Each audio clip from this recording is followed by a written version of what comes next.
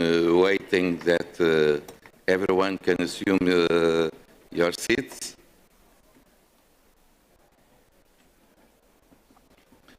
Good morning. We wait near half an hour to begin our work because also we understand that the majority of the delegations are in Manama, and so the distance from the different hotels to come here is some. It is not easy to reach the venue, and so we wait because we wish to begin with so many delegations present as possible. But half an hour is enough to wait, and then we will not disturb the beginning of our Governing Council. Distinguished members of the Governing Council, dear colleagues, good morning to everyone, and I will say welcome again to this wonderful country of the Kingdom of Bahrain and to the wonderful city of Manama, where we have this year our General Assembly and related meetings. Also, because never is too much to renew the greetings to our hosts for the hospitality and for the organization. Nothing is perfect. I said yesterday, the schedule is so full that we don't have time to appreciate the city, but it is our life. We are here especially to work and try to address the problems of the world. And we as parliamentarians, we have a special responsibility because we represent the people of the world, and so we know their aspirations, their wishes, and what they want for a better future. And we need to work on that together, giving hands, trying to find solutions in accordance with the general item of our General Assembly. We try to build a pacific and coexistence to everyone. I will give you also the floor to three special guests. Honorable Jewel Howard-Taylor, Vice President of the Republic of Liberia and President of the Senate of Liberia, Honorable Julie Lachelle Aderley, President of the Senate of Bahamas, and the Honorable Tangariki Riti, Speaker of the House of Representatives of the Assembly of Kiribati. Three colleagues that are here to prepare the admission to the IPU. Step by step, we will achieve 100% of the states recognized by United Nations. To these three new colleagues that are with us, welcome, and I hope you appreciate the work of IPU, our Assembly, and very soon you will have a full membership to the IPU, and so after it, as a full member, we will participate in all our tasks. Dear colleagues, before we go forward, because we have a very strong agenda and we are a little bit late, I will give the floor to the Secretary General and ask him also if, from the logistic point of view, wish to address the colleagues. Not anything to report, Mr. President. Thank you and good morning, delegates to this Assembly and this Council. I think that everything is being done to ensure that you have very smooth deliberations here. If there are any issues regarding the organization of course, we'll try to smoothen this out and make sure that everything is okay for this assembly. Thank you. Thank you, Secretary General. Before also we go to our agenda to point number 1, yesterday, during the opening ceremony, we had a moment of silence in memory of so many people that passed away, especially during our earthquakes that happened in Turkey and Syria. It was a moment of reflection. We hope that we will not need moments like this in the future. But the delegation of Turkey asked the floor, and with pleasure I will give it to Madam Hafsa.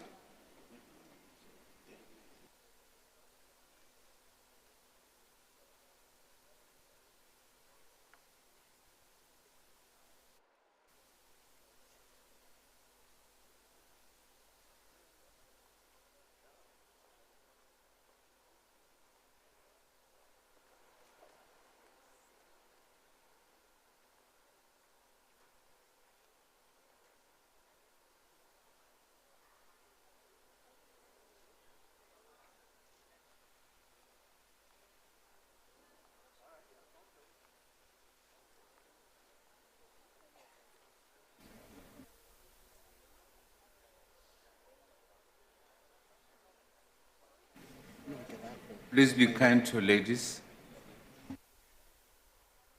It's not working, the podium? Hello? Yes, now it's working. Thank you so much, Mr. President. I wanted to speak from the podium so I could see everybody and look into their eyes. As you mentioned, we had a horrible earthquake, twin earthquakes in Turkey and Syria on the 6th of February. We woke up to a horrible morning. At the beginning, we couldn't figure out what the level of destruction was because a lot of people, government representatives, the governor, they were also, in some cities, they were also under the rubble. But it took us, within a few hours, we were in the area as members of parliament. In some places, the roads had collapsed. So it was very challenging. And we realized that it was at a level of 500 atom bombs. That was how big the effect was of the earthquakes.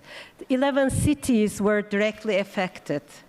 And we have an 85 million population in Turkey. 20 million people were affected by this earthquake, directly or indirectly. When you look at the area, it's 3 times the size of the Netherlands that was affected. And like I said, it was a horrible day. We lost more than 45,000 people. And when we visited the site, the earthquake site, people had to talk about their family members in numbers. They were saying, I lost 15 people. Some of them were living in family buildings, the whole family, sisters, brothers, cousins, grandparents. But these numbers were real people. There were babies, there were mothers, there were newlywed couples. There were elderly people with all their experience, and they were all gone. We were very horrified, but we had to pull ourselves together as members of parliament. We didn't have time to weep. We had to be out to help the people, and we did our best. But, Mr. President, sometimes in the General Assemblies or in our geographic groups, we don't agree on everything. Sometimes we harshly argue on certain things. But one of the things that came out of this was we saw the good in people. More than 100 countries sent immediately rescue teams, search and rescue teams. This is so valuable. That is why I wanted to be here and look into your eyes and thank you. Thank you for your help. It means so much.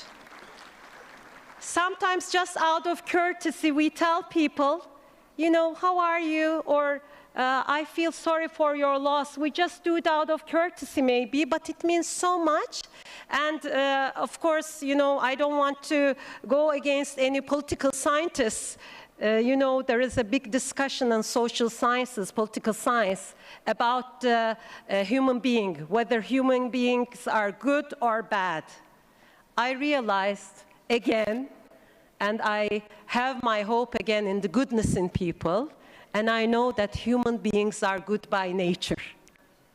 So this was something where it was proven to me as well. I would like to thank each and every member of the IPU and your people.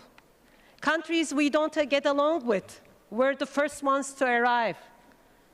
I think this is very valuable. As Turkey, we're one of the countries that gives the most aid in the world according to its national income. So we were always there for others, and this time it was so humbling to be on the receiving side. I would like to say thank you again on behalf of my delegation, which consists of all the political parties, and on behalf of the Turkish people. Thank you. Teşekkürler. Şükran. Thank you.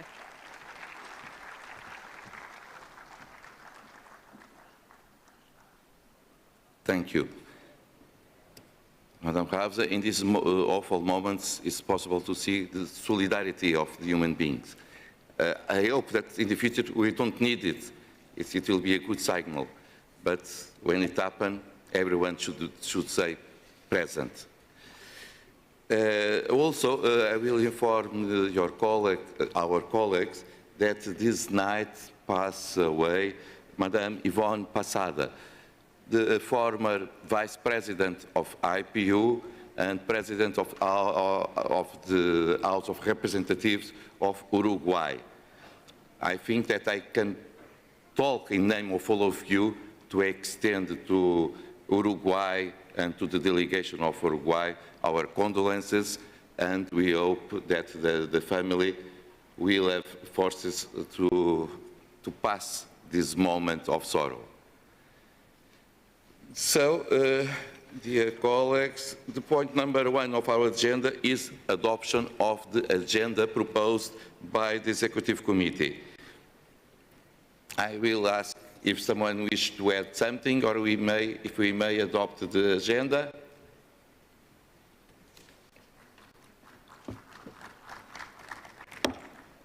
No opposition, is adopted. We go to the point 2, approval of the summary records of the 2010 session of the Governing Council. I think you have the minutes with all of you. They were sent with time to have time to read it. No amendments may be considered approved. Oops. No. Oops. I'm trying. Just a second. I'm trying. Just a second. I am not seeing, but for the voice, it seems Speaker Mudenda. Thank you, Mr. President. From Zimbabwe. Thank you, Mr. President, and good morning. Good morning, Mr. Speaker. I've looked at the agenda. I don't see the issue of the tabling of the code of conduct to prevent harassment, including sexual harassment, which the Secretariat was tasked to draw up. Just want to find out whether there has been some traction in terms of coming up with that document. Otherwise, the summary report is quite in order. Secretary General, please. Thank you, Speaker Mudenda. You're right, you did last time decide that a code of conduct would be prepared. It is being prepared, and the Executive Committee will be apprised of the progress in the preparation of that particular document as well as others when the Working Group on Transparency and Accountability reports to the Executive Committee on the 14th of March. Thank you, Mr. President. And so, if necessary on the point 18, any other business, we can bring it on our meeting on the 15th. We will address it. Is it okay, Mr. Speaker? Thank you, Mr. President. I'm very much obliged. Thank you, sir. So, the agenda was adopted. About the minutes, it's okay. It's adopted. The point 3, election of the President of 146th Assembly. I see that United Arab Emirates wish to make a proposal. Dr. Ali, please. Yes, good morning, Mr. President. Good morning, colleague. I'd like to nominate His Excellency Ahmed Salman Al-Musallam, the Speaker of the Council of Representatives of Kingdom of Bahrain, for this. A concrete proposal. I see that Azerbaijan wish raise the floor as well. Please. Thank you very much, Mr. President. Honorable colleagues, ladies and gentlemen, in my capacity as the chair of the Majlis of the Republic of Azerbaijan and the leader of our delegation to the Inter-Parliamentary Union, I would like to share with you our support to the nomination of His Excellency, Mr. Ahmed bin Salman Al-Musallam, the Speaker of the Council of Representatives of the Kingdom of Bahrain and the President of the 146th Assembly of the Inter-Parliamentary Union. We would like to thank the Parliament of Bahrain for excellent organization of the 146th Assembly and for their hospitality.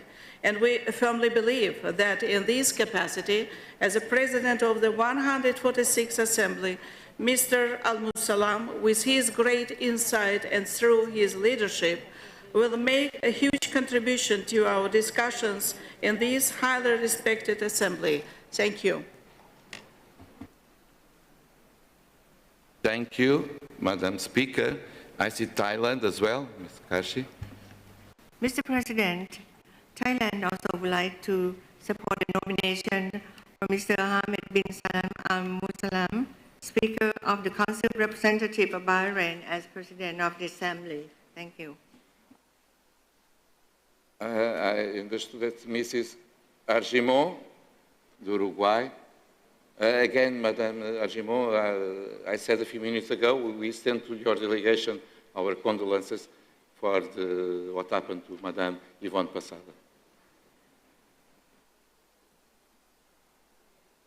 You have the floor.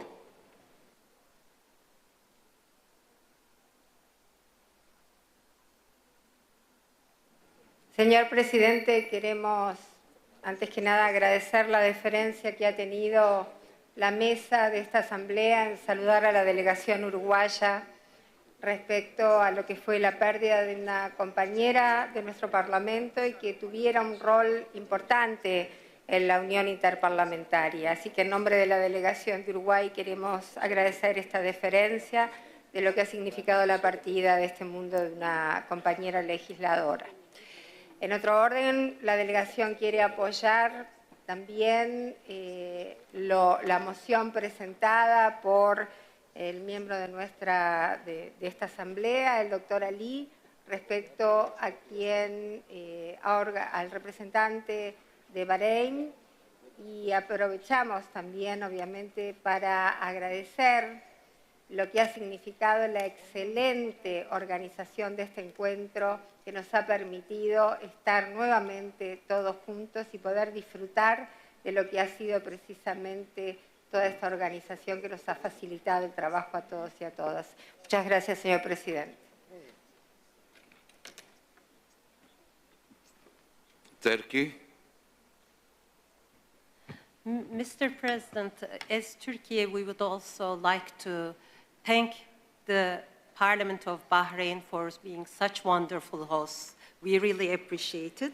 And we will also, I guess we're the fourth or fifth in the motion that His Excellency Ahmed bin Salman Al Musallam be the President of the Assembly. Thank you. Dear colleagues, may I... I'm sorry. I'm trying to... The room, the fault is of our hosts. It's a huge room, and so sometimes it's not easy to see who is rising the Morocco. Okay, Morocco. شكرا سيد الرئيس. باسم الشعب المغربية أريد أن أشكر جلالة ملك البحرين والحكومة البحرينية والبرلمان البحريني والشعب البحريني على حسن الاستقبال وعلى كرم الضيافة، وأشكر كذلك البرلمان البحريني على التنظيم المحكم لهذا اللقاء، لقاء اتحاد البرلمان الدولي بالمنامة. وأنا كذلك أؤكد على أن يكون أحمد بن سلمان المسلم رئيسا لهذه الجلسة، ونتمنى من هذه الجلسة إن شاء الله من البحرين أن تصدر قرارات أساسية تهم الشعوب التي نمثلها. وشكرا.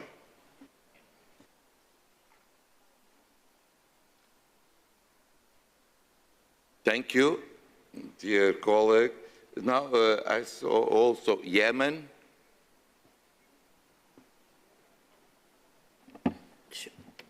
شكرا سيد الرئيس، وبداية الشكر والتقدير لأشقائنا في البحرين على هذا حسن الإعداد والتنظيم وكرم الضيافة. ومن خلال المداخلات، أولا من حيث المبدأ البحرين دولة مضيفة، وجرت العادة بأن الدولة المضيفة يعني أن يكون الرئاسة معها تلقائيا. ثانيا أن جميع المتحدثين أيدوا، فلم يوجد أي معارض حتى يجعل رئيس الجلسة يفتح باب النقاش في موضوع لم يعارضه أحد، ولكن الجميع يؤيد أن يكون المسلم أحمد المسلم رئيس للجمعية في هذه الدورة. فأنا أعتقد أن الموافقة تمت، ولا داعي لأن نناقش ندخل في جدل الأعمال كونه جدولا طويلا، وأمامنا أيام تحتاج منا إلى وقت في النقاشات، فأرجو إقفال باب النقاش. يعني الموافقة على المقترح الخاص برئاسة رئيس مجلس النواب البحريني للجمعية في هذه الدورة كما هي العادة. وشكرا سيد الرئيس.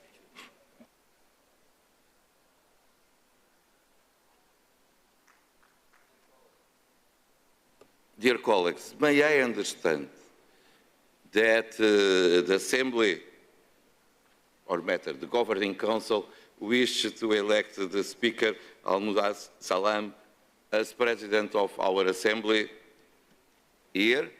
May we approve it by acclamations?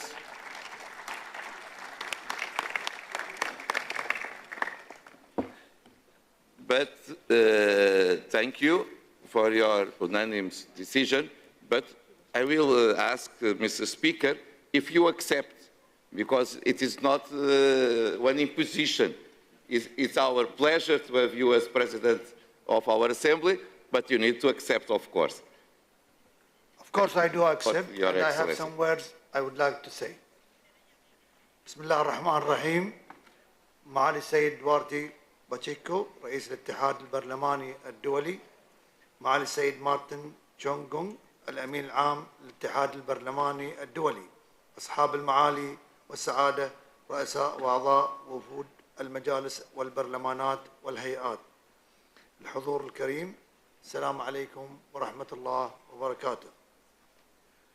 أجدد الترحيب بكم جميعا في مملكة البحرين، ومتمنيا لاجتماعاتنا التوفيق والنجاح، واثقا كل الثقة بأن كل المشاركات واللقاءات ستثري عملنا البرلماني، وستسهم في بناء المزيد من جسور التواصل بين شعوبنا، وتفعيل دور الدبلوماسية البرلمانية بما يحقق التقدم لمسار العمل البرلماني المشترك، وتحقيق الغايات التي نتطلع لها جميعا أزاء القضايا الهامة التي تشكل ركيزة الحوار والنقاش لاجتماعاتنا. لا سيما ما يصب باتجاه تعزيز جهود السلام والتقارب ونبذ التطرف والتعصب.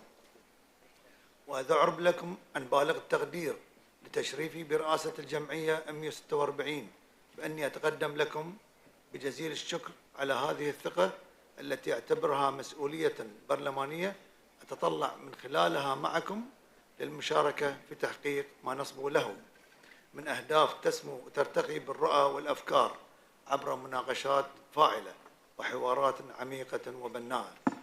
وأن يكون هذا الاجتماع التي تحتضنه بلادي مملكة البحرين محطة فارقة ومنارة مضيئة في مسيرة أعمال واجتماعات الاتحاد البرلماني الدولي. شكرا لحسن إصغائكم والسلام عليكم ورحمة الله وبركاته.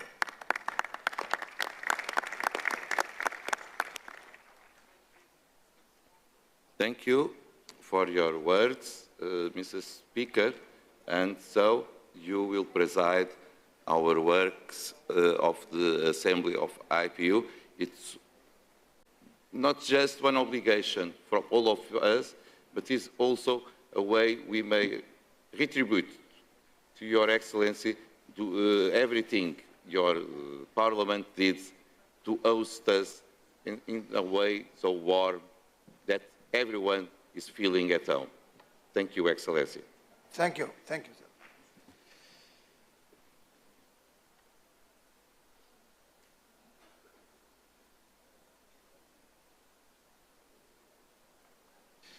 We will go to the point 4, consideration of requests relating to IPU membership. Dear colleagues, I will inform you that we continue our efforts. We are missing now 15 countries to have 100% of the states recognized by the United Nations. So we need to continue our work day by day. With the United States, of course, because it's relevant to have the United States back with us, but also with the small islands of the Pacific, and Kiribati, it's here, and we hope that after this assembly, they will ask to be member of IPU, and other countries. We try to approach everyone, because without distinctions, we should be home of all parliaments of the world. And one of the countries that asked to apply as a full membership was Liberia. And the Executive Committee decided to endorse, to accept this proposal and endorse it to the Governing Council. And so I will ask if we may accept Liberia as the newest member of IPU. There is someone that wishes to raise the floor? Dr. Ali Nouami, please. Yes, Mr. President. Yes, Mr. President. As you know, Liberia is one of the founding members of the IPU, so it's an honor to have them back and join this family. Thank you. Thank you. It's very relevant to have the founders with us. So may we consider by acclamation approve the admission of Liberia?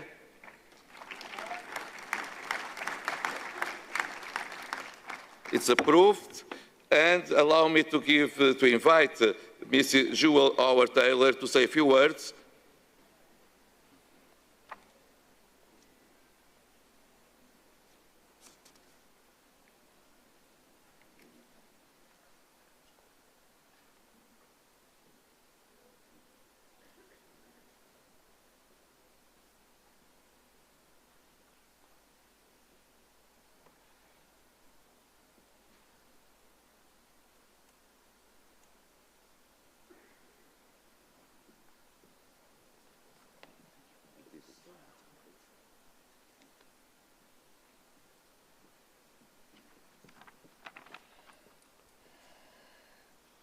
The Honorable President of the IPU and the Honorable Secretary General, officials and members of the IPU present distinguished ladies and gentlemen. Today is a humbling duty for me on behalf of my nation, Liberia, and the Liberian legislature to accept the call for my nation to return to the fold of the IPU after a long absence. This return is quite significant, especially taking note of the historical fact that Liberia was one of the original founding members of the Parliament in October 1899. Thankfully, from this unit, Liberia had one member as the framers got together to decide about the IPU. Today, the IPU has become not just a parliament of nations, but of people who have accepted to play global roles to promote peace, democracy, and sustainable development over the world, and to provide a safe space for all nations of the world to meet in dialogue on issues regarding coexistence, greater inclusion, gender equity, and the list goes on and on. Most importantly, the IPU provides a platform for a call to action on urgent and emergent issues which affect our one world.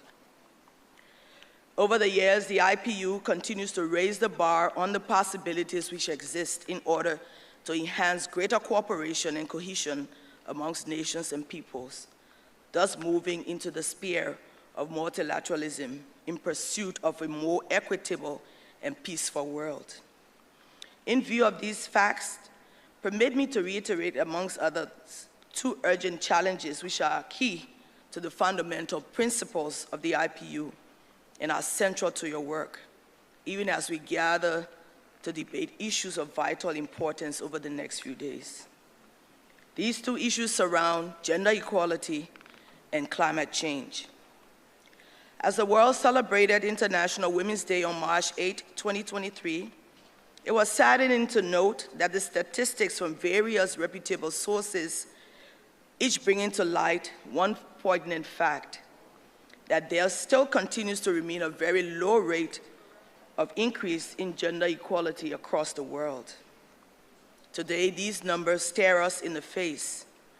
And even when you look at the representation of women in the parliament here at IPU, the numbers remain below 25%, despite huge calls from everyone and from every corner of the globe.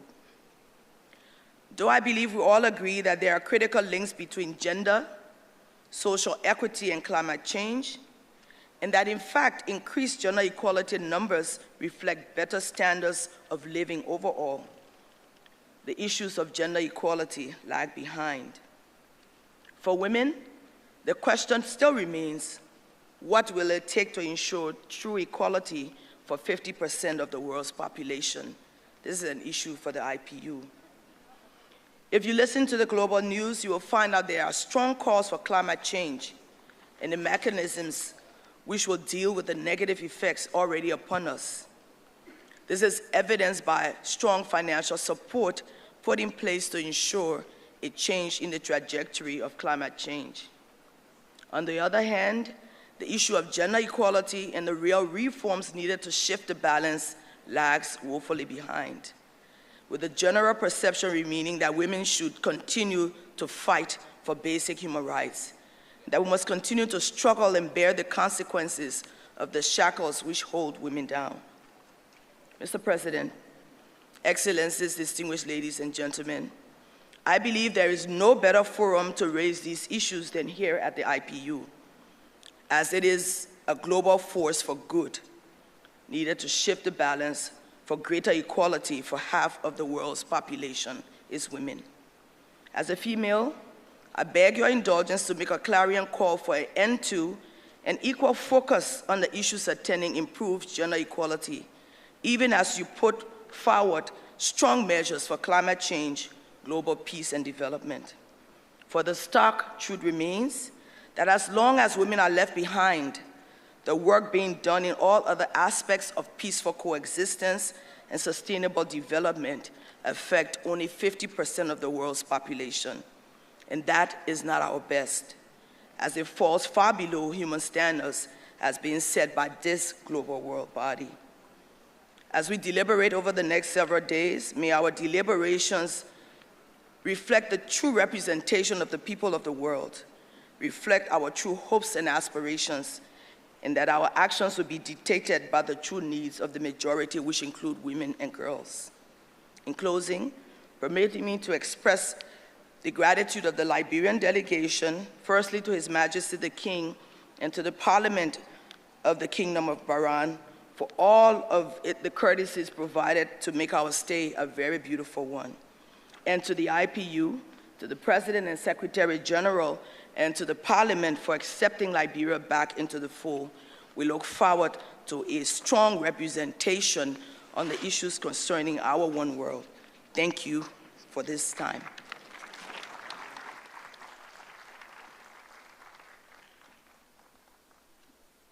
Thank you,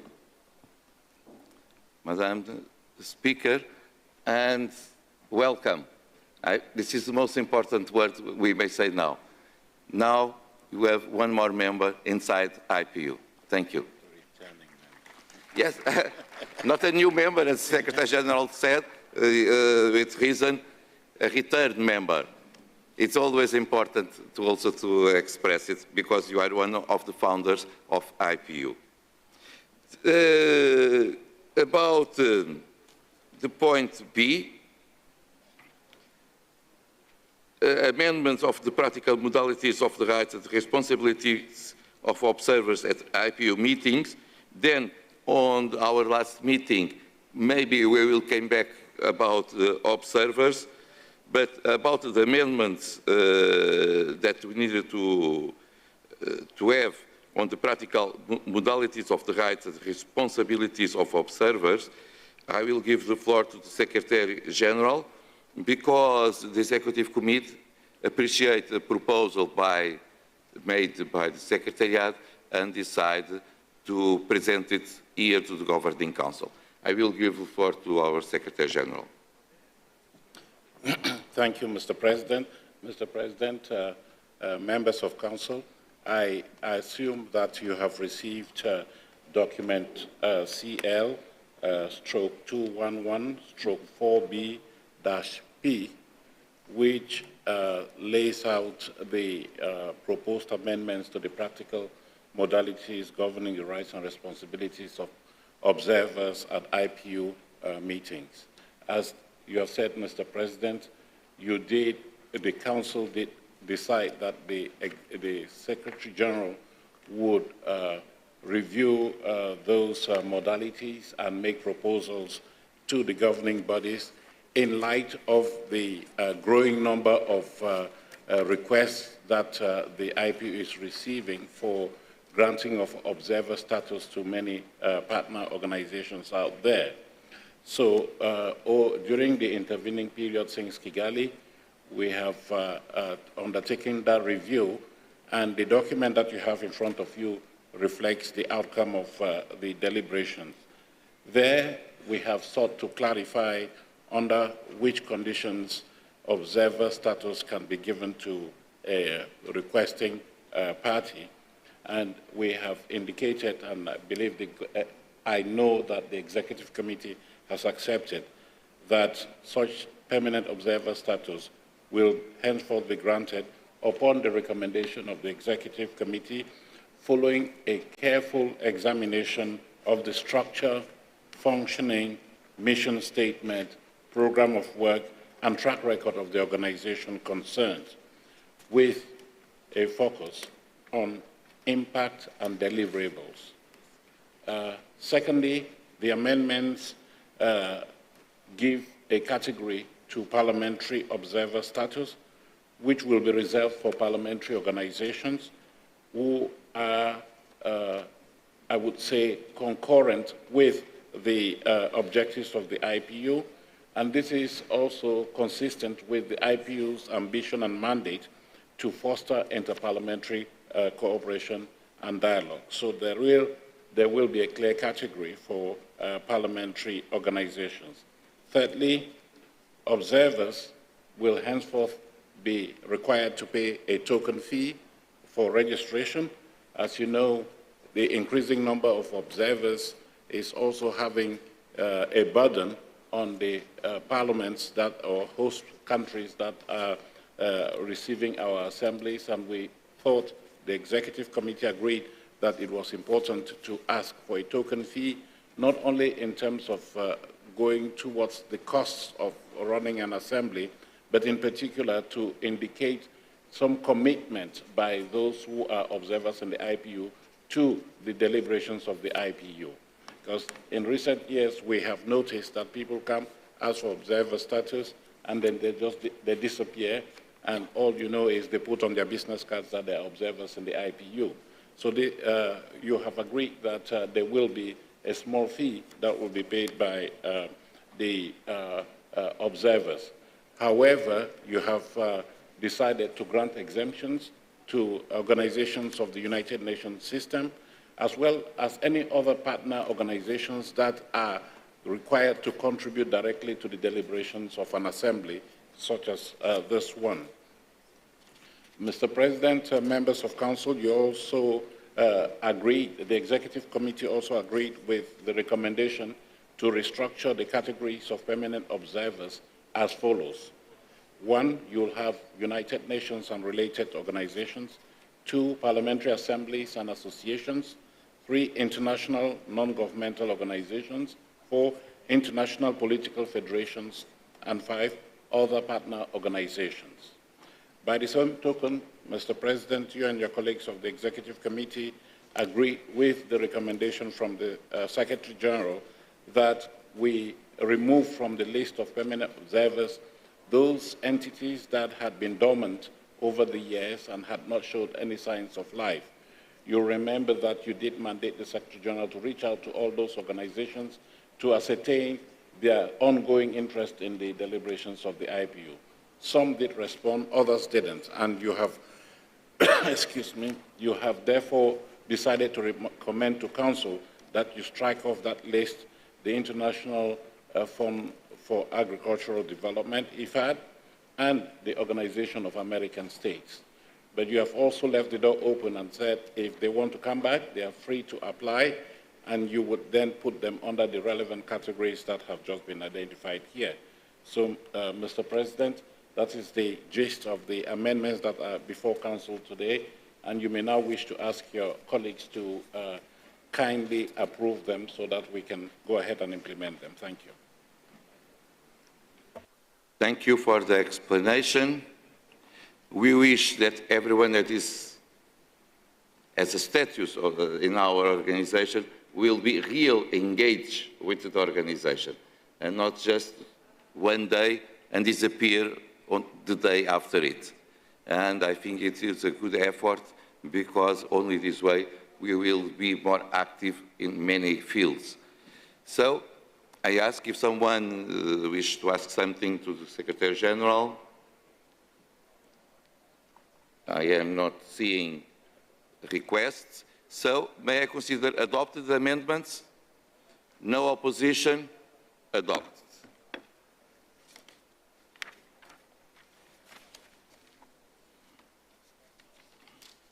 And so we are going to the point 5 of our agenda, the report of the President.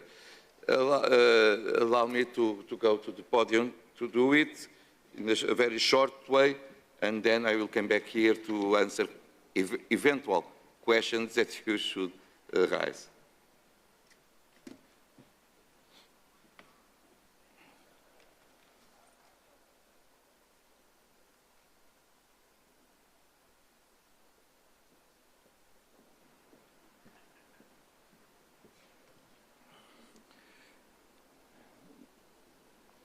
Dear colleagues, just a short intervention to make a small presentation of the report about what the President had done during the last 6 months since our meeting in Kigali. It's very easy because it was just a few months, but the headlines of the activity that I proposed was to reinforce the visibility, to support the implementation of the strategy, and of course, to consolidate the good governance of the organization. So, to support the visibility, the most important for me is to attending as many as possible of the list of activities of IPU. Very soon, when our Secretary General will present the report of the impact of our organization, you will understand what I am trying to say. We, IPU, did more than 600 activities during the last year. It means more than one per week. Also, with programs in more than 20 countries. And they are on the ground. And you can't imagine what it means. It means that the staff is preparing it, because when we are realizing one seminar, one event, a Forum of Young Parliamentarians, the Forum of Women Parliamentarians, something about the COP, about terrorism, about everything, a lot of work is behind it, because it is not just appear on the first day. We have a lot of work behind. But also is relevant to express the visibility to the country where we are present and to the others of these activities. And so I visit more than 20 countries during the last months. I was everywhere. But when I visiting the countries, dear colleagues, it's not just to visit or to opening one ceremony or to opening one of the meetings of IPU. I try to go to different universities and talk with students. I try to give so many press conferences as possible to reinforce the visibility of the organization. Because only this way, I always say, we may work a lot, but if no one knows, as we are politicians, it's the same that we are going home. We need to work, but to express to the people what we are doing. Otherwise, people don't know. People will think that the institution on this case, as we, as parliamentarians, are not doing what we need to do. And so I did it everywhere in all continents. Also, I will talk about two important issues. The Cremi Passi Award that was implemented, and for the first time. We will talk about it later on, because we understood also that we need to have some amendments to our rules, because we need to learn with the first experience, and we did other things that is relevant. We worked to have our ATAN.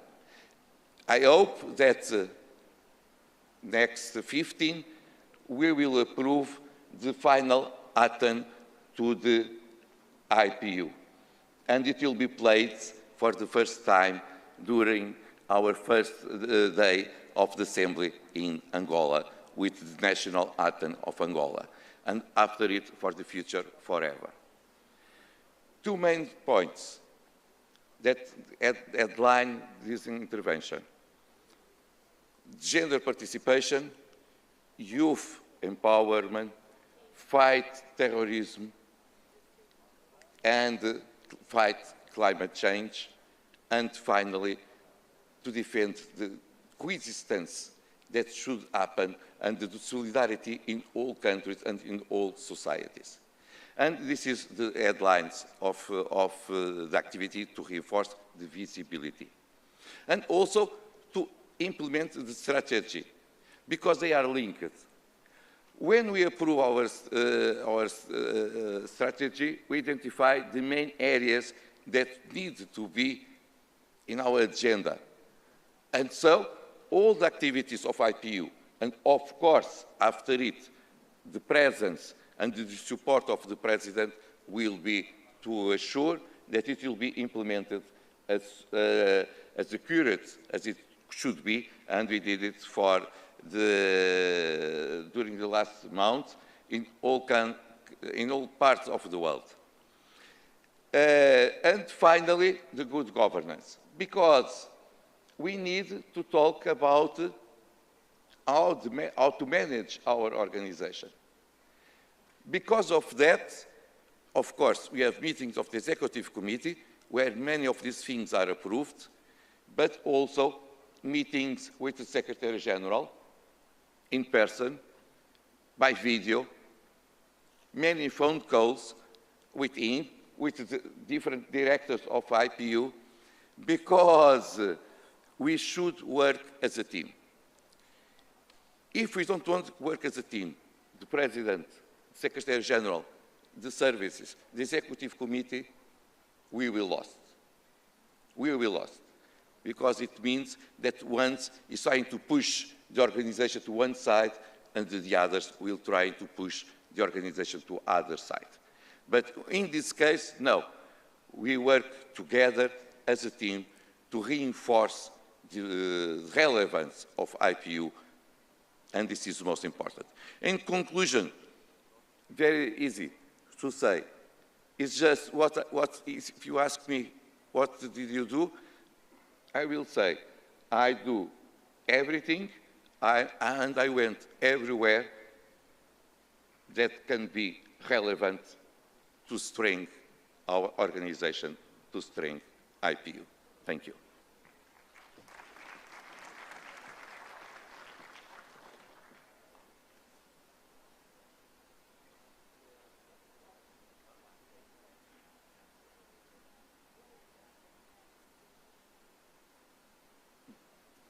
Before go to the point 2, the report of activity, the B, the activities of the Executive Committee, I will ask if someone wish to ask any question, because we should be accountable always. And I don't want to, I'm not afraid of that, of course. No requests. Thank you for your call. Please. Nothing alarming, Mr. President, just to applaud and congratulate you on taking IPU to the people of different countries. Presidency is about consultation, it's about communication, and we thank you, and may God be with you, our President. Thank you, dear colleague. Allow me to compliment, saying that I think we are parliamentarians, we represent the people, we need to be near the people. That's why in all visits, I try to ask the authorities always to go to see the people and to talk with people. It happened in Ramallah, in Palestine. I said to our colleagues, I wish to walk on the streets, to take a coffee, to talk with people. To ask in Peshawar, where I was there, and I wish to visit the hospital and to be with injured. It happened last week in Argel, when we went to the south, to Argel, to talk with people that are suffering from the terrorism. Because we will lose if we stay inside our home. We need to work, of course, but we need also to be near the people and talk directly with them. But thank you so much for your comment, Excellency. About, if I may, go to the point, Ireland, please, Mr. Speaker. Mr. President, can I first of all congratulate you on your leadership. You have demonstrated the importance of the IPU to parliamentarians, and you've made sure that we as parliamentarians have a voice, but more importantly, you've been a very proactive, active voice for us as parliamentarians, and I want to thank you. You've challenged, you've led in difficult times, you've put forward initiatives that have tried to make our world and our job a better place. And I want to say to you, thank you, because without your leadership, there would not have been an opportunity to try and broker engagement between Russia and Ukraine, and we commend you for your initiative on that. We equally commend you for your initiative on sustainable development, in particular in the conference in New York recently where you led. So can I just say to you, thank you very much indeed. Thank you, Mr. Speaker, for your kind words. Sometimes I don't know if this is our friendship that is talking, and so we needed to give the discount for that as well. And so, thank you, dear colleagues. About the Executive Committee, I will say just 4 points that I will share with you. The Executive Committee noted with satisfaction the progress made by the IPU Communications Division with regard on the increasing presence of IPU on social networks and support provided to members and during assemblies. So it was one relevant message. The second one is the Executive Committee renew its appeal in favor of the participation of national parliamentary delegations in UN events as part of IPU commitment to encourage the mobilization of parliamentarians to address global challenge. And allow me to share 2 ideas about it. This is something relevant, and I will say not just for the parliaments, but for the governments themselves. And they needed to understand that.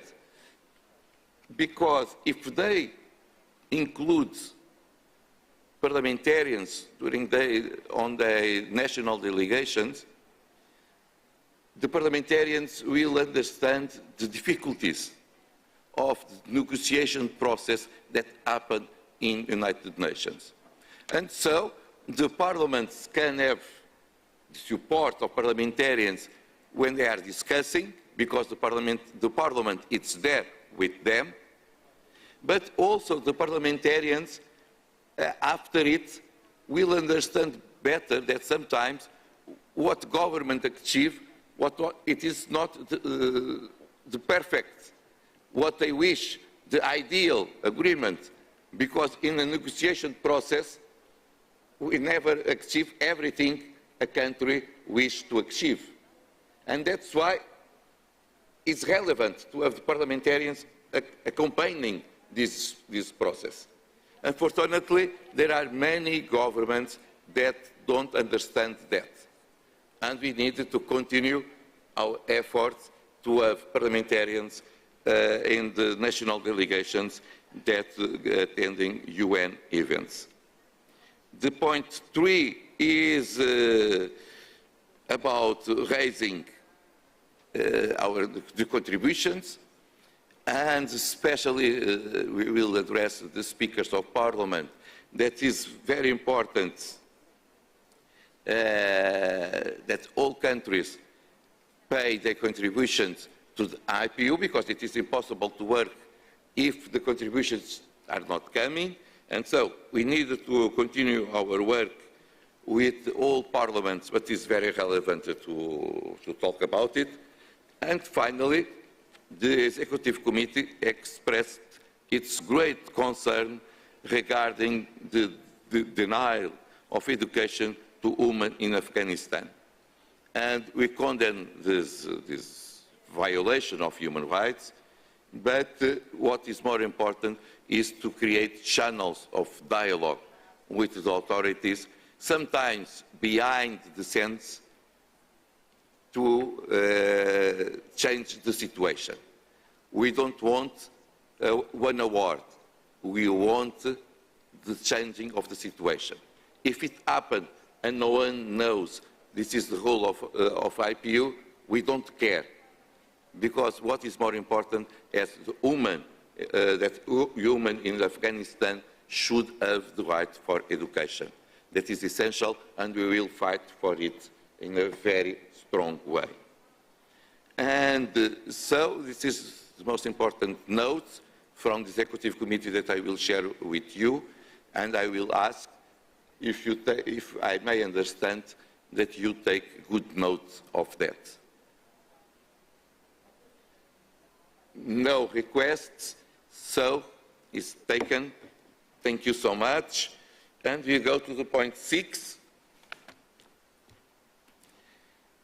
the presentation by the Secretary General of the IPU Impact Report, a very important report that will be presented by the Secretary General. Secretary General, you have the floor, please.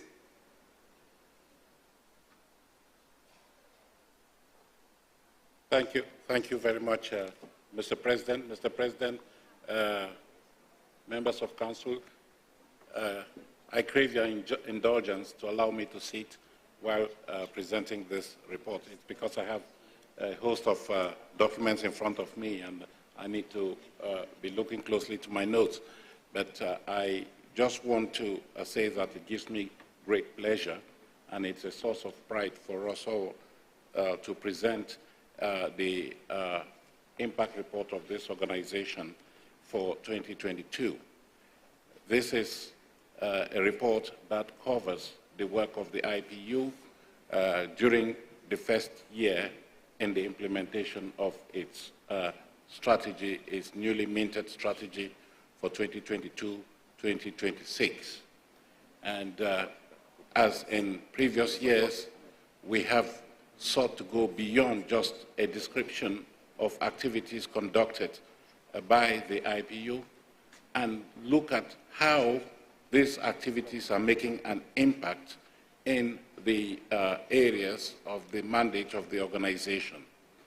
And whatever we have done over the period that we are reviewing today, that is 2022, has been consistent with the mandate dictated to us by the new strategy. I would like, as we present this report, I would like to invite you to view this report in conjunction with what the President has just presented in terms of his activities during the period under review. The President's report is very much part of the work of the organization and should be seen as complementary with what the rest of the membership of the organization are doing through the Secretariat of the organization. So, as I said, our work has been informed, as you mandated us to do, has been informed by the IPU strategy. And just to give you a basic understanding or reminder of what this strategy is all about, we have that diagram that is in front of you. You have decided that your strategy is intended to build parliamentary ecosystems for democracy for everyone. And what you have done is you have identified those actions that you need as an organization to carry out in order to achieve that strategic objective of democracy for everyone. And you will see there in that diagram, Karine, you put the diagram there? Yes, okay. It's there that there are 5 areas where you have identified action that you need to carry out. And for each of those actions, you will see that Parliament is at the center. It is the centerpiece of that action because in your considered view, it is parliaments that are pillars of democracy, the democracy that delivers for everyone. And so we have been working in those 5 areas of building effective and empowered parliaments, promoting inclusive and representative parliaments, supporting resilient and innovative parliaments, catalyzing collective parliamentary actions, strengthening the IPU's accountability. Those are the strategic objectives of this organization as you have identified them. But you have also considered that you need to prove that you are relevant, these actions are relevant, and so you have identified 4 policy areas where you want to test out your action and see whether you're really making an impact. And those are the 4 that you see up there in sky blue. Climate change, which you have considered as #1 priority for the organization. Democracy, human rights, gender, equality, youth participation, peace and security, sustainable development for all. So, Mr. President, members of Council, it is that diagram there that informs the report that I am pleased to present to you today, the impact report. Again, the key word being impact. What have we achieved with the resources of the organization? And you'll see in the report that we have, of course, after describing the activities that we have carried out and the results, we have chosen some case studies to highlight what it has been possible to achieve in those areas. Of course, there are a host of others that we cannot report on here, but that are the information on which are available in different segments of our website and at the Secretariat. A lot of the information is on our website. Mr. President, I just want quickly, because this report has been distributed, I think has been distributed to all, just to point out, I just want to use this opportunity to point out a number of key issues. And when we look at climate change, which is policy goal number 1 for you, you will see that this is what's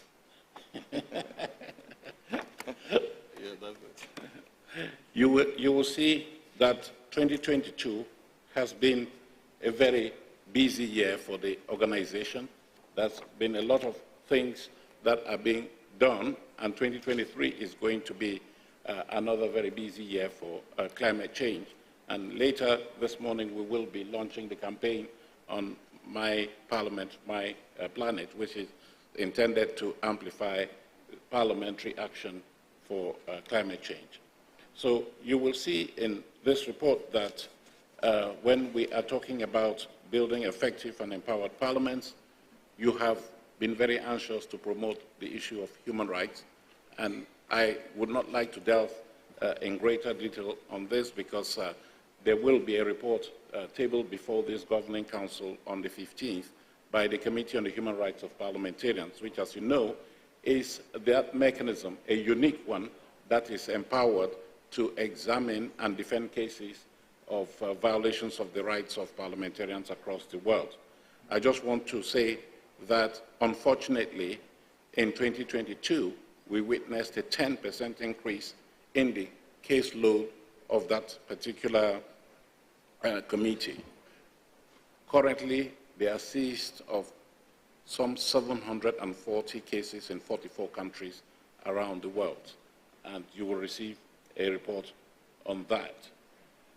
But we also want to highlight that there have been some positive progress. There has been progress in resolution of many cases.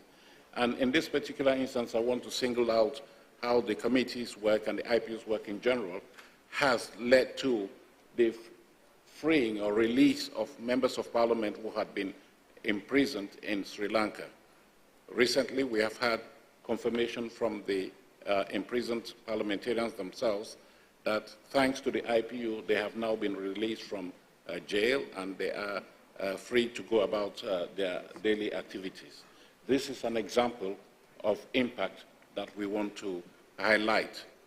We have Turkey, where we have a number of cases, and there we have received information that a couple of parliamentarians who were in jail have now been released on humanitarian grounds. I'm sure Turkey will confirm this. Just to say that we make progress, and we want to highlight this as good examples that we need to amplify in other parts of the world. I also would like to single out something that we consider very disquieting, and that is the increasing trend of violence against women, especially women in politics. And in this particular instance, you have in the past been apprised of the conclusions of surveys and reports that have been conducted to try to identify the magnitude of the problem and identify solutions there too. And we have rolled out the findings of these reports in a number of countries in 2022, especially on the African continent, where we have a dedicated study on violence against women in politics. And I wish to recognize the contribution of countries such as Benin, Gabon, Morocco, Niger, Senegal, Sierra Leone, and South Africa. And I would like to add the Central African Republic, the most recent candidate or recruit in the campaign to fight violence against women in Africa, violence against women in politics. I would then like to point out that we do all the time say that parliaments are important. We hear in the speeches that we all make that parliaments have a key role to play. And of course they have a key role to play, but we cannot assume that they all have the capacity to play that role in a similar fashion.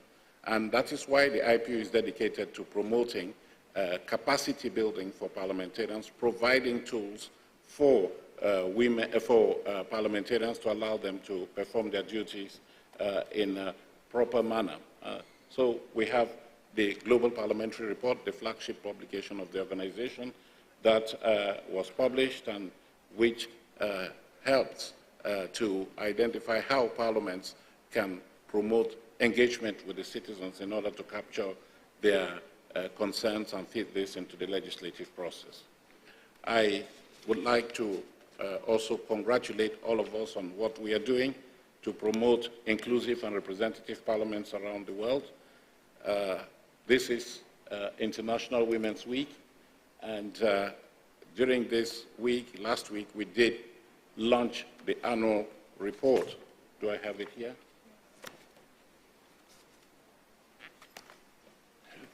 We did launch a report that we do every year to track progress in women's representation around the world. This report was released last year together with the IPU map on the representation of women in politics. I believe this map is freely available here. If you don't have, we can circulate to you. And Mr. President, yesterday in your speech, you did mention that for the first time in history, there is no parliament in the world where there is not at least one woman. It's a historical fact, and we have to celebrate this. We have to use this as an opportunity to do better, because by the same token, we have witnessed a growth in women's political parliamentary representation, and in 2022, the percentage was 26.5%. This represents a 0.4 percent point increase. The point that we want to make here is that this is the slowest rate of increase in 6 years. And Mr. President, you mentioned that it will take several decades for us to reach gender parity. We actually estimate that you need 80 years at this rate to reach gender parity. I don't think that you want to do that. And very quickly, going through our report, we talk about youth empowerment, where we have a vibrant youth movement, and last year they continue to carry out their work in a robust fashion, not only in the Assembly. We have instituted a youth empowerment series in the IPU, whereby we train young parliamentarians for public office to make sure that they are online. We have launched last year the campaign, I Say Yes to Youth in Parliament. You can see that on the screen, and it's gaining traction because we have some 1,000 leaders across the world who have signed up to that campaign. I do encourage those members here who have not signed up to that campaign to do so. I want now to congratulate, I saw Madam Speaker from Zambia, where there has recently been the establishment of a youth caucus with support from the IPU, working with the Zambian parliament to rejuvenate that parliament in all its aspects through the caucus of young parliamentarians. Madam Speaker, we thank you very much for your cooperation in this particular area. We have, Nigeria is not present here. There is a vibrant caucus of young parliamentarians in Nigeria with whom we've been working over the years, and to actually make sure that no person is too young to hold public office in Nigeria. So the other important thing that we noticed in 2022 was in the wake of the pandemic. We witnessed that the pandemic had led to an upsurge in the use of digital technology to improve upon the work of parliaments around the world.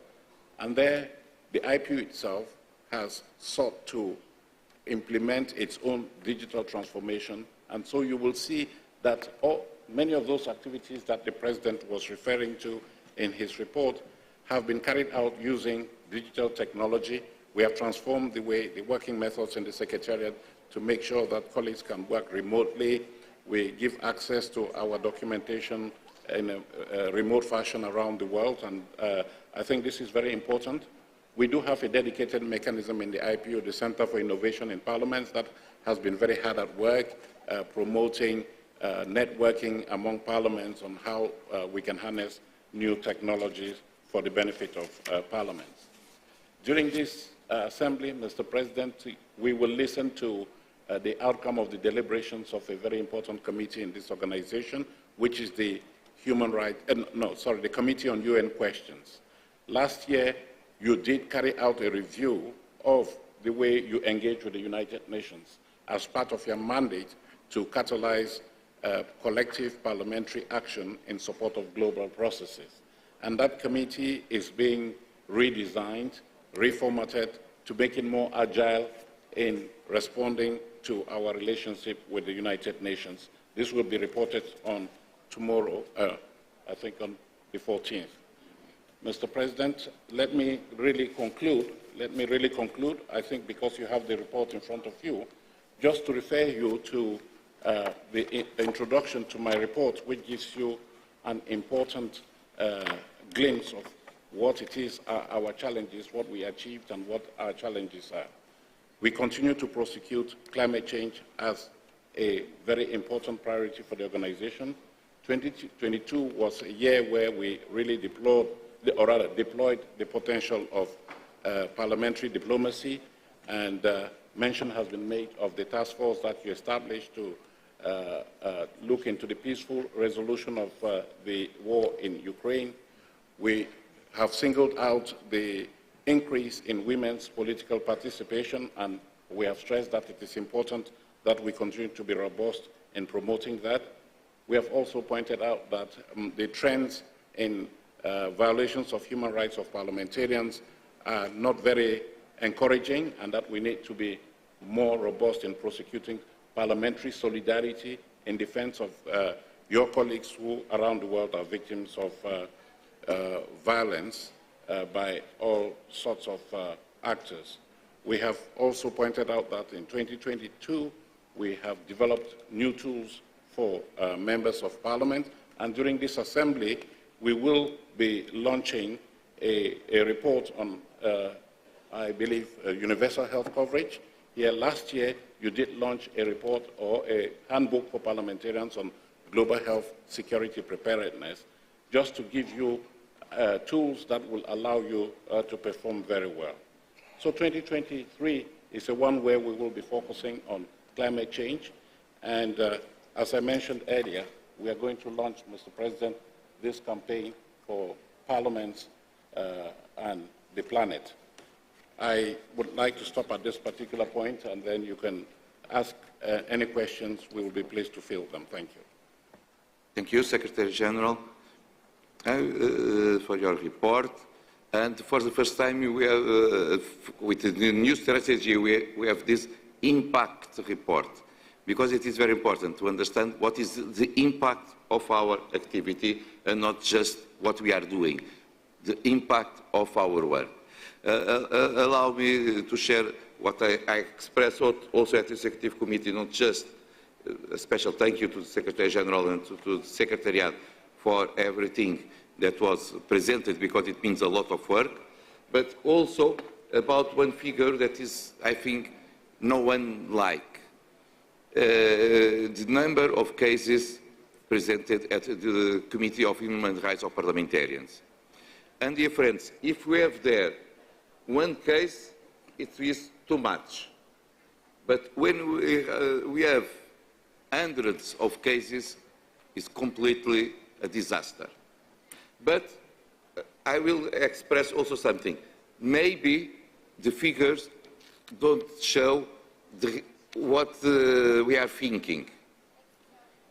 Because people may think, yes, it means that the situation is worse and worse year by year. Maybe it is not. Because what happened is also the visibility and the credibility of this committee and IPU made more people addressing the committee. Because the cases may exist already, but sometimes people don't know that they can apply to this committee to defend themselves in the past. And so the numbers are very small. But now everyone knows around the world that there is a special committee ready to defend them. And so they decide to apply. And I said that at the Committee of Human Rights of Parliamentarians yesterday, and I will repeat here. I never will forget the words of the President of the General Assembly of the United Nations when we addressed all of us, and especially the speakers of Parliament in Vienna 2 years ago. When he came to address the Speakers' Conference, he used something like these words. Before I became member as President of the General Assembly of the United Nations, I was MP. And in my country, I was detained. I was a political prisoner. And inside the jail, I knew there are someone that will defend me. It is IPU. And now, as President of the General Assembly of the United Nations, I came here to say thank you. This is a very important message from the President of the General Assembly of the United Nations. And so, dear colleagues, I ask if someone wish also raise questions to the Secretary General about his report.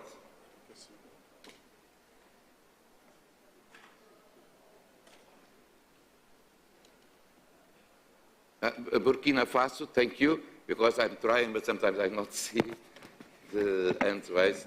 Burkina Faso. Merci, Monsieur le Président. Alors, le Burkina Faso voudrait saisir cette occasion solennelle pour vous féliciter, vous remercier pour les actions nobles que vous et l'ensemble de l'équipe de l'IIP menez.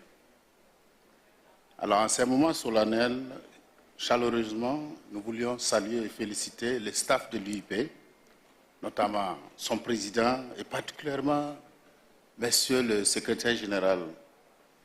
Vous avez su mener à bien vos activités et le Burkina Faso, en tout cas, vous renouvelle toute sa confiance. Vous avez, comme je le disais, pu rapprocher les parlementaires, pour ne pas dire les parlements, à l'UIP avec aisance diplomatique.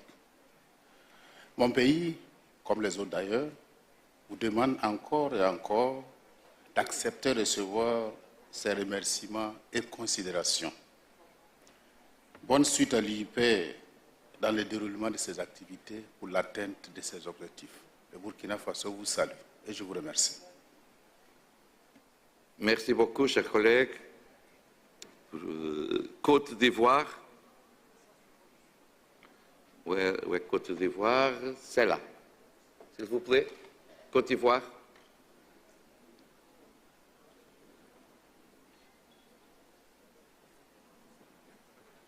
Merci beaucoup, Monsieur le Président. Je voudrais, au nom du président de l'Assemblée nationale de Côte d'Ivoire, Son Excellence Adama Bictogo et toute la délégation qui l'accompagne ici, et féliciter le secrétaire général de l'IIP et vous-même pour ce rapport édifiant et qui montre, à n'en point douter, l'immense travail de notre organisation pour un monde meilleur.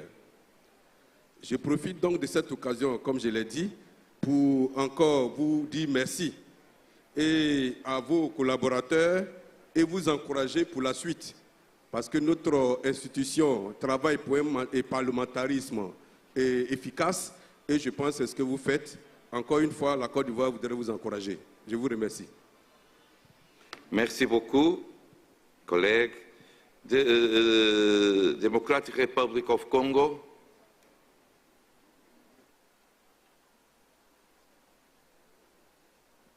I'm trying to understand where are Democratic Republic of Congo.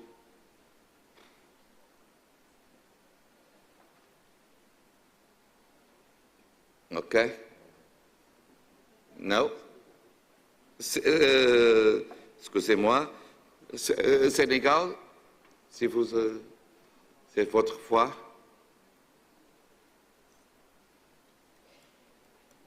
Sénégal. Je ne vois pas Sénégal.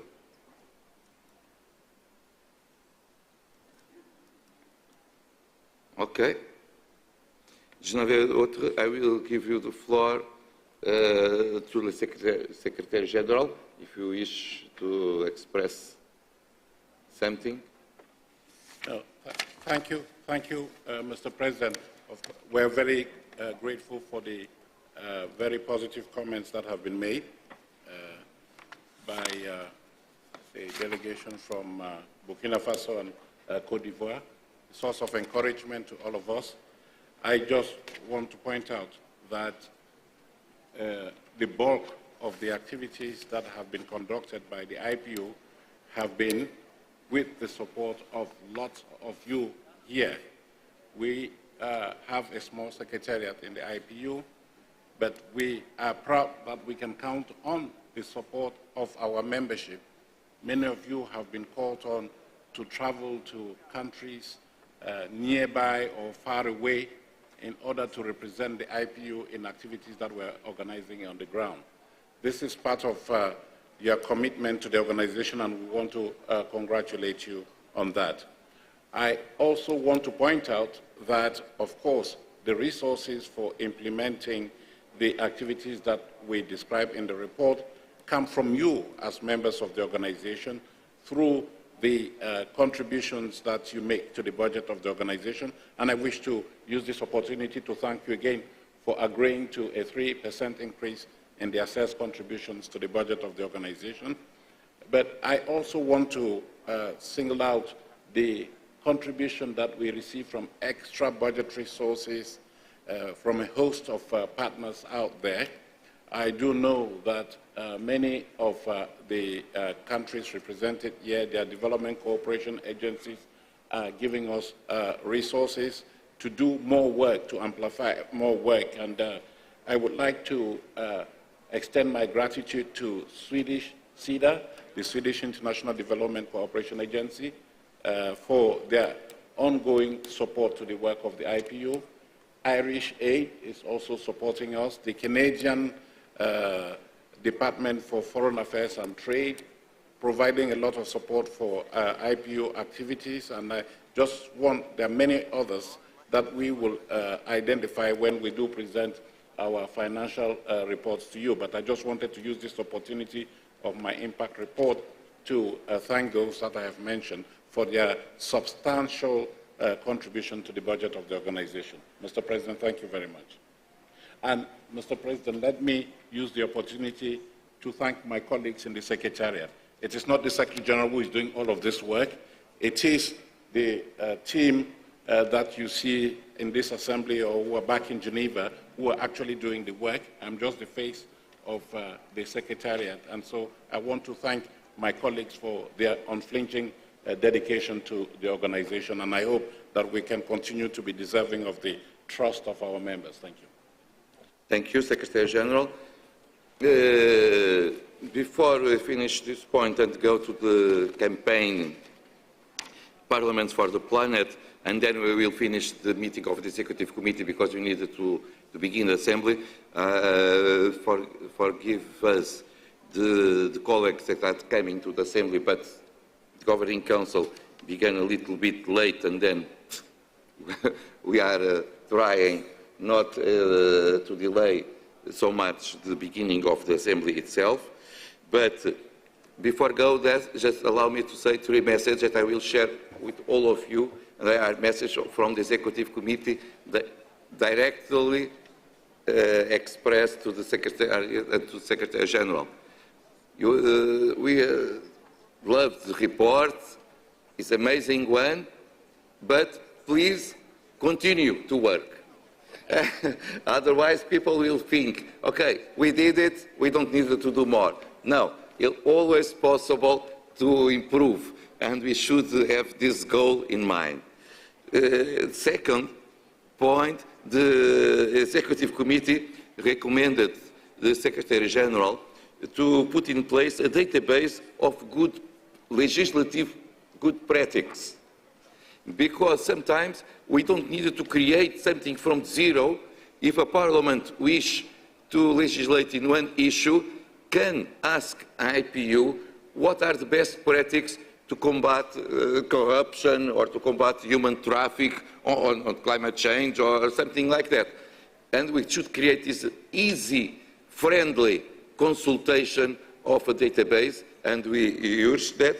And finally, the Executive Committee also recommended that the Secretary General strengthen the evaluation and the monitorization of the activities implemented to consolidate the strategy of IPU.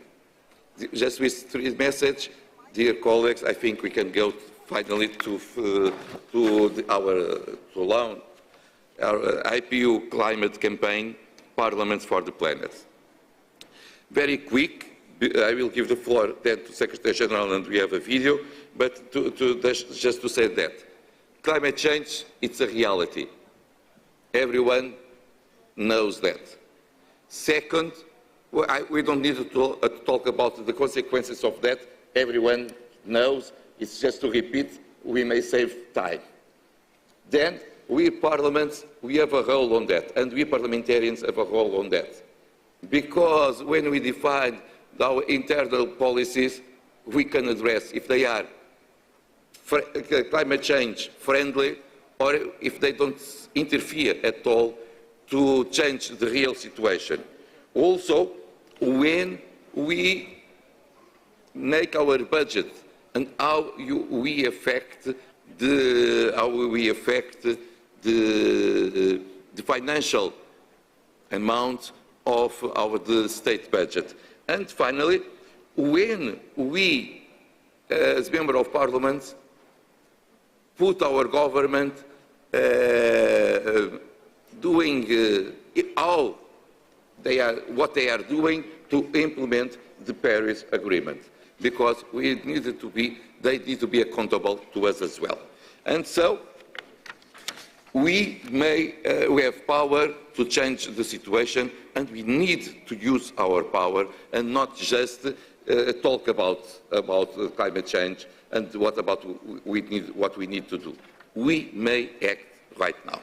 And that's why in Indonesia declaration, we decide that it's time to fight climate change. And this declaration, it is very relevant to all parliamentarians. We should mobilize all parliaments to do it.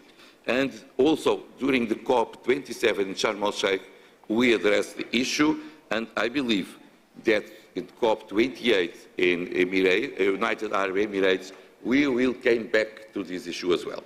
So, we have a new campaign, Parliaments for the Planet, because planet is our own. I will give you the floor to the Secretary General very shortly, please, and then we will have the video, because many persons are already on the room to begin our assembly.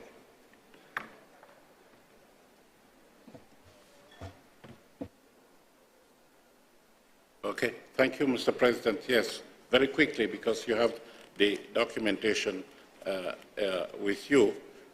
We just want to echo what you have said. A lot has been said about climate change. And yesterday I heard the Secretary General of the UN use the word climate chaos. There's a climate emergency, and a lot has been said. But the key word now is action. We should act. We know what the solutions are, and we need to just go ahead and implement those solutions. And of course, adjust them as we go along. Otherwise, we will never really get off the ground. And I think that is the purpose of this campaign. The action can start and must start with parliaments, because it is within their power to make change. It is within their power to adopt legislation policies. It is within their powers to allocate those resources that are required to make change, to save this planet. It is within their powers to make sure that your governments are implementing the requirements of the Paris Agreement, for instance. And so this campaign is intended to spur you to action. Action, first of all, to make sure that you are a model, you are a living example of climate action, which means that the campaign will encourage you to, first of all, reduce your carbon footprint, to be greener, to show that it is possible to do this, to save the planet. And then the campaign is also intended to build capacity for members of parliament, parliamentarians, to deliver on climate action. So it's a two-pronged campaign. We need strong political support and commitment, and that is why this year, in concurrence with your stated priority of addressing the climate crisis, we are launching this campaign so that we can focus during this year on what it is parliaments should do in order to save the planet. Mr. President, do you want us now to formally launch this campaign? This is your copy. Okay. So for pictures. For the pictures. Okay. We encourage you, members of parliament, to visit the stand. There is a communication stand outside, and please sign up to this campaign. Give interviews. May everyone who has the document that you have in your as well? You have it? Because we share it with everyone. Yeah. Yes, okay, you have it. Okay. Maybe So, watch the video? No? Yes, Thank you. Thank you, Secretary General. We will pass the video.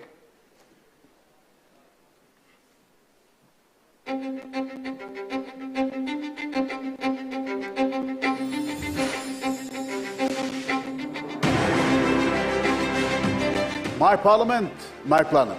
My Parliament, My planet. Mon Parlement, ma planète. My Parliament, my planet. The Kenyan Parliament has done a lot in terms of climate change, adaptation and mitigation. The Pakistan Parliament is probably one of the first parliaments in the world which became a green parliament because we are totally solarized. We've taken all the plastic bottles out, all the plastic cutlery out, so we're now completely plastic-free parliament in the UK. Most parliamentarians now plant trees in response to a lot of our rivers. La Commission en charge du développement durable, qui a en charge les questions climatiques, a engagé une mission d'information sur les sachets plastiques qui constituent une pollution majeure au Burkina Faso. There have been steps taken regarding the optimization of transport, making sure that our vehicles that we use for business travel are the highest eco standard. We need money for dredging the lagoons and the ocean and piling it up on the islands, to raise the elevation of the island by 1 or 2 meters, and that will be able to save the islands by another 50 to 100 years. If we can, as an example, mainstream it in our normal work, then it will make the world a better place. Mi Parlamento, mi planeta. Mon Parlement, ma planète. My Parliament, my planet. Moi Parlament, moi planète. My Parliament, my planet. My Parliament, my planet. My Parliament, my planet.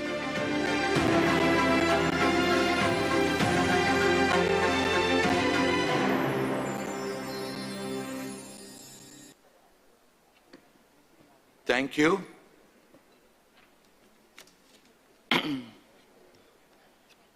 Thank you all. This is a new campaign of IPU. Please try to involve yourselves in this campaign. We need to help to have a safer planet for our children and grandchildren. Secretary General asked me, please, if it's possible, and if you allow me just to spend more 3 minutes about point 8, future inter-parliamentary meetings, just because this way everyone will know where will be the future meetings, and we need official approval also to go ahead with different initiatives during this week. And so I will give the floor to Secretary General.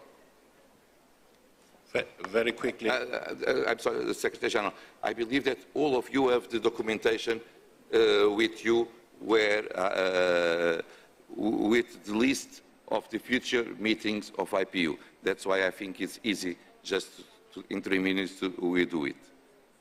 Yeah, you're right, Mr. President. In 3 minutes you can do it. It's just to point out that we need for you to approve this list of meetings, especially as there is one particularly time-bound decision that you need to take in respect of the host of the next assembly of the IPU.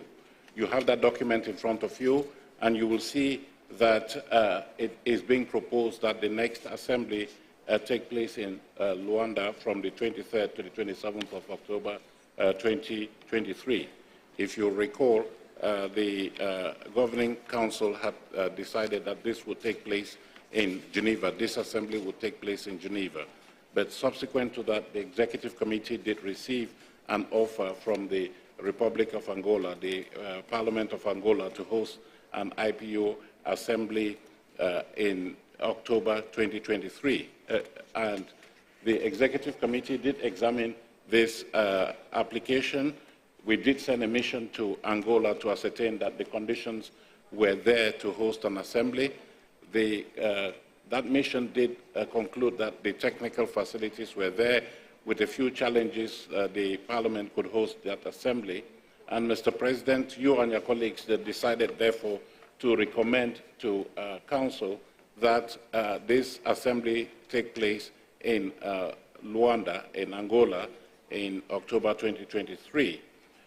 We have since been discussing with the Angolan authorities on assumption that you would approve this recommendation from the Executive Committee.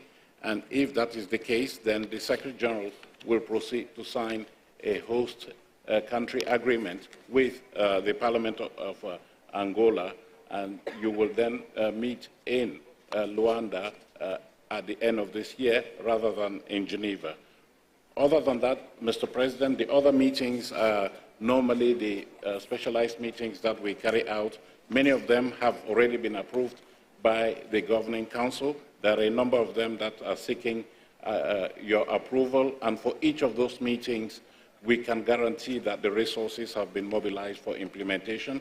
And some of them do not have venues already, but we are working with possible hosts for those meetings. But you can be sure that if we do have all those venues confirmed, those meetings will take place. In line with our digital transformation policy, you will see also that a lot of those meetings are being organized virtually or in a hybrid mode. And so increasingly we will be doing this to diversify access to our activities. So, Mr. President, you may now wish to ask Council to kindly endorse the recommendation from the Executive Committee to hold the next assembly in Luanda from the 23rd to the 27th of October, and to endorse the other meetings that have been identified in this schedule that you have in front of you. Thank you, Mr. President. Thank you, Mr. Secretary General. May we consider that the Governing Council approve the suggestion? Dr. Yes. United Arab Emirates? I want just to correct, it's Angola, not Rwanda. This is the first thing. The second, the General Assembly 148. The proposed date actually is in Ramadan, and it will be hard for us Muslims, so you have to consider this. Thank you. Thank you, Dr. Ali. Of course, it's something that we should take in account, and we will try. If we accept that with this small modification, and we will have in Luanda the opportunity to approve the correct date of the meeting of 148th Assembly, because we will try to understand also the venue, if it's available in Geneva, of course. It is not, but it's very important to our colleagues that we need to respect. So, may I consider that we endorse the proposal of the Executive Committee. It is approved. And so, dear colleagues, we'll begin 30 minutes late, but we finish just with 13. So we, we came back. But the Assembly, we need now, no, not now. No, not yet. Not yet. Secretary General, yes, it's very important what you need to express. We have a procedural requirement that the Secretary General has to ensure is implemented, and that is the announcement of the quorum for this session of the Governing Council. Rule 34 of the Governing Council says that for each session, the quorum shall be established on the basis of the number of council members effectively participating in the first meeting. The quorum shall be announced by the Secretary General at that time, and that is what I want to do now. At the beginning of this sitting, we're able to ascertain that in this room were present 142 members of the Governing Council, and so the quorum that has now been established for all deliberations of the Council to be valid will be 72 members present. Thank you very much, Mr. President. Okay. Thank you for the information. Otherwise, what we are deciding will not have value. And so it's much better to assure that we are deciding in accordance with the rules of IPU. So, the Governing Council, we came back on the 15th at 9 a.m. I ask if it's possible. I know that everyone comes from Manama, take a little time to come, but we should begin the last session on the 9th at 9 o'clock. Otherwise, it will be very difficult to have the closing ceremony on time. Please. Today we gave 30 minutes, but I think that on 15 it will not be possible to give more 30 minutes again, waiting for, and now we know that how much is the quorum. It will be easy to begin and to approve everything before people came to the room. And so we will come back on the 15th. Now I will ask 5 minutes to change the table, and I will ask His Excellency, the Speaker of Houses of Representatives, to take the seat, because he will preside the Assembly of IPU. Thank you, dear colleagues.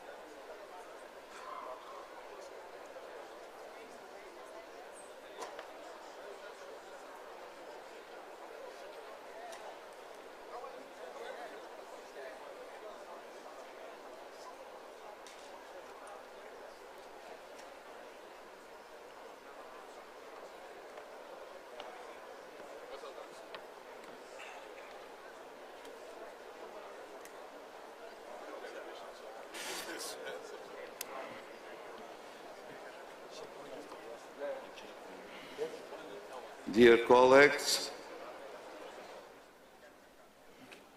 Madam Speakers, Mr. Speakers, welcome to 146th Assembly of IPU.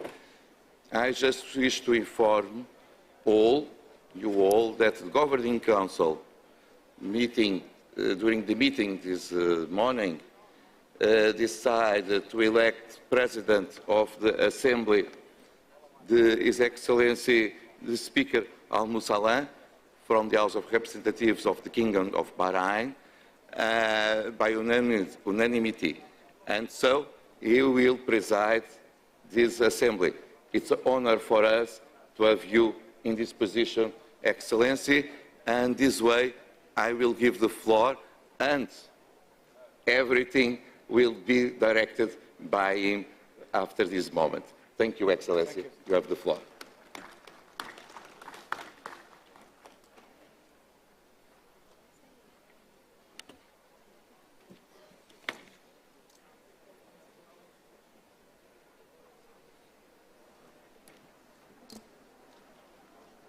بسم الله الرحمن الرحيم والصلاة والسلام على سيدنا محمد وعلى آله وصحبه أجمعين.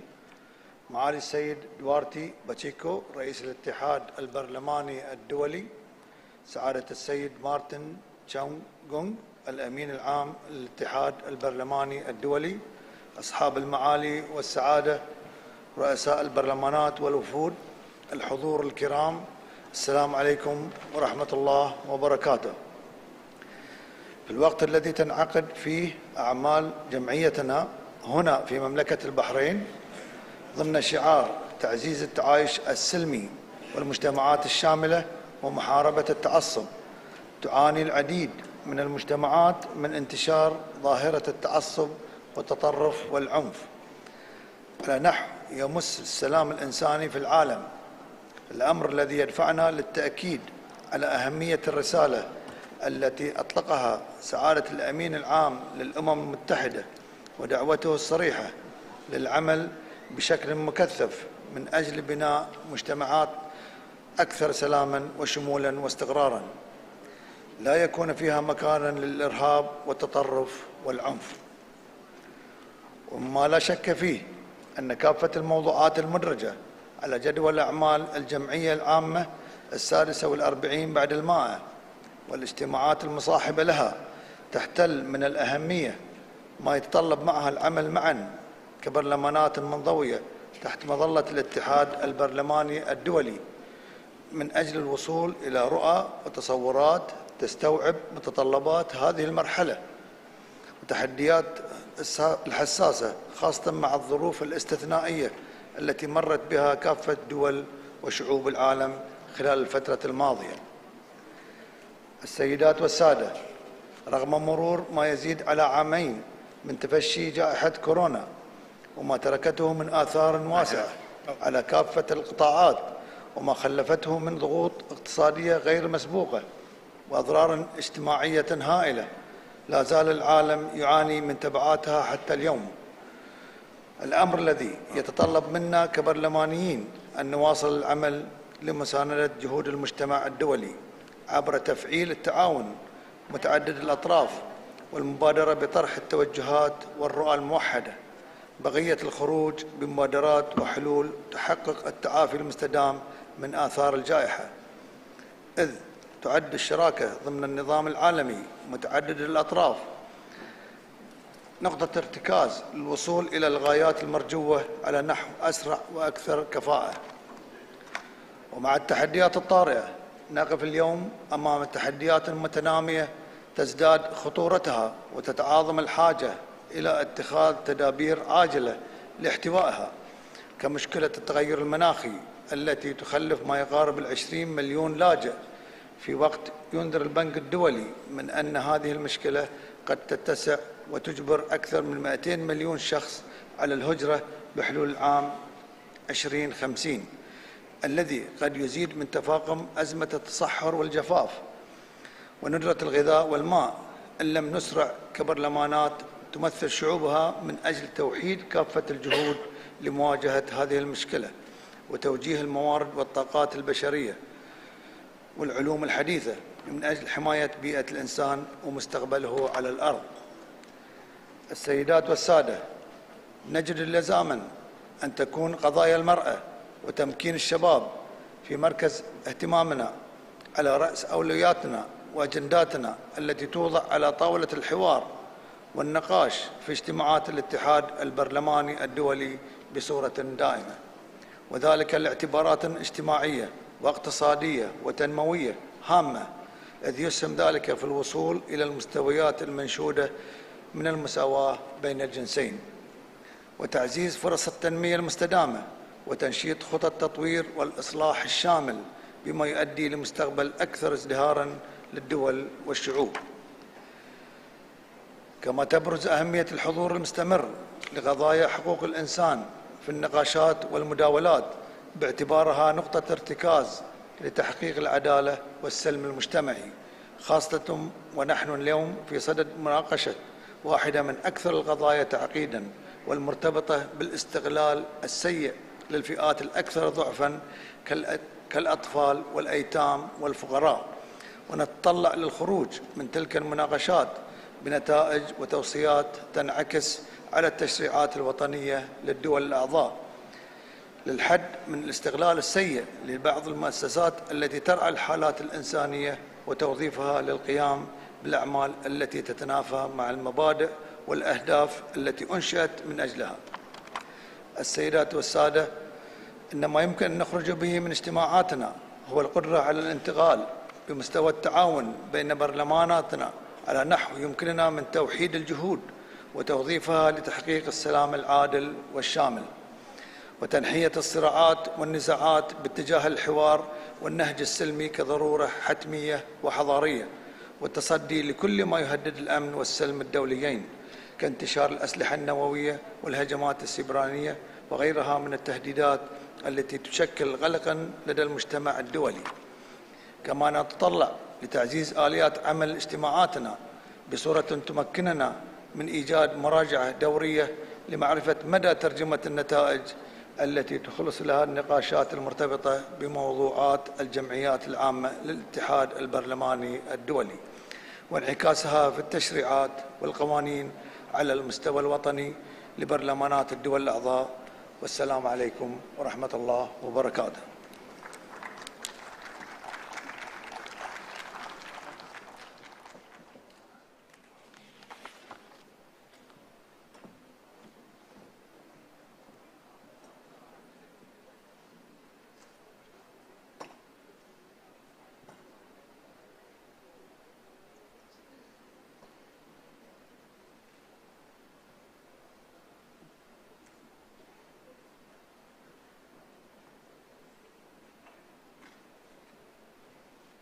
Mr. President, you have the word, you have the speech.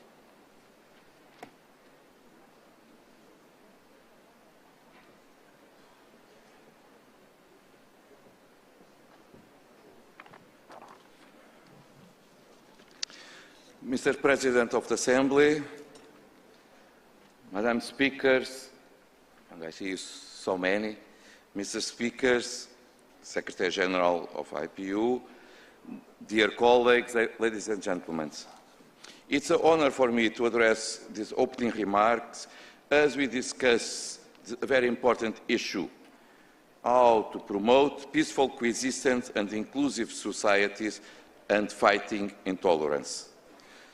Dear colleagues, our world is in trouble. We all know that. We see so many crises, war, climate change, economical crisis, terrorism, but allow me to say, also a crisis of solidarity, of values. And because of that, people became more inside themselves, thinking that the others are not important. Because of that, social cohesion is in danger, and we have xenophobia, racism, and other forms of manifestation against the other. The speech of hate is everywhere, especially against the most vulnerable groups. But if we have that in real, when we talk about the social media and about digital platforms, we may see that also this is a field where the speech of hate, intolerance, is spread very quickly everywhere and without borders. And sometimes people address, should we regulate it or not? Yes, we should. We are not talking about censorship, but about rules to defend the people, to defend the truth. Allow me to say, some people are asking and say sometimes, but this is a private activity. Yes, it is.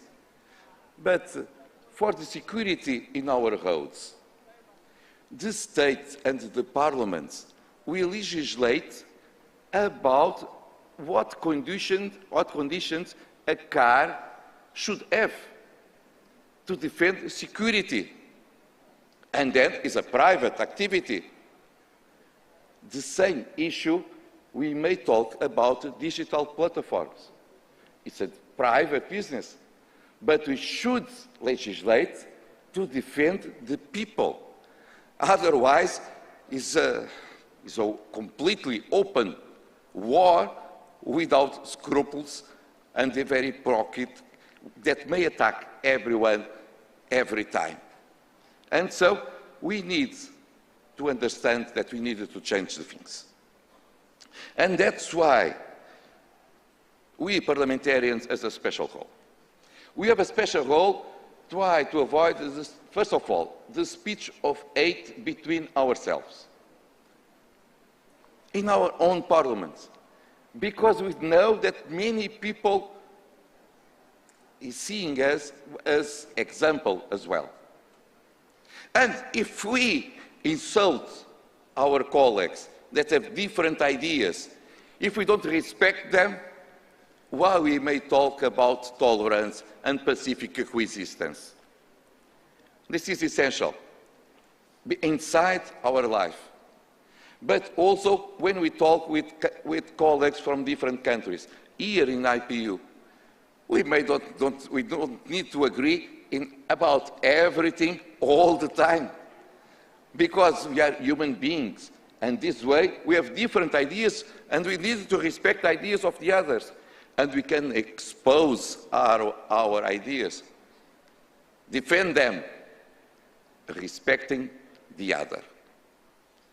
And that's why we needed to do it also to reinforce the role of parliaments and the strength of parliament, because we don't have a democracy without a strong institutions and without a strong parliament. And finally, just to say, we here in IPU defend a peaceful coexistence, a dialogue. This institution won the Nobel Peace Award in the past, defending these values. And these values are more present now during these moments of trouble. That's why this item is so relevant in this moment. That's why this item of discussion is so relevant here in Bahrain, a land where the respect is present. Respect for different cultures, different religions, and this way respecting the other as human being. This is most important, because when we are talking to other person, we need to think it's not it, it's a person.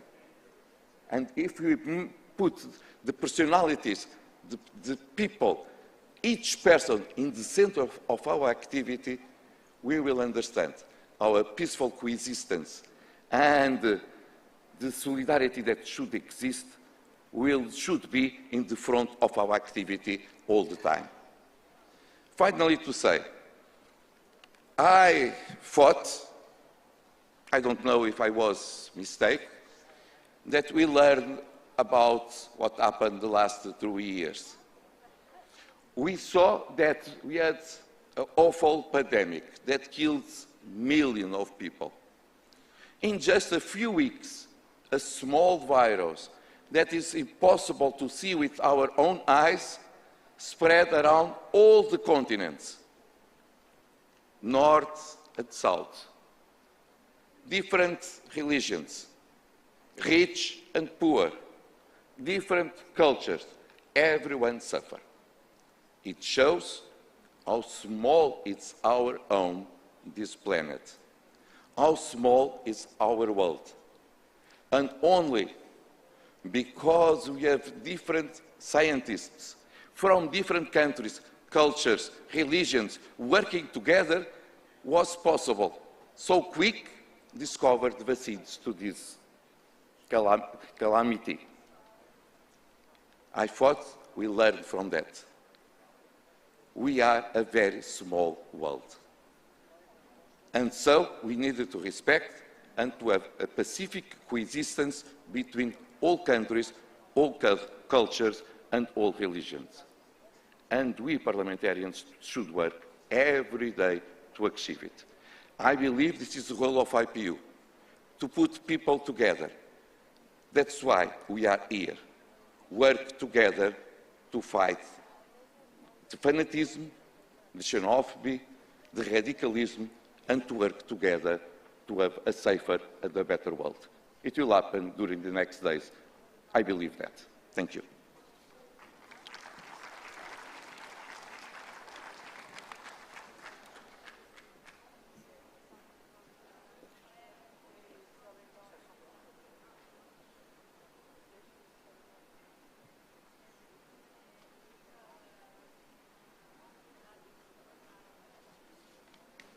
يسعدنا الآن أن نقدم لكم المتحدثين الرئيسيين في هذه الجلسة. سنبدأ مع سعادة السيدة نازيلة غانا، المقررة الخاصة للأمم المتحدة المعنية بحرية الدين والمعتقد لدى المفوضية السامية لحقوق الإنسان. سعادة السيدة نازيلة غانا أكاديمية بارزة، وهي أستاذة في القانون الدولي لحقوق الإنسان في جامعة أوكسفورد، كما تقدم المشورة للحكومات والهيئات الدولية في قضايا حقوق الإنسان، حيث تدافع السيدة غانا عن المجتمعات العادلة من خلال تعزيز وتطبيق مفاهيم حقوق الإنسان، بما في ذلك حرية الدين والمعتقد، وكذلك حقوق الأقليات الدينية. يسعدنا جدا أن تكون معنا اليوم. سعادة السيدة غانا، لك الكلمة.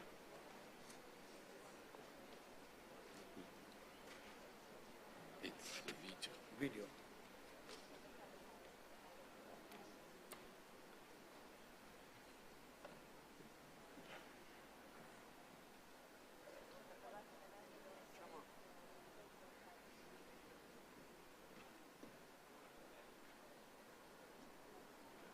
Excellencies, ladies and gentlemen, the theme of the 46th IPU Assembly, Protecting Peaceful Coexistence and Inclusive Societies, is a high objective that the international community has pursued for many decades.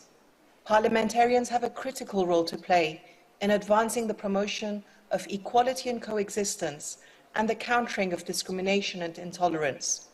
I regret the circumstances did not allow me to join you in person, but I wanted to share some standards that guide all of us, including my mandate, in seeking to advance these objectives.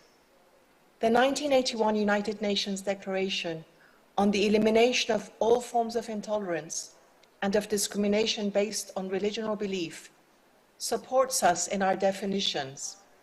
Intolerance and discrimination based on religion or belief means any distinction, exclusion, restriction or preference based on religion or belief and having as its purpose or as its effect nullification or impairment of the recognition, enjoyment, or exercise of human rights and fundamental freedoms on an equal basis.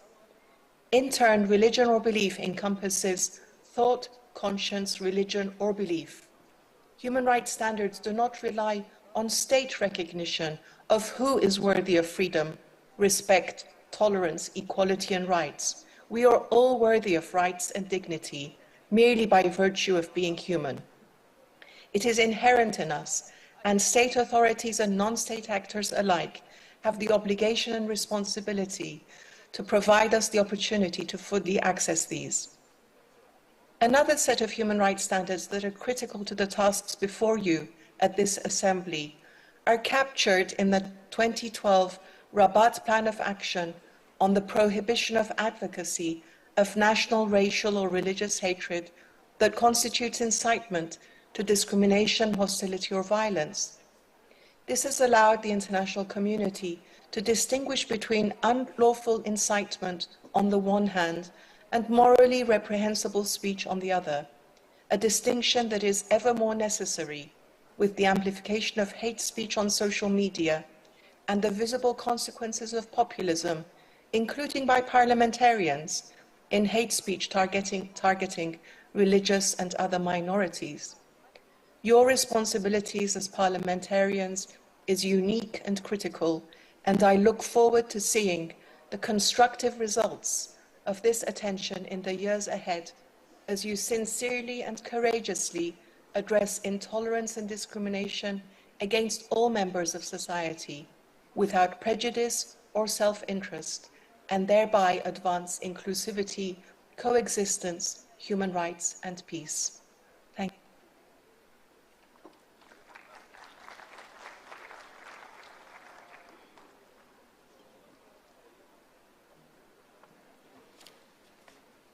نود الآن المتابعة مع المتحدثة الرئيسية الثانية في هذه الجلسة سعادة السيدة مايا فرانكا.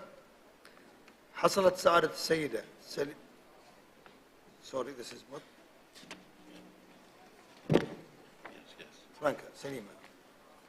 حصلت سعادة السيدة سليمة يونغ على جائزة اليونسكو مانجيت سينغ لعام 2022 ميلادية لتعزيز التسامح واللا عنف، وهي مؤسسة منظمة غير الحكومية ورئيسة مركز الشباب الإيجابي بأفريقيا، حيث تهدف منظمة أفريكانز إلى تعزيز السلام والمصالحة من خلال مساعدة الناجين من النزاعات الطائفية على التغلب على صدماتهم وإعادة الاندماج في مجتمعاتهم من خلال العلاج بالفن والدعم النفسي والاجتماعي والتعليمي والمالي والقانوني. كما يقدم مركز الشباب الإيجابي في أفريقيا أنشطة لتمكين الشباب مثل تعليم المواطنة الرقمية لمكافحة انتشار خطاب الكراهية عبر الإنترنت. أن المنظمات غير الحكومية نشطة في الكاميرون وجمهورية أفريقيا الوسطى وتشاد والكونغو ومالي والنيجر ونيجيريا والسودان وتوغو. يسعدنا جدا أن تكون معنا اليوم السيدة باتشيكو. سعادة السيدة سليم يونغ، لك الكلمة.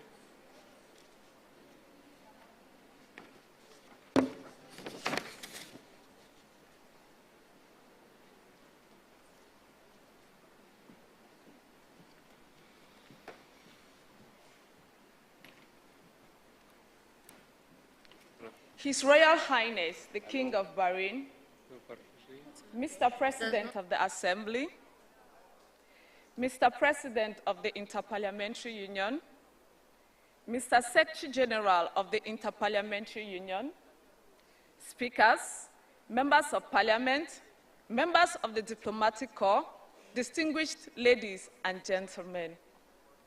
It is such an honor to be here today in the beautiful Bahrain and to stand before you who collectively represent the people of the earth. I have always longed for a platform through which I could share my message of tolerance, and behold, the place is here and the time is now. Could we please clap for our amazing hosts and our amazing organizers? Please, let's clap for our hosts and our organizers. Thank you. Once bullied into depression, I searched for peace everywhere until I found it through the divine power of forgiveness. I learned from experience that the peace I was searching for was all the while accessible to me.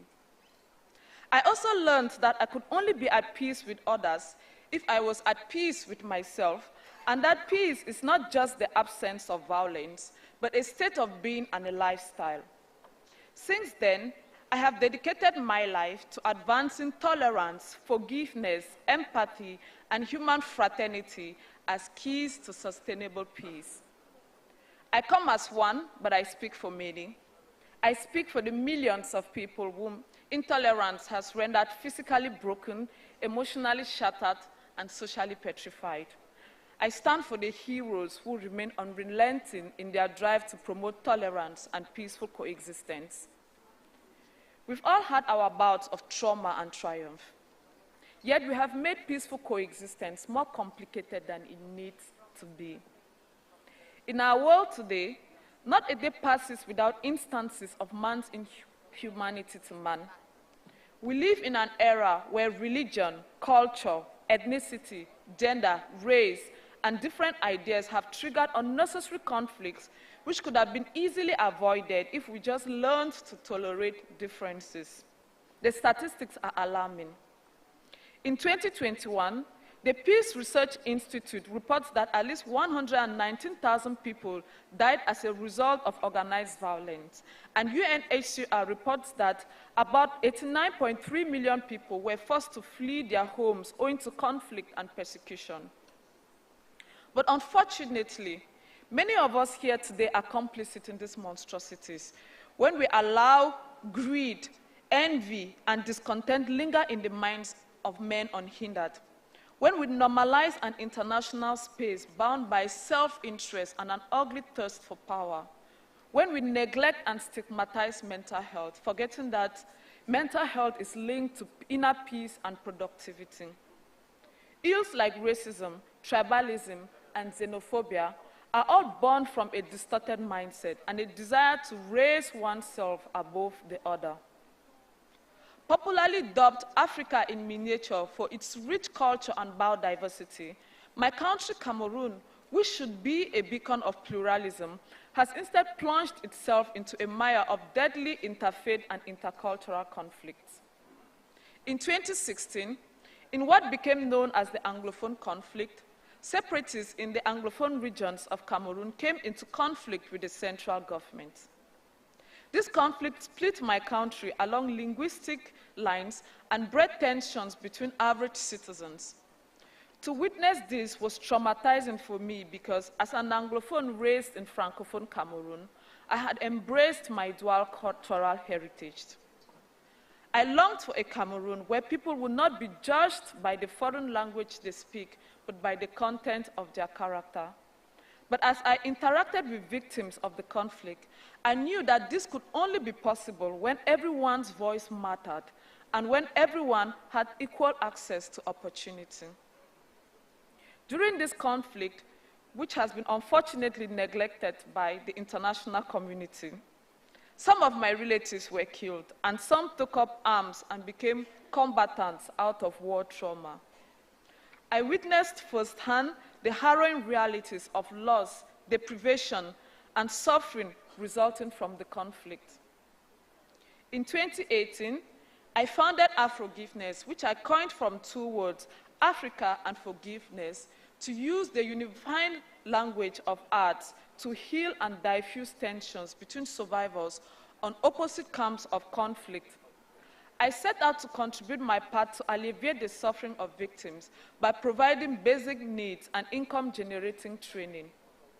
But I quickly realized how little progress was being made, as most victims were stuck in bitterness, vengeance, and depression. It dawned on me that unless the minds of these victims were healed, our efforts would remain futile and vicious cycles of violence would be fostered. Thus, we decided to empower survivors with the basic resources they needed to not only live in dignity and agency, but also the emotional intelligence they needed to transform pain to purpose, so that even in seeking justice, they may shun violent extremism. This is helping to restore hope, and there is nothing more fundamental to the human spirit than hope. As a trained art therapist, I seek to fill the mental health gap in relief efforts by using the cathartic power of arts to help heal survivors and to puncture the myths that breed bigotry, sow divisions, and trigger conflicts.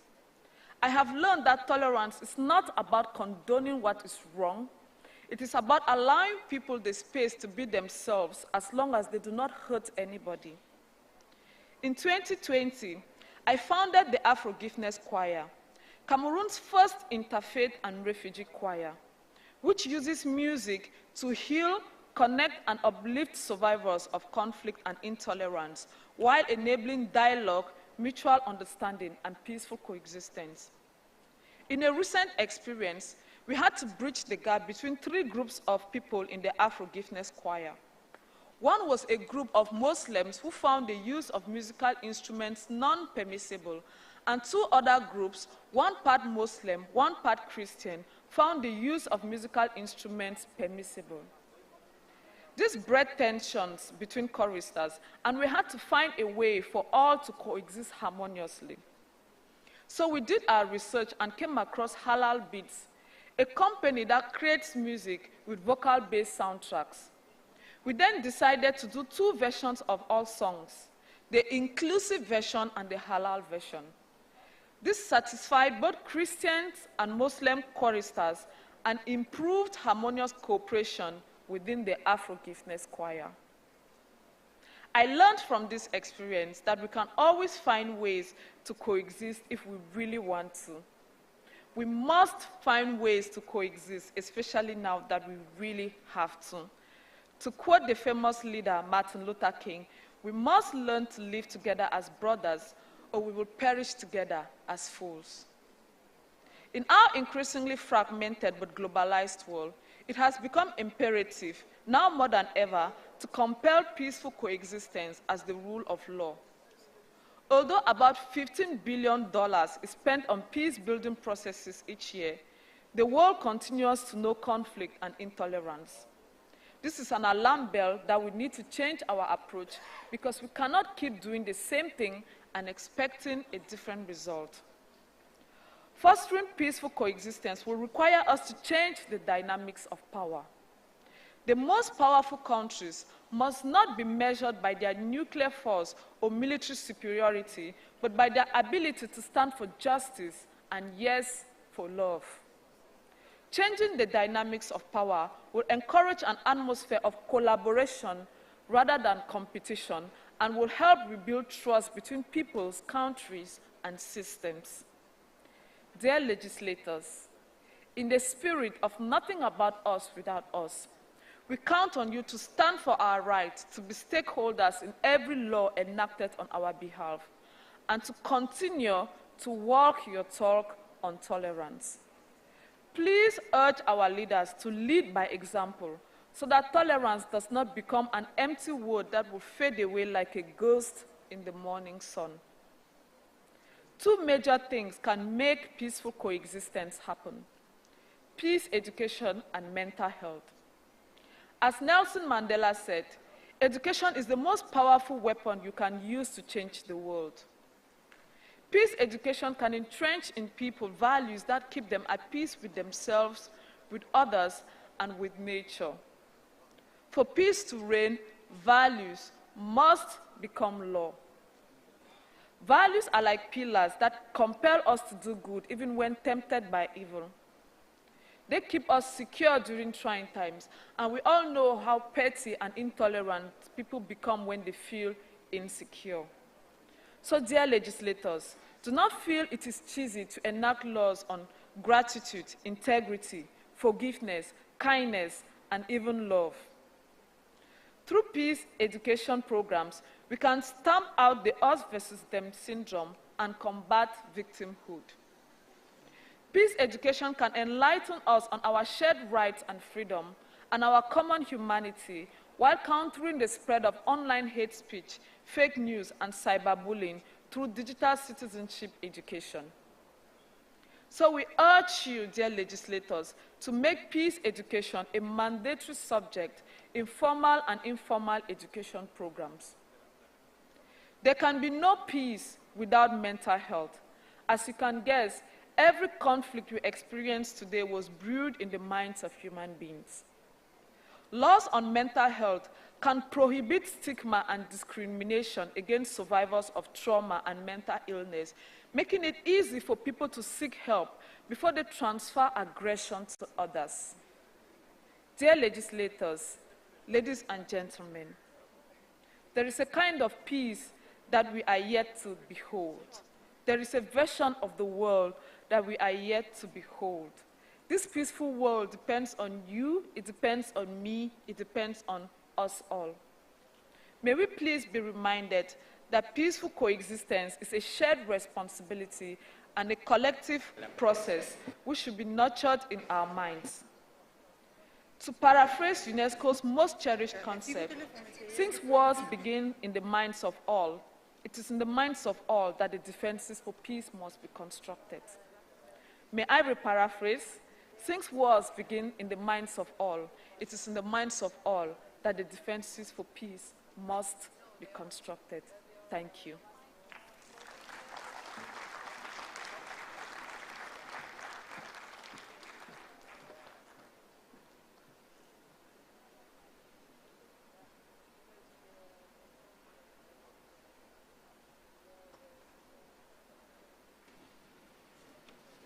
كما تعلمون جيدا أصبح من المعتاد الآن في الاتحاد البرلماني الدولي تضمين وجهات نظر من كلا الجنسين والشباب في مناقشاتنا العامة.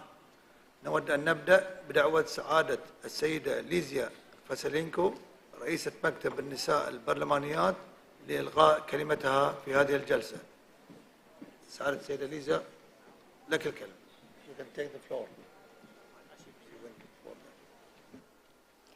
Mr. President of the Assembly, Mr. President of the IPU, Mr. Secretary General, honorable speakers, deputy speakers, dear colleagues, dear friends. Our general debate is on a very important and timely topic. Discrimination and violence fueled by intolerance and hatred remains rampant in our world. I and the Ukrainian people I represent are witnessing this firsthand every day as our country continues to suffer the consequences of Russia's unprovoked aggression that is ongoing for almost a decade now. Kidnapping of children to erase their identity, sexual violence, rape as a weapon of war, forced migration and separation of families, claims that one language, one culture, one nation has more right to exist than another. These are all examples of intolerance. We suffer them in Ukraine every day. I'm sure many of you not only can relate, but can also extend this list of injustices, both on a national level and on a personal one. But intolerance remains, as it always was, a losing game. Intolerance has always led humanity into the brink of annihilation. It questions the relevance of our social contracts, and this places democracy at risk. Intolerance takes the shape of what perpetrators want it to take. Being a woman parliamentarian and listening to fellow politicians from all around the world, I know that intolerance can take the shape of gender-based violence, including intimidation, threats, beating, rape, and even death. Against this backdrop, we have to stand strong against inequalities and exclusions and promote the fulfillment of human rights for all. And this includes standing for gender equality, women's and girls' rights, and women's participation and leadership in decision-making. The cure to intolerance is inclusion and empowerment, leaving no one behind. Unfortunately, political inclusion is still an illusion. Women form only 26.5% of parliamentarians, 11.3% of heads of state, less than 10% of heads of government, and less than 23% of ministers worldwide.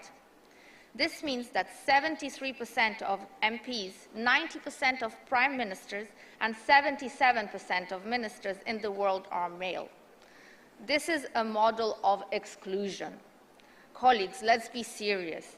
To promote inclusive societies, we have to redress this outrageous imbalance and take every measure to reach a 50-50 parity in political relations and leadership. Our world urgently needs women as role models for peaceful coexistence, inclusive societies, and tolerance. Role models like Jacinda Ardern, the former Prime Minister of New Zealand, who showed what coexistence means after the massacre in Christchurch. Olena Zelenska, the First Lady of Ukraine, who has been an inspiration worldwide, trying to build back better, more just, more inclusive societies.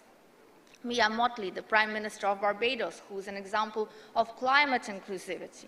Maria Corina Machado, a former Member of Parliament from Venezuela, who fights to restore democracy in her own country so that her people can enjoy a more tolerant and prosperous society. Dear friends, our strength lies in our collective action. And so I wish us all a fruitful discussion which will allow each and all of us to take back home ideas and incentives to promote tolerance, inclusion, and equality in ourselves, our communities, our nations, and worldwide. Thank you.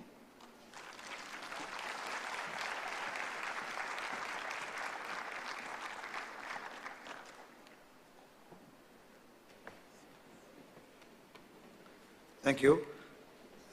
الآن نود أن ندعو رئيسة منتدى البرلمانيين الشباب سعادة السيدة سحر البزار لإلقاء كلمتها في هذه الجلسة الافتتاحية.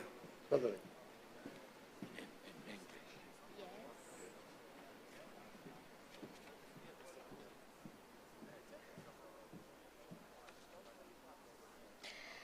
Mr. President of the 146th Assembly, Mr. President of the IPU, Mr. Secretary General, Madam President of the Bureau of Women Parliamentarians, fellow parliamentarians, distinguished guests.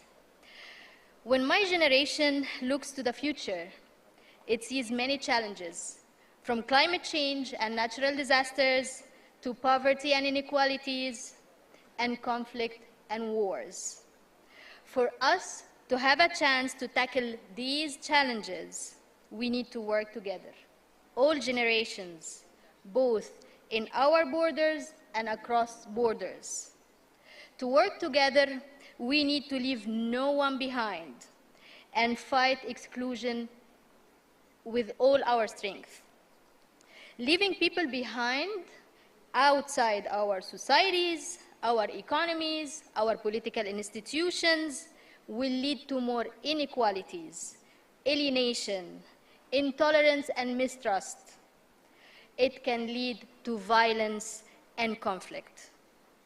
Young people are often the first victims for inclusion. Economically, almost a quarter of the world's youth are employed, unemployed. They don't have access to education or training. Politically, we only have 3% of the young parliamentarians less than the age of 30. As someone who represents young people nationally and globally, I can say that young people want to work with all generations. And we want to be more included in our societies and in our politics. We young MPs are your allies in bridging the gap. We are closest to our country's youth. We can work with community leaders, and we can work through social media to engage with youth, to build trust, and channel their views and perspectives. As parliamentarians, one of the best ways to promote for the cure of inclusion is to use the tools of I Say Yes to Youth in Parliament. There are two tools today that we can use that matches our assembly. The first one is the importance of implementing the quotas, which we can secure seats for the young MPs on the decision table in our parliaments. The second one is channeling their views and perspectives within the parliamentary work, whether by caucuses or in our youth committees. Ladies and gentlemen, I think now the link between inclusion and peace is clear. It has been repeated over and over in IPU and in UN Security Council, such as the resolution of 2250 and 2535. They all talked about the inclusion and peace. Finally, today, I call on our parliaments. You need to lead by example. We need to see more inclusion. And we, as young MPs, we want to be part of the solution, and we are ready to make it happen. Thank you so much.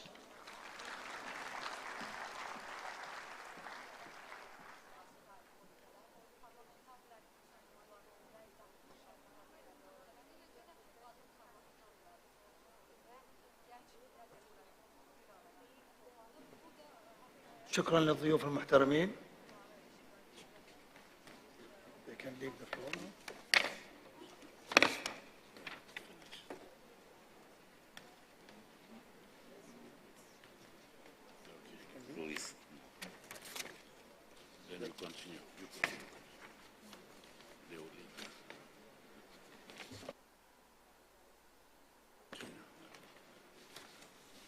كما تعلمون جميعا فإن البند 2 من جدول الأعمال هو النظر في الطلبات المتعلقة بإدراج البند الطارئ في جدول أعمال هذه الجمعية. لذا أود تذكير جميع الوفود أننا سننظر في البند 2 من جدول الأعمال بعد ظهر اليوم في تمام الساعة 5 مساء. اسمحوا لنا الآن أن ندلي ببعض الإعلانات فيما يتعلق بتنظيم أعمالنا. أولا وقبل كل شيء كما هو معتاد يجب أن نبدأ مع قائمة المتحدثين في المناقشة العامة مع القسم الخاص برؤساء البرلمانات، حيث يشرفنا بشكل خاص جدا وجود العديد من الوفود في جميع أنحاء العالم في جمعية الاتحاد البرلماني الدولي هذه. كما نرغب في تأكيد أنه تم احترام الإجراءات، وأن ترتيب قائمة المتحدثين كلاهما من رؤساء البرلمانات وكذلك نواب الرئيس الأول والثاني قد تم إنشاؤه من خلال العملية التقليدية لسحب القرعة، حيث أن هذه القائمة متاحة للوفود في القاعة. وفي ضوء الحضور الكبير للجمعية قررت اللجنة التوجيهية هذا الصباح تخصيص 6 دقائق فقط لمجموع الوقت المتاح للتكلم لكل وفد برلماني، و7 دقائق للوفود التي يرأسها رؤساء البرلمان. كما سيحظى النواب الشباب الذين سجلوا في المناقشة العامة بدقيقتين إضافيتين، حيث سيحظى المراقبون الدائمون بوقت أقصاه 3 دقائق للتحدث. لذا نود أن نطلب من جميع الوفود أن يأخذوا هذا في الحسبان عند إلقاء كلماتهم. نود أيضا أن أبلغكم بأنه لا تزال هناك وفود لم يتم تسجيلها بعد للتحدث، فسوف نترك قائمة المتحدثين مفتوحة حتى يوم الغد الاثنين الموافق 13 مارس إلى الساعة 12 ظهرا. كما يسعدنا جدا أن نبلغكم بأنه في الساعة 3 عصرا من هذا اليوم سنسمع كلمات موجزة من 2 من كبار مسؤولي الأمم المتحدة، سعادة السيد أنطونيو بيترينيو المدير العام لمنظمة الهجرة الدولية، وسعادة السيدة جيليان تريجس مساعد المفوض السامي لشؤون الحماية التابعة لمفوضية الأمم المتحدة السامية لشؤون اللاجئين. علاوة على ذلك أنه له الشرف لنا أن نبلغكم أنه في يوم الثلاثاء الموافق 14 مارس بتمام الساعة 3 عصرا مساء سوف نستمع إلى خطاب رئيسي حول موضوع مناقشتنا العامة من سعادة السيدة بيتسي بنت ماثيسون نائبة رئيس مركز الملك حمد العالمي للتعايش السلمي. كما نود أن ننتهز هذه الفرصة أيضا لتذكير الوفود بأنهم مؤهلون لترشيح أحد أعضائهم نائبا لرئيس هذه الجمعية، حيث أدعو جميع الوفود الذين لم يقوموا بذلك لحد الآن بتقديم اسم مرشحهم إلى أمانة الاتحاد البرلماني الدولي. وسيسعدنا خلال الأيام القادمة مشاركة هذه الرئاسة مع بعض من نواب الرئيس أثناء المناقشة العامة. أخيرا السادة الوفود الأكارم، نود إبلاغكم من أجل تسهيل عمل الجمعية هناك مرافق يقف على أي جانب من المنصة يسعده إرسال أي رسائل قد تكون لديكم لنفسي أو للأمانة.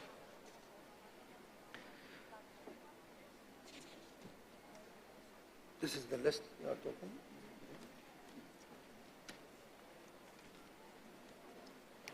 You want to go to the list? Yes.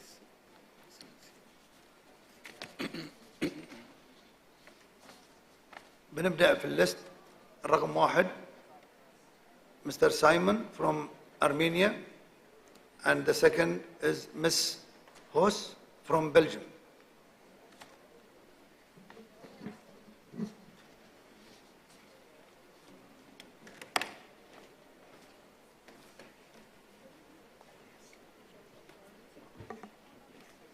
Mr. President, Excellencies, fellow parliamentarians, ladies and gentlemen, I wish to thank our Bahraini hosts for their warm hospitality and excellently organized assembly. Climate change, wars and disasters. We're living in difficult times. Humanity must be steadfast in confronting these misfortunes. May I offer my condolences to the people of Turkey and Syria for the loss of thousands due to the recent devastating earthquake that hit these countries. The main principles of coexistence, respect for sovereignty and territorial integrity, equal rights and self-determination, non-interference in domestic affairs should govern the relationships between states. However, we see that these principles are often violated. Peaceful coexistence goes hand in hand with unity, which is essential for social, economic, and political stability. When united, individuals and states are more likely to work together to achieve common goals and resolve conflicts peacefully. This creates a stable and harmonious environment for the shared benefit of all. Now let me turn to our region and my country, Armenia, where minorities such as Yazidis, Kurds, Russians, Ukrainians, Assyrians, Jews, and Greeks live side by side as equal members of our society, enjoying their human, cultural, and educational rights. Under a provision of Armenian Constitution, 4 representatives of national minorities are members of our parliament. The cornerstone of our international policy is to maintain peaceful relations with all countries. Nevertheless, we face many threats. Tension in the South Caucasus remains high. Since May 12, 2021, neighboring Azerbaijan has violated the territorial integrity of Armenia and illegally occupied approximately 150 square kilometers of our land. Despite the challenges, our goal is to partner in building a sustainable peace. Some say that Armenia seeks to expand its territory. Let me be absolutely clear. Armenia has no territorial claims on any of its neighbors. Allow me to speak about the blockade of the Lachin Corridor, the only road connecting Armenia and the world to Nagorno-Karabakh, which is populated by ethnic Armenians who have lived there for over 1,000 years. The blockade is a gross violation of November 9, 2020 trilateral statement, which declares that Republic of Azerbaijan shall guarantee the safe movement of citizens, vehicles, and cargo in both directions along the Lachin Corridor. Blockaded by dozens of Azerbaijani agents masquerading as environmental activists, the road has been inaccessible to civilians and commercial traffic since December 12, 2022. The situation has left approximately 120,000 ethnic Armenian residents of Nagorno-Karabakh without access to essential goods and services.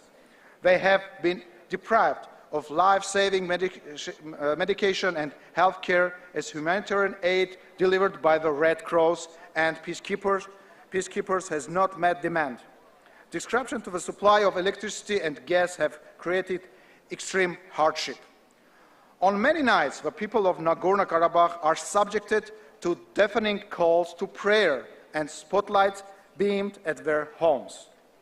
Azerbaijan recently posted a video falsely showing Armenia supplying arms to Nagorno-Karabakh, but Azerbaijan does not limit itself to disinformation and the persecution already described. Just days ago, on March 5th, 3 Nagorno-Karabakh police officers were killed and another wounded in the pre-planned ambush ordered by Azerbaijan. Esteemed colleagues, I ask, is this not ethnic cleansing? As we know, intolerance, demonization, and violence directed against people based on their race or religion must not be condemned. In the words of Nelson Mandela, no one is born hating another person because of the color of the skin or his background or his religion. The looming catastrophe in Nagorno-Karabakh has rightfully drawn attention. The European Court of Human Rights appealed measures against Azerbaijan over the blockade. The Council of Europe Commissioner for Human Rights urgently called for it to be lifted. Amnesty International, the European Union, and the Helsinki Commission have independently called for an immediate end to the blockade. On February 22, 2023, the UN International Court of Justice ruled that Azerbaijan must ensure unimpeded movement through the Lachin corridor. In a separate ruling, the court unanimously rejected Azerbaijan's false claim that Armenia had planted mines. Azerbaijan authorities insist that the Lachin corridor is unblocked. The grave reality on the ground, however, tells a different story. To conclude, I firmly believe that democracy, the rule of law, respect for human rights and peaceful coexistence are the pillar upon which humankind should live in peace and harmony. Thank you very much.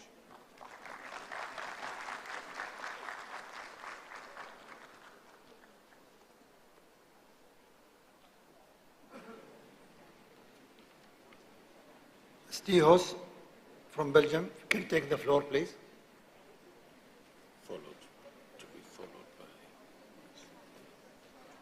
To be followed by Bonda from Syria, Sierra Leone. Dear colleagues, ladies and gentlemen, this year in Belgium, we celebrate a very special birthday. Not my own, because that one happens to be coming around every year, and I must say personally, I found it happens a bit too often. No, this birthday is something quite special. This year marks the 20th anniversary of same-sex marriage in Belgium. We were the second country in the world to allow it nationwide, and it was a victory for two big reasons. First of all, it was a moral victory for all Belgians. In a free society where people are born equal, all people must have the right to build their private lives however they want. Your love for one another can and should never, never be a reason to become a second-class civilian with fewer rights than your neighbor. It should go without saying that equality implies freedom for all, not for some. But secondly, it was also a victory for humanity. And I do not say this lightly. Only last month, Andorra became the 34th country in the world to legalize same-sex marriage. One of the more compelling arguments were the positive evolutions in countries. People are happier, people are safer and more prosperous in equal societies than in societies where law discriminates. And that is only logical, dear colleagues. A recognition of same-sex marriage, which is a recognition of love is love, no matter who the people in love are, is a step towards open and tolerant society. In open societies, people don't have to be afraid to walk in the streets. They don't have to hide who they are when they apply for a job. They can be happy in their relationships with family and with their friends. Same-sex marriage does this. It opens our eyes and shows that the rainbow community exists and that there is nothing, and I say nothing, abnormal about it. This has the largest long-term impacts. Visibility. 20 years ago, we gave an example of what is possible if we allow people in the rainbow community to be themselves, to be equals. And I must say, dear friends, our society didn't collapse. On the contrary, we became collectively happier. Have we reached a perfect society in Belgium? Of course not. Every now and again, our country is shocked by savage acts of violence against the rainbow community, both verbally as physically. 2 years ago, we even had to mourn a man who was murdered because he was gay. We also know that suicide rates in the rainbow community remain terribly high, much higher than in the broader population, because acceptance of a different sexuality remains difficult in certain communities. And even more heartbreaking, it often happens that elderly people go back into the closet when they go to a retired community. So yes, absolutely yes, we have to keep developing initiatives to stimulate acceptance and integration of people in the rainbow community. But most of all, we cannot cease our fights. In the grander scope of things, equal rights have only just arrived, and only in some parts of the world. It is our duty, as representatives of the people, to further the cause, to fight for their freedom, to defend them, and to show them how much and how we care. Political acceptance is the first step towards an accepting society. So, this is my call to action to you today. Let's talk about the rainbow community. Let's treat them as equals. Let's lift all the restrictions that past generations have posed upon them, and let's celebrate love. You couldn't give me any gifts more beautiful than that to celebrate the 20th anniversary of same-sex marriage in Belgium than to say yes to love. I thank you all.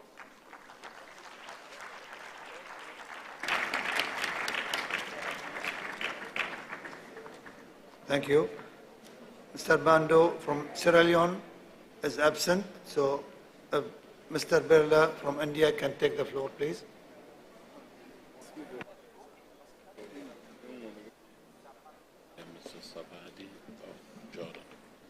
Followed by Mr. Ahmed Sabadi from Jordan.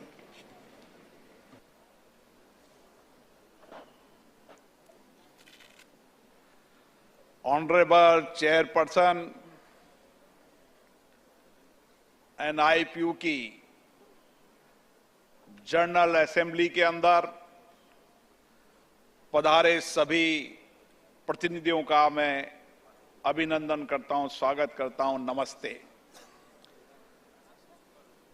आज IPU में शांतिपूर्ण सहअस्तित्व और समावेशी समाज को बढ़ावा देने तथा असहिष्णुता के विरुद्ध संघर्ष के विषय पर चर्चा हो रही है। ये विषय अत्यंतिक महत्वपूर्ण है, सामयिक है और वर्तमान के अंदर इसकी आवश्यकता है। भारत के परिप्रेक्ष्य में मैं अपने विचार व्यक्त कर रहा हूं। प्रतिनिधिगण, भारत दुनिया का सबसे बड़ा कार्यशील लोकतंत्र है। पूरी दुनिया के अंदर मदर ऑफ डेमोक्रेसी के रूप में भारत की पहचान है। प्राचीन काल से लोकतंत्र हमारी परंपरा रही है, हमारी जीवन पद्धति रही है। भारत एक समृद्ध बहुरंगी संस्कृति वाला देश है और यह दुनिया का सबसे बड़ा विशालतम संविधान वाला देश है। हमारा संविधान स्वतंत्रता, समता, बंधुता के साथ सामाजिक, आर्थिक और राजनीतिक न्याय के सिद्धांतों पर आधारित है। ये सद्भावना, सहिष्णुता और बहुसंस्कृति और सभी धर्मों के शांतिपूर्ण सहअस्तित्व के मूल्यों पर आधारित है। हमारे देश अनेक धर्मों की जन्मस्थली रहा है। हमारे देश में हजारों वर्षों से विभिन्न धर्मों और संस्कृतियों के मानने वाले लोग शांतिपूर्ण तरीके से एक साथ मिलकर रहते हैं। विशिष्ट प्रतिनिधिगण हमारे देश की संस्कृति वसुदेव कुटुंबकम के मूल्यों पर आधारित है। हमारा मानना है कि संपूर्ण विश्व का कल्याण हो। भारत की अध्यक्षता में होने वाली G20 में भी हमारी थीम एक पृथ्वी, एक परिवार, एक भविष्य है। हमारा संविधान दुनिया के अंदर समता न्याय का सिद्धांत वाला संविधान है। हमें अपनी विविधतापूर्ण संस्कृति, समृद्ध विरासत पर गर्व है। सांस्कृतिक, सामाजिक विविधता, बहुदलीय विचारधारा हमारे लोकतंत्र की सबसे बड़ी ताकत है। विशिष्ट प्रतिनिधिगण पिछले 75 वर्षों में हमारा लोकतंत्र निरंतर सशक्त हुआ है। हमारे यहाँ 900 मिलियन मतदाता मतदान के लिए रजिस्टर्ड हैं और हमारा मतदान लगातार प्रतिशत बढ़ना लोगों में लोकतंत्र के प्रति विश्वास बढ़ावा और का संकेत देता है। माननीय प्रतिनिधिगण, भारत में सहभागी लोकतंत्र है और हमारे यहाँ बहुदलीय व्यवस्था है। हमारी संसद में जनप्रतिनिधियों के माध्यम से जनता की आशाओं और अपेक्षाओं की अभिव्यक्ति दी जाती है। सभी प्रतिनिधियों को संसद में अपने मत और विचारों को रखने की आजादी है। माननीय प्रतिनिधिगण, 75 वर्षों की लोकतंत्र की यात्रा में हमारी संसद ने लोगों के जीवन में सामाजिक और आर्थिक परिवर्तन करने के निरंतर प्रयास किया है। हम सबका साथ, सबका विकास, सबका विश्वास और सबके प्रयास की भावना से काम कर रहे हैं। हमने सतत विकास लक्ष्यों को पूरा करने की दिशा में पूरी निष्ठा और तत्परता से कार्य किया है। इस उद्देश्य से हमारी सरकार ने आर्थिक रूप से कमजोर वर्गों, युवाओं, महिलाओं सहित समाज के हर वर्ग के कल्याण उत्थान के लिए शिक्षा, स्वास्थ्य, आवास, कौशल जैसी विभिन्न योजनाओं को लागू की है। देश के पिछड़े जिलों को आकांक्षी जिला बनाकर उन्हें विकसित जिलों के समकक्ष लाने का प्रयास किया है। हमारे प्रयासों के एक बेहतर परिणाम सामने आए हैं। ये हमारे जन केंद्रित शासन और एक समतामूलक समाज के निर्माण की हमारी प्रतिबद्धता को दर्शाती है। विशिष्ट प्रतिनिधिगण, बदलते परिप्रेक्ष्य में हमारा दृढ़ विश्वास है कि सभी वैश्विक विषयों का समाधान शांतिपूर्ण तरीके से बातचीत के द्वारा किया जाना चाहिए। हमारी संसद ने भी सामूहिकता के साथ विश्व के समक्ष जलवायु परिवर्तन, लैंगिक समानता, सतत विकास लक्ष्य, कोविड महामारी जैसे महत्वपूर्ण विषयों पर व्यापक सार्थक चर्चा की है। सभापति महोदय, एक शांतिपूर्ण, समृद्ध और समावेशी वैश्विक व्यवस्था का निर्माण उसी दिशा में संभव है जब वैश्विक संस्थाएं समानता और न्याय पर आधारित हो। यूएन, सुरक्षा परिषद जैसी वैश्विक संस्थाओं में नई परिस्थितियों के अनुसार सुधार लाने की आवश्यकता है। 1 minute, please. विभिन्न देशों की व्यापक सहमति है। हमारा मानना है कि इस महत्वपूर्ण मामले पर गंभीर बातचीत और ईमानदारी से आगे बढ़ाना चाहिए। संयुक्त राष्ट्र परिषद में सुधार की प्रक्रियाओं को हमेशा के लिए रोका नहीं जा सकता, इसलिए हमारे लिए किसी भावी वैश्विक एजेंडा का एक महत्वपूर्ण अंग होना चाहिए। माननीय प्रतिनिधिगण, हमारा मानना है कि समावेशी विकास से ही समाज में शांतिपूर्ण, सुस्थिर एवं सहिष्णुता को बढ़ावा मिल सकता है। सामाजिक और आर्थिक विसंगतियों को दूर करने के लिए हमें और तेजी से काम करने की आवश्यकता है ताकि लोकतंत्र पे लोगों का विश्वास और भरोसा बढ़े। माननीय प्रतिनिधि, अंत में कहना चाहता हूं, संपूर्ण विश्व के लिए स्थायी शांति और सौहार्द ही भारत का शाश्वत संदेश है। हमारा विश्वास है कि शांतिपूर्ण सहस्थित और परस्पर चर्चा संवाद से लोकतांत्रिक तरीके से समावेशी एवं सहिष्णु समाज का निर्माण संभव है। इस कार्य में हमारी संसदों की महत्वपूर्ण भूमिका है। आइए हम सब मिलकर सामूहिकता के भावना से मानवता के बेहतर भविष्य के निर्माण में अपना योगदान दें। धन्यवाद।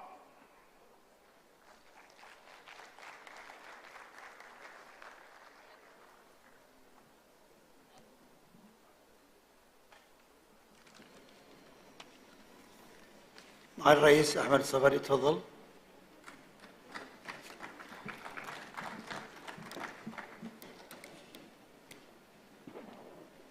بسم الله الرحمن الرحيم، والصلاة والسلام على النبي العربي الهاشمي الأمين وعلى الأنبياء والرسل أجمعين.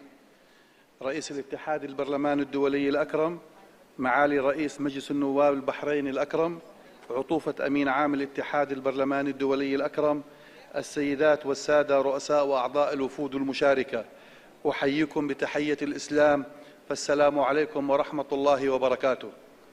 هذه تحية المحبة والتسامح، تحية الرسالة الخالدة التي أنزلت على النبي العربي الهاشمي الأمين، فحملها للناس كافة، وهو الصادق الأمين صاحب الخلق المبين، ينشر قيم الخير والرحمة داعيا ومطبقا لسيادة العدل والمساواة وترسيخ قيم التعايش والسلم. لقد بدأت حديثي عن قيم الإسلام العظيمة لأقول بوضوح أن الإسلام عانى من تهم الزور والبهتان، فالمسلمون أكثر من عانى وخسروا الأرواح بفعل أيادي الإجرام المتطرفة، وعلى العالم أن لا يتعامل بازدواجية في هذا الملف، فالإرهاب لا دين له. وكلنا شاهدنا الأعمال الدموية في منطقة الشرق الأوسط وأفريقيا والتي مارستها داعش وأخواتها بحق المسلمين، مثلما شاهدنا كيف امتدت أيادي التطرف على المساجد والكنائس والمصلين الآمنين في أكثر من دولة في هذا العالم. وهنا أقول إن محاربة التطرف والإرهاب تحتاج إلى جهد وتنسيق دولي جامع، وهي رؤية عبر عنها جلالة الملك عبد الله الثاني من خلال دعوته المستمرة إلى مواجهة الفكر الظلامي، وعلى المستويات كافة، العسكرية منها والأمنية والثقافية والاجتماعية. السيدات والسادة الكرام، إن عنوان مؤتمرنا ينطوي على أهمية كبيرة، حيث الدعوة إلى تعزيز التعايش السلمي، وهي غاية نبيلة نحتاجها اليوم في ظل تنامي خطاب الكراهية، ولكنها تصبح أكثر ضرورة في ظل مآسي الشعوب، فكلنا اهتزت قلوبنا وأصابها الحزن بعد مشاهد الدمار في سوريا وتركيا أثر الزلزال الأليم. والعالم اليوم أمام مسؤولية أخلاقية في تأمين احتياجات اللاجئين والدول المستضيفة لهم، وهو يقف أيضاً أمام تحديات متراكمة في تنامي مستويات الفقر في العديد من دول العالم. وعليه أرى أن مسؤوليات علينا كبرلمانيين في تعزيز قيم التعايش السلمي تكمن في 5 مسارات. أولاً، اتخاذ مواقف برلمانية واضحة بمواجهة الإساءة للأديان والمعتقدات، على أن تقوم الحكومات بوضع قوانين صارمة لتجريم هذه السلوكيات البغيضة، والوقوف بحزم أمام ذريعة حرية الرأي والتعبير التي بات يستخدمها البعض للنيل من رموز الدينية. فماذا يمكن تسمية حرق نسخ من القرآن الكريم أو الإساءة لنبي الرحمة محمد صلى الله عليه وسلم سوى أنه إرهاب وتطرف واستفزاز لمشاعر المسلمين في مختلف أنحاء العالم؟ ثانياً، ضرورة الالتزام وسائل الإعلام المختلفة ومنصات التواصل الاجتماعي ومحركات البحث بعدم نشر أي محتوى يحرض على الكراهية والعنف. ثالثاً، وقف برامج التسلح التي يشهدها العالم ومنها منطقة الشرق الأوسط، والتي نؤكد على ضرورة أن تكون منطقة خالية من أسلحة الدمار الشامل، وعلى رأسها الأسلحة النووية ومن الجميع دون استثناء. رابعاً، توحيد وتنسيق الجهود الدولية في محاربة التطرف والإرهاب، والدفع بمشاريع التنمية والتعليم والصحة، ومواجهة نقص الأغذية والدواء والماء الذي تواجهه العديد من دول العالم. خامساً، تبني الحوار سبيلاً لحل النزاعات والخلافات ونبذ التعصب، ودعم المبادرات الهادفة إلى تدعيم قيم المحبة والتسامح وتقبل الآخر واحترام رأيه. السيدات والسادة الكرام، هذه المسارات وغيرها من الأفكار التي نطرحها في هذا المؤتمر لو تم تطبيق نصفها لكانت كفيلة بعودة قاطرة العالم إلى مسارها الصحيح، بعد أن مالت إلى الحروب وتنامت في سكتها عثرات التطرف والعنف على اختلاف أسبابه. فليس بعيدا من هنا، حيث فلسطين في قلب المنطقة، كان عدم إيجاد حل عادل وشامل لقضيتها وحق شعبها بإقامة دولتها المستقلة ووقف الاستيطان والتعدي على المقدسات الإسلامية والمسيحية في القدس الشريف أحد أهم أسباب التوتر وعدم الاستقرار في منطقة الشرق الأوسط. وبالحديث عن فلسطين فإني أقف بإجلال وفخر مثل أي أردني وأنا أرى جلالة الملك عبد الله الثاني يحمل أمانة الوصاية على المقدسات الإسلامية والمسيحية في القدس الشريف، مجسداً صوت الحكمة والاعتدال، حاملاً لواء الدعوة للعيش المشترك، مؤمناً على الدوام بحق المسلمين والمسيحيين الأبدي والتاريخي في المدينة المقدسة. إن الأردن أيها السيدات والسادة الكرام يشكل نموذج الدولة التي حافظ فيها المسلمون والمسيحيون على ترابطهم وعيشهم المشترك. فنحن نؤمن أن المسيحيين العرب جزءاً أصيلاً من حضارتنا العربية والإسلامية، ومعاً كنا يداً بيداً في مسيرة البناء الوطني، وتلاقت بالمحبة والسلام أصوات المآذن وأجراس الكنائس. وعلى ضفاف نهر الأردن الخالد تتقابل مآذن فلسطين مع موقع المغطس السيد المسيح في أردن الهواشم والشعب العظيم، ليجسد بلدنا بتاريخه وحاضره المعنى الحقيقي للتسامح والوئام بين الأديان وبناء جسور المحبة بين الإنسانية جمعاء. فكما أطلق معالي الرئيس 30 ثانية من فضلك. فكما أطلق الأردن رسالة عمان التي أسست لرفض منهج التكفير والإقصاء بما يحقق الوئام بين أبناء الإسلام وأتباعه، كان أيضا يشهد إطلاق مبادرة كلمة سواء والتي تدعو للعيش بين المسلمين والمسيحيين. ومن موقع هذا فإنني أدعو جميع المشاركين في هذا المؤتمر التكرم بدعم الطلب المقدم من مجلس الشورى بدولة القطر الشقيقة كبند طارئ على جدول أعمال هذا المؤتمر، والمتضمن تجريم ازدراء الأديان ونشر الكراهية بين الشعوب والدعوة إلى تعزيز قيم التعايش والتسامح والسلام والأمن الدوليين. السيدات والسادة الكرام، من أرض البحرين الشقيقة والغالية على قلب كل الأردنيين، أتوجه في الختام للأشقاء هنا قيادة وحكومة وبرلمانا وشعبا بخالص معاني الشكر والتقدير على حسن التنظيم وحفاوة الاستقبال، متمنيا لأعمال هذا المؤتمر النجاح والتوفيق.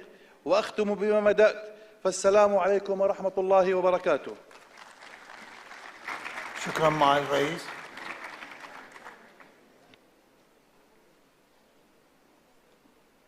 Mr. Farouja from Malta, followed by His Excellency Ali Saleh from Bahrain.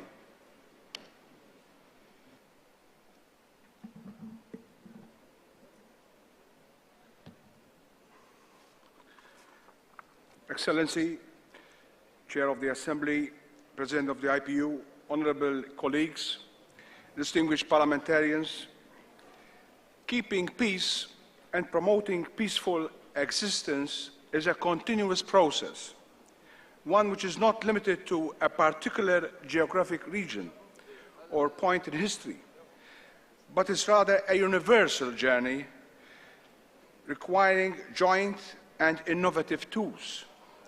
It is crucial to transform words into action and be open to different beliefs and creeds. Therefore, I emphasize very strongly the importance to recognize that tolerance and peace are not abstract, unattainable concepts applicable only to certain countries or political realities, but are universal notions that should form the basis of our every policy and also, I must admit, the legal shape. Moreover, I emphasize that tolerance and peace necessitate a reciprocal approach and a wholehearted participation by each and every one of us. From the youngest members of our societies to our elderly members of our population, from the remote farmer working the land to the urban business CEO, we are all to hold the potential to be ambassadors for tolerance and peace. Distinguished colleagues, as elected representatives of our respective communities, parliaments enact legislation and are in direct contact with their respective constituents. Therefore, members of parliament are instrumental to promote peace and foster fundamental values of non-violence, respect and openness to others, tolerance, solidarity and peace. I come from a very small island called Malta, a state in the center of the Mediterranean, in which politicians keep constant contact with their constituents. Even though it is not legally binding, Malta has one of the highest turnouts in elections as citizens follow very closely national politics. It is therefore more important for politicians and members of parliament to feel this responsibility, the act and speak in a respectable way. Malta, as you know, is right down in the center of the Mediterranean, a sea which is surrounded by different contentions, by different continents, different cultures, different and diverse economic, geographic and social realities. Unfortunately, it is a region which is afflicted by way too long by conflicts. Malta, since its independence and later as a neutral state, has always advocated peace in the region. I recall way back in history 1975, during the meeting in Helsinki by the Conference of Security and Cooperation in Europe, Malta alone advocated for an inclusive political dialogue, thus promoting the participation of all the southern Mediterranean states. In the years that followed, Malta continued to be a beacon of neutrality and facilitated the organization of numerous meetings and events aimed at promoting dialogue and peace. As members of parliament, we also have an important role to use parliamentary diplomacy as a catalyst for the propagation of tolerance and peace. Inter-parliamentary participation should serve to strengthen dialogue and provide us with the possibility to discuss and act in a timely way where elements of intolerance and hate seep into our discourse and communities. Malta hosts the Global Council for Tolerance and Peace. The Council began as a window for tolerance and spreading peace and notable human objectives and noble ones. It is developed into an international organization that relies on democratic principles in order to teach true and sustained peace for human mankind through the spreading of culture of tolerance between all countries. The Maltese Parliament is now also engaged in the activities carried out by the Global Council, and in June this year, in 3 months' time, a conference will be held in Maltese Parliament building on tolerance and peace in the Middle East and North African region. Finally, on an international point and level, IPU can serve as a very good platform to promote peace. A year ago, when we met in Nusa Dua and adopted a resolution entitled Peaceful Resolution of the War in Ukraine, respecting international law, the Charter of the United Nations and territorial integrity, that resolution, as you know, recommended that a task force on the situation in Ukraine is established to facilitate the role of parliaments in formulating feasible, peaceful solutions. It is crucial that we continue to seek tangible results through the work of this task force. Colleagues, I would like to conclude by sharing with you a very short but very meaningful sentence by a wonderful person who practiced peace by sharing love with others through her life experience, the late Mother Teresa of Calcutta. If you have no peace, it is because we have forgotten that we are holding each other. Thank you very much. Thank you, Mr. Speaker. معالي الرئيس علي صالح بحرين تفضل, followed by Mr. Miara from Morocco. معالي الرئيس.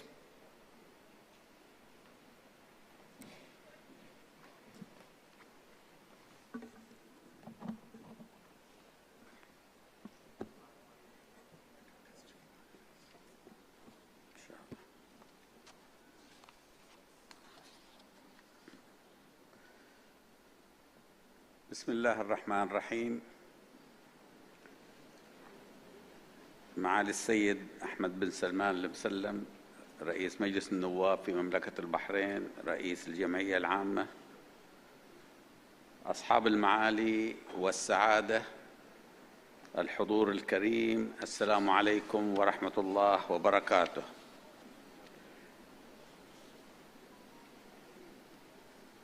يطيب لي في البداية أن أرحب بكم في مملكة البحرين، وأن أعبر لكم بمشاعر الغبطة والسعادة بتشريفنا بحضوركم والتئامكم في بلدنا الذي عرف على مر التاريخ بأنه ملتقى الحضارات والثقافات والأديان، ومركز للسلام والتعايش والتسامح والحوار.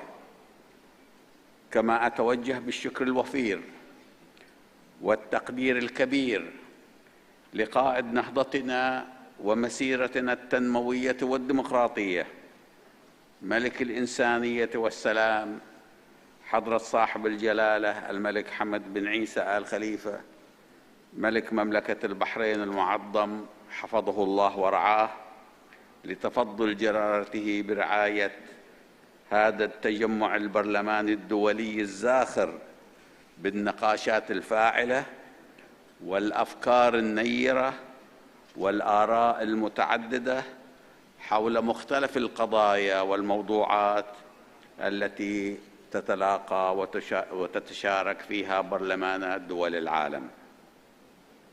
السيدات والسادة، إن مملكة البحرين في ظل القيادة الحكيمة تقدم العديد من المبادرات والرؤى التي تنطلق من عقيدة ثابتة وإيمان راسخ بأن الأخوة الإنسانية والتعايش السلمي والاحترام المتبادل والاعتدال والوسطية هي المرتكزات الفاعلة التي أكد عليها ميثاق العمل الوطني ودستور مملكة البحرين، وأن المبادرة الملكية بإنشاء مركز الملك حمد للتعايش السلمي شكلت محطة مضيئة في السجل الحضاري لمملكة البحرين، وخطوة رائدة عززت القيم الإنسانية وأبرزت العطاء الإنساني الممتد للجميع لنشر السلام العالمي ومكافحة التعصب بمختلف أشكاله وصوره.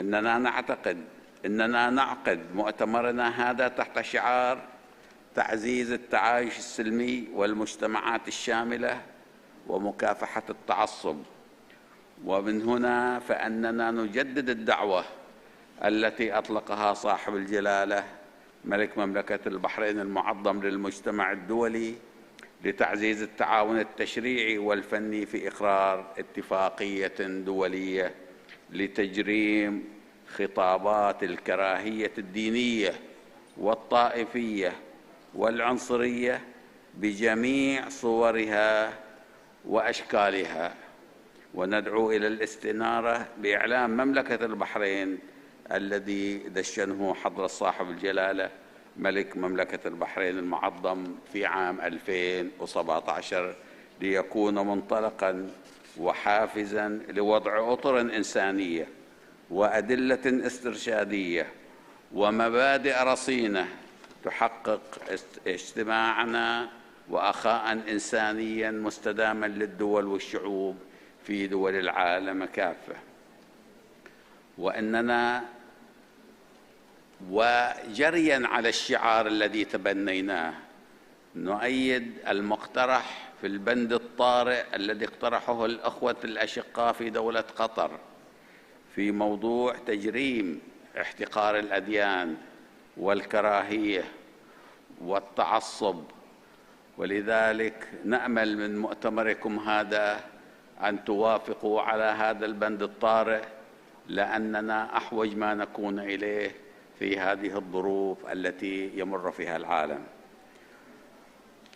وبدعوة ومساندة من صاحب السمو الملكي الأمير سلمان بن حمد آل خليفة ولي العهد رئيس مجلس الوزراء حفظه الله للسلطة التشريعية في مملكة البحرين، ودعوته لنا نعمل من خلال الدبلوماسية البرلمانية على نشر القيم النبيلة في التعايش والتسامح والسلام في المحافل الإقليمية والدولية.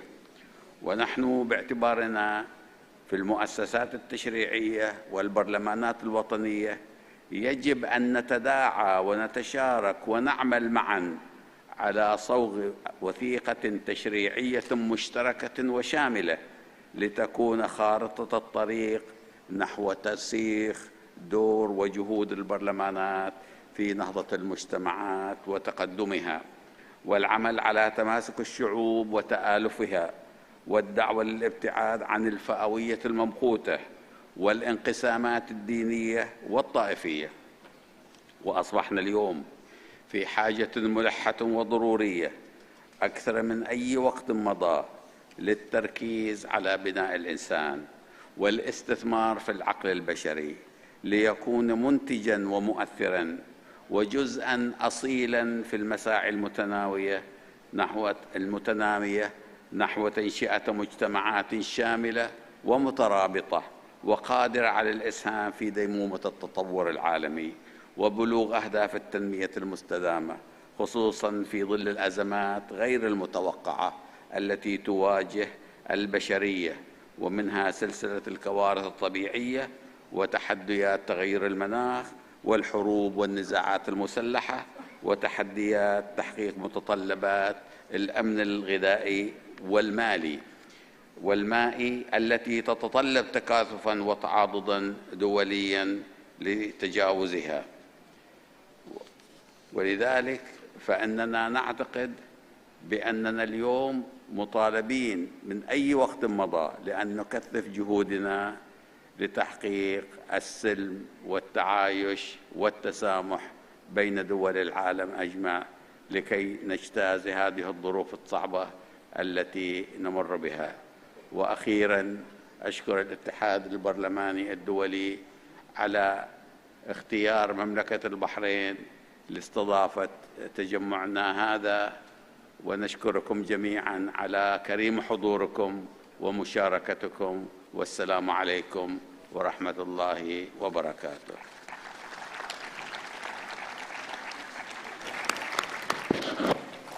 شكرا معالي الرئيس آل صالح. معالي الرئيس ميارة من المغرب، تفضل. Followed by Mr. Botemer from Ireland, and he will be the last speaker of this session, and will continue at 2:30.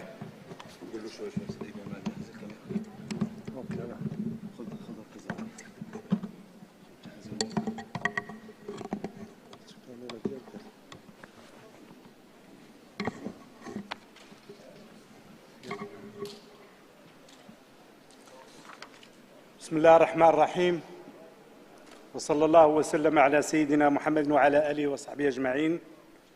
معالي السيد رئيس مجلس النواب بالمملكة البحرين الشقيقة، معالي السيد رئيس مجلس الشورى بمملكة البحرين الشقيقة، السيد الأمين العام للاتحاد البرلماني الدولي، السيدات والسادة الرؤساء، زملائي وزميلاتي البرلمانيين، يطيب لي باسم الخاص ونيابة عن أعضاء الوفد البرلماني للمملكة المغربية أن نتقدم بأسمى عبارات الشكر والامتنان لمملكة البحرين الشقيقة ملكاً وحكومة وبرلمانا وشعبا على ما حظينا به من حفاوة استقبال وكرم ضيافة استثنائيين ليس بالجديدين على هذا الشعب العظيم، منوهين بالمناسبة بحسن وجودة التنظيم العالي الذي ميز أشغال وسيميز هذه الأشغال بإذن الله، ومشيدين بالاختيار الموفق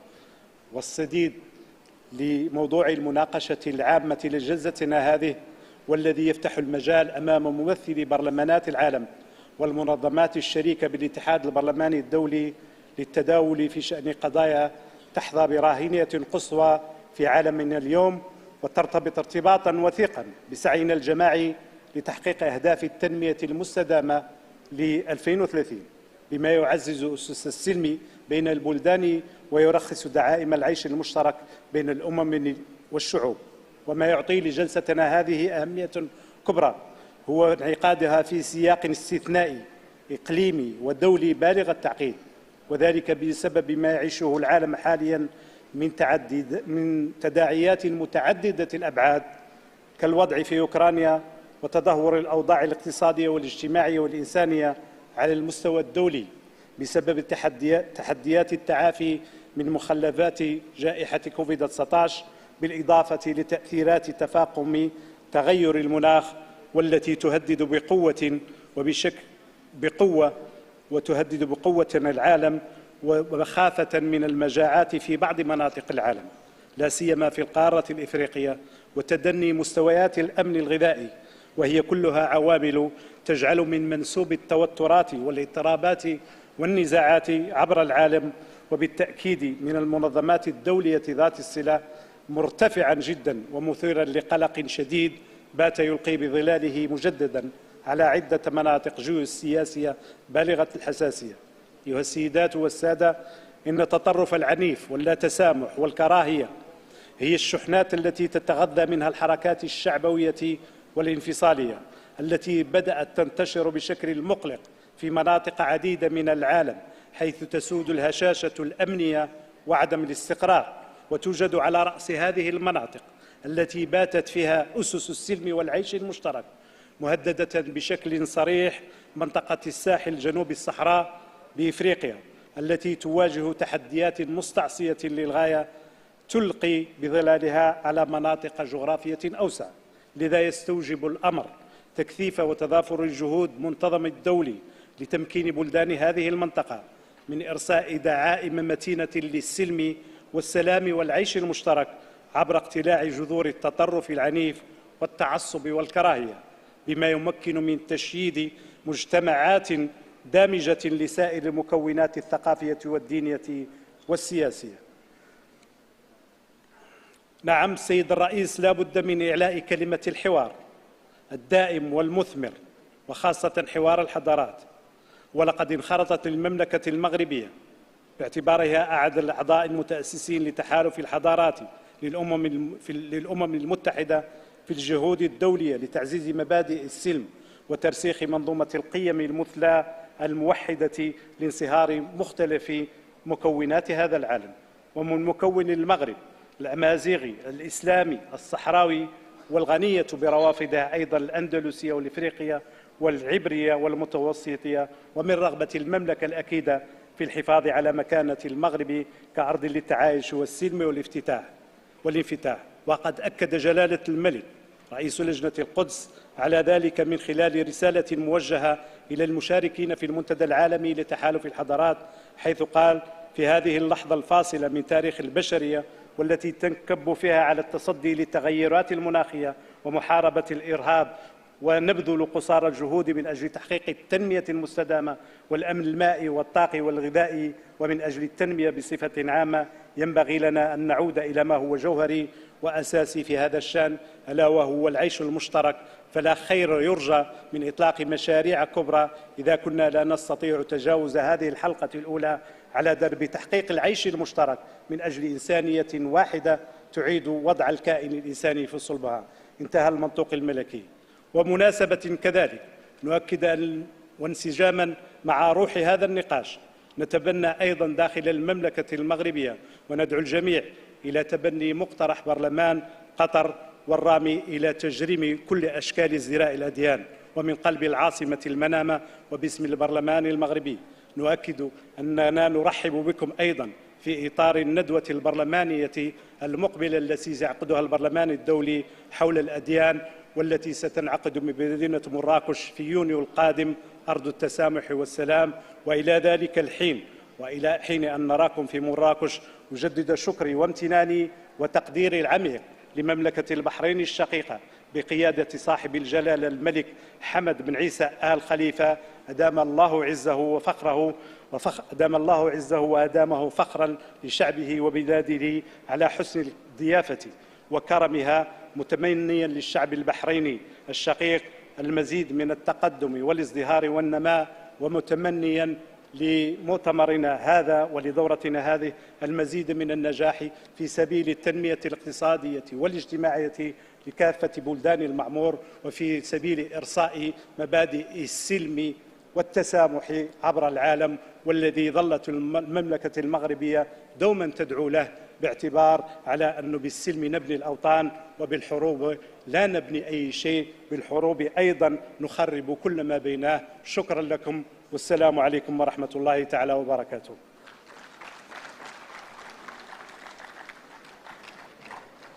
شكرا معالي الرئيس. Mr. Butamir from Ireland, he will be the last speaker for this session.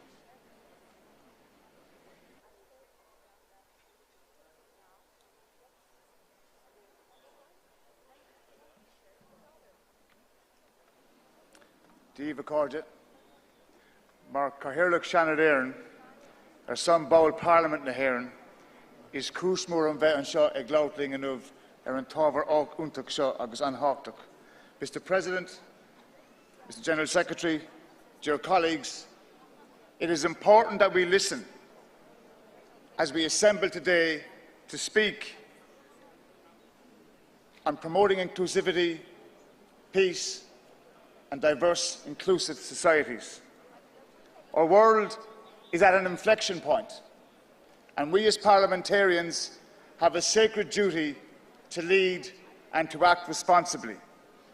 If we are really serious about what we're doing here today and this week in Bahrain,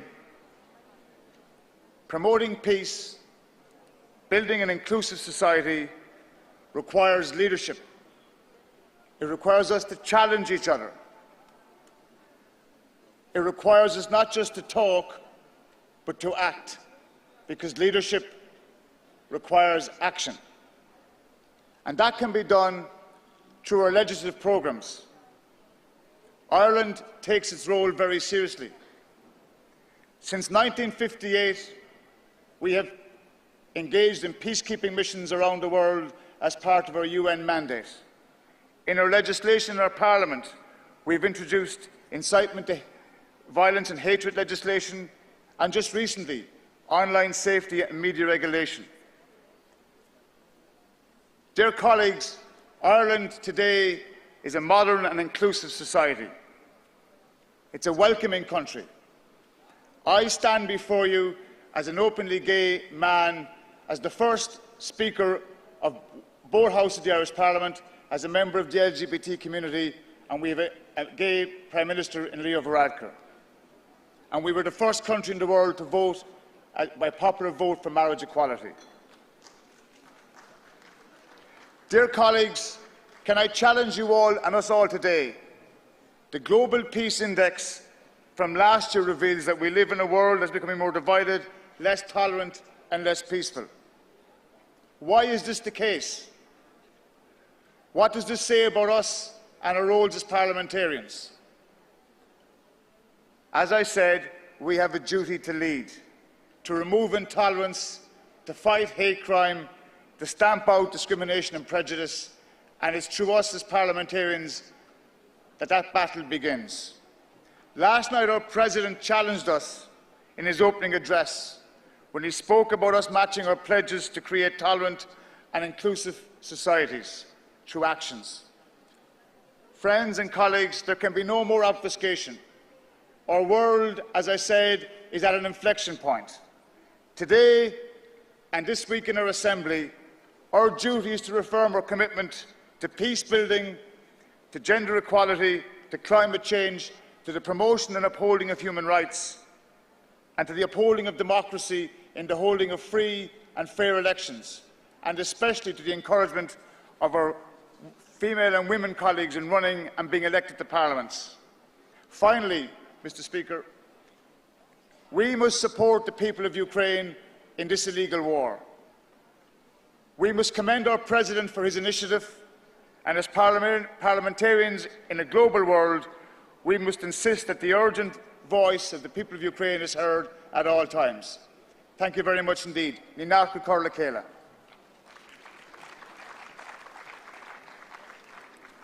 Mr. Secretary General.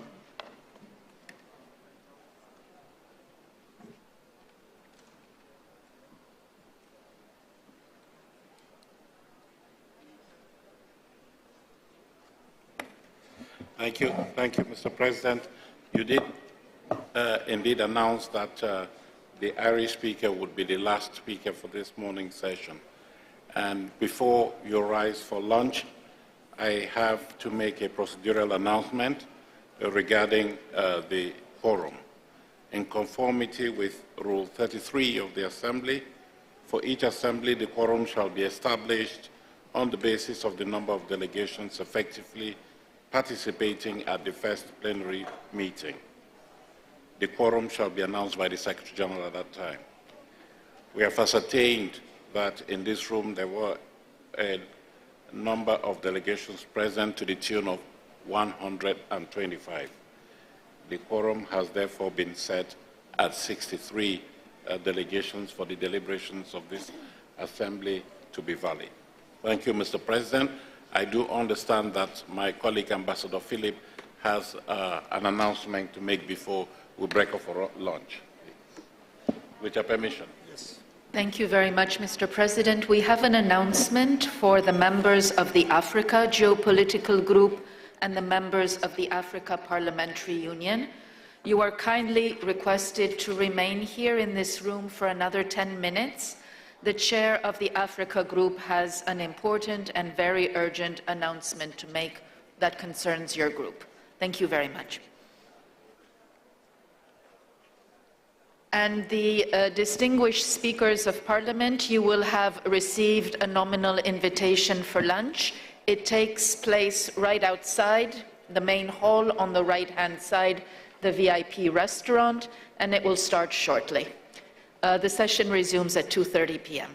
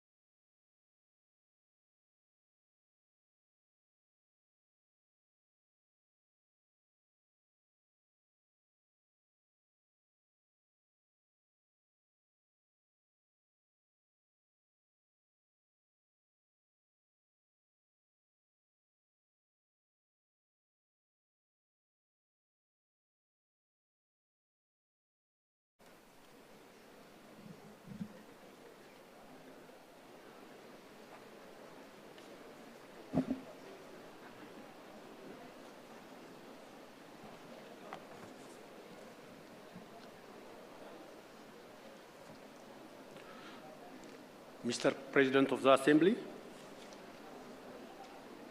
Mr. President of the IPU, Mr. Secretary General, speakers from the globe, ladies and gentlemen, first of all, on behalf of the people of the Federal Democratic Republic of Ethiopia, I wish to cordially greet all the parliamentary delegations attending the 146th Assembly of Inter-Parliamentary Union, and hope that the discussions within this framework will contribute further to strengthening of the role of the parliaments as a whole and our cooperation.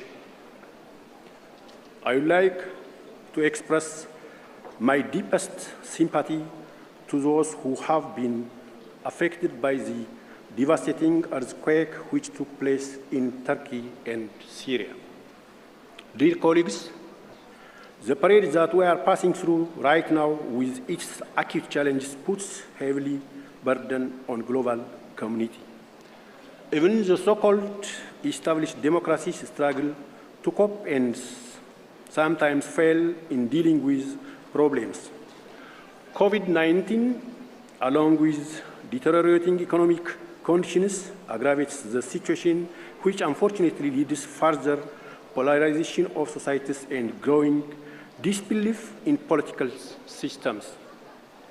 A subtle line between freedom of expression and disinformation, the hate speech, fake news, faces the risk of being erased altogether. In those circumstances, the function of national parliaments needs to be thoroughly elaborated. Dear colleagues, I would like to emphasize my firm belief that promotion of peace and security is a highly important tool for development of democracy, protection of human rights, and ensuring sustainable development. We Ethiopians, our leading role in the peacekeeping missions, our peacemaking efforts in Sudan, Somalia, and South Sudan, and our recent success in resolving our own long-standing no peace relationship with Eritrea are the prominent example in respect. Last year, on this time, Ethiopia was just coming out of costly conflict. This time, I am here to celebrate the signing on November 2nd, 2022, of the Pretoria Peace Accord between Ethiopia and the Ethiopian government and the TPLF, which has led to silencing the guns in the northern part of our country. Excellencies, our region of Horn of Africa is full of both human-made and natural disaster. Terrorism, climate change, droughts, and conflicts surround the region needs global effects and solidarity to address the challenge. Ethiopia recently established the Peace and Reconciliation Commission, mandated to facilitate this peace and reconciliation process across the nation. This will help Ethiopia to promote the mutual coexistence of communities of fighting intolerance through the developing democratic culture to resolve conflicts in peaceful manner. Excellencies, ladies and gentlemen, the challenge of climate change is a case in point. We all know that developing countries' contribution to global warming is insignificant. Yet, climate change is already affecting Africa more severely than any other part of the world. To this extent, climate change is an African problem, but its roots lie elsewhere. Global meetings on climate change are rich with rhetoric, climate justice, the just transition, common but differentiated responsibilities of parties. These talks however, are hardly ever backed up with action. And Africa cannot wait. Ethiopia is definitely not waiting the solution to come from outside. Instead, we are doing all we can to contribute to climate change mitigation and adaptation. Over the past 4 years, Ethiopia's contribution through our National Green Legacy Initiative has mobilized 25 million Ethiopians across the nation. Collectively, we have now planted well over 25 billion trees across the country. For many countries, for my country, investment in environmental protection is not a charity. It is driven by the enlightened self-interest. For us in Ethiopia, environmental protection is about everything we are as a society. It is about our ability to feed ourselves. It is about our ability to conserve water and other precious resources. It's about our ability to preserve peace between adjoining communities. It's about a survival as a nation. Ladies and gentlemen, to bring about just and equality of women in political decision-making and representation in the parliaments, Ethiopia undertaking major reforms and building democratic institutions to ensure equal representations of women and youth at both political decision-making body and parliamentary level. In case 40% of our parliament, 40% and above of our parliament is women, the women's participation in the cabinet member is 50%, and 98% of the regional councils led as a speaker in the regions are women. Therefore, we hope that political will, legal reforms, and mobilization of political decision makers jointly with civil society can further open— Mr. Speaker, 1 minute, please. —the way for more women into parliament and into politics in order to promote inclusion and doing so to help strengthen the democratic systems. The IPU, throughout its long history, has always stood for the principle that global challenges require global response. Ethiopia believes that only through the collective action and reaction, solidarity of the states, and strengthening multilateral forum can confront threats to humanity and fighting against unjust. In conclusion, Ethiopia, the expansion and deepening of relations between the parliaments of the movement to serve the global effort affirmed as the strengthening peace, democracy, and sustainable development, and committed to play its part to fulfillment of the objectives of the founding of the Inter-Parliamentary Union. I thank the Inter-Parliamentary Union.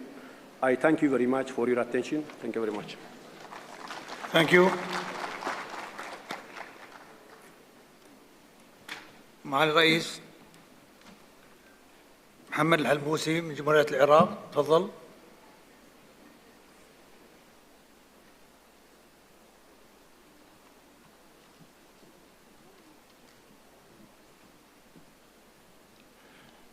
شكرا جزيلا. نيابة عن السيد رئيس المجلس حصل إلى أمر طارئ سألقي كلمة العراق. بسم الله الرحمن الرحيم.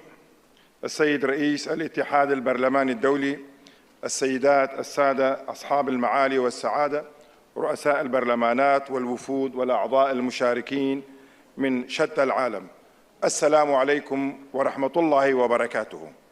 في البدء أتقدم بالشكر الجزيل والتقدير والعرفان لإخواننا في مملكة البحرين ملكاً وحكومة وشعباً على كرم الضيافة والاستقبال الذي يليق بالبحرين وتاريخها وثقافتها ومآثرها العربية والإنسانية الأصيلة.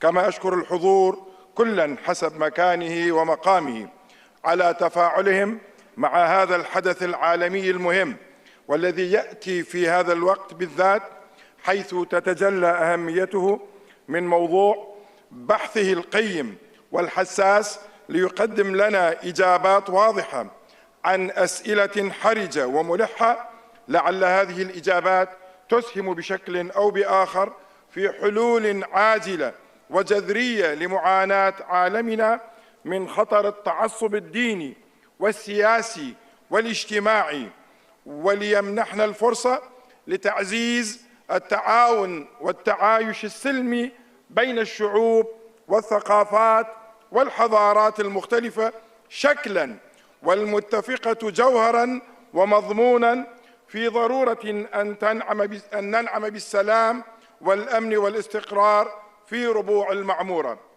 السيدات والسادة، لقد عانى عالمنا في العقدين الماضيين من أزمات اقتصادية واجتماعية وثقافية متتالية كان لها تأثير مباشر على واقع المجتمعات المحلية والدولية، وتسببت بشروخ بالغة في النسيج العالمي، وانعكست سلباً على واقع أمن وسلامة الشعوب، الأمر الذي ساعد على إفراز نزعات عنصرية وعلى شتى الصعد السياسية والاجتماعية والثقافية بل وحتى الاقتصادية، وتضررت صيغ التواصل في أبعادها الإنسانية بشكل مقلق بسبب تزعزع الثقة ولجوء الجماعات والفئات الهشة للاحتماء بعناوين خارج سياق الدولة والقانون والنظام العام،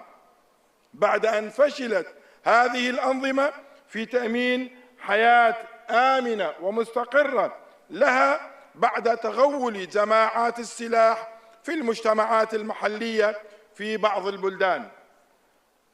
الحاضرون الكرام، إن تصاعد حدة التوتر في عالمنا اليوم أوصلنا إلى حافة الهاوية بعد تفوق خطاب الكراهية في منصات التأثير الإعلامية والسياسية،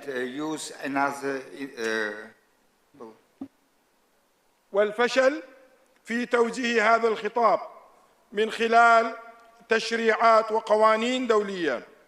الإخوة والأخوات الحضور، لقد مارست الجماعات الإرهابية في العراق في وقت سابق أقسى وأعنف أشكال القمع والتنكيل والقتل والتدمير والتغييب، فضلاً عن مصادرة الرأي، وحاولت شق الصف الوطني وزرع الفتنة بين مكونات وطوائف وأديان أبناء هذا الشعب. لولا تكاتف العراقيين وتعاونهم ورفضهم لكل أصناف التطرف وبكل تجلياته وصوره وأثوابه المقيتة، ونحن اليوم نعيش حالة من الفهم والإدراك العميق لهذه التحديات، وعلى العالم أن يلتفت إلى هذه التجربة التي بذل العراقيون من أجلها الدماء الغالية وتخطوا الصعوبات الجمة والأوقات العصيبة، وهم اليوم على معرفة تامة بأضرار هذه النزعة وما تكلفه من خسائر فادحة. وقد قرر العراقيون على عدم العودة بأية صيغة لهذه المرحلة إلا في استلهام الدروس والعبر واستذكار التضحيات والشهداء. أكرر شكري وتقديري لأهلنا في مملكة البحرين الشقيقة على هذا التنظيم المتميز، وأخص بالذكر الشكر أخي معالي رئيس مجلس النواب البحريني على كرم الضيافة العربية الخليجية، متمنيا لجميع المشاركين التوفيق والنجاح، والسلام عليكم ورحمة الله وبركاته. شكرا. Mr. Mansina, please, from Seychelles.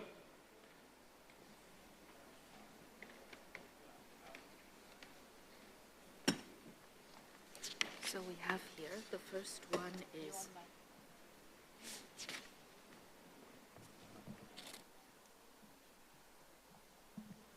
Thank you. Honorable President, Chairman of the IPU Assembly, President of the IPU and Secretary General, distinguished members of the panel, colleagues, speakers, and members of Parliament, distinguished guests, ladies and gentlemen. I can use these few minutes only to express my full support for the call being raised in this assembly for promoting peaceful coexistence and fighting intolerance so as to build inclusive societies. The matter before us is urgent. The dimensions of the challenges that have been expressed by various persons who have addressed us so far have shown this. The fear, the reality that we have to face today is that the world is slipping in many aspects of this challenge.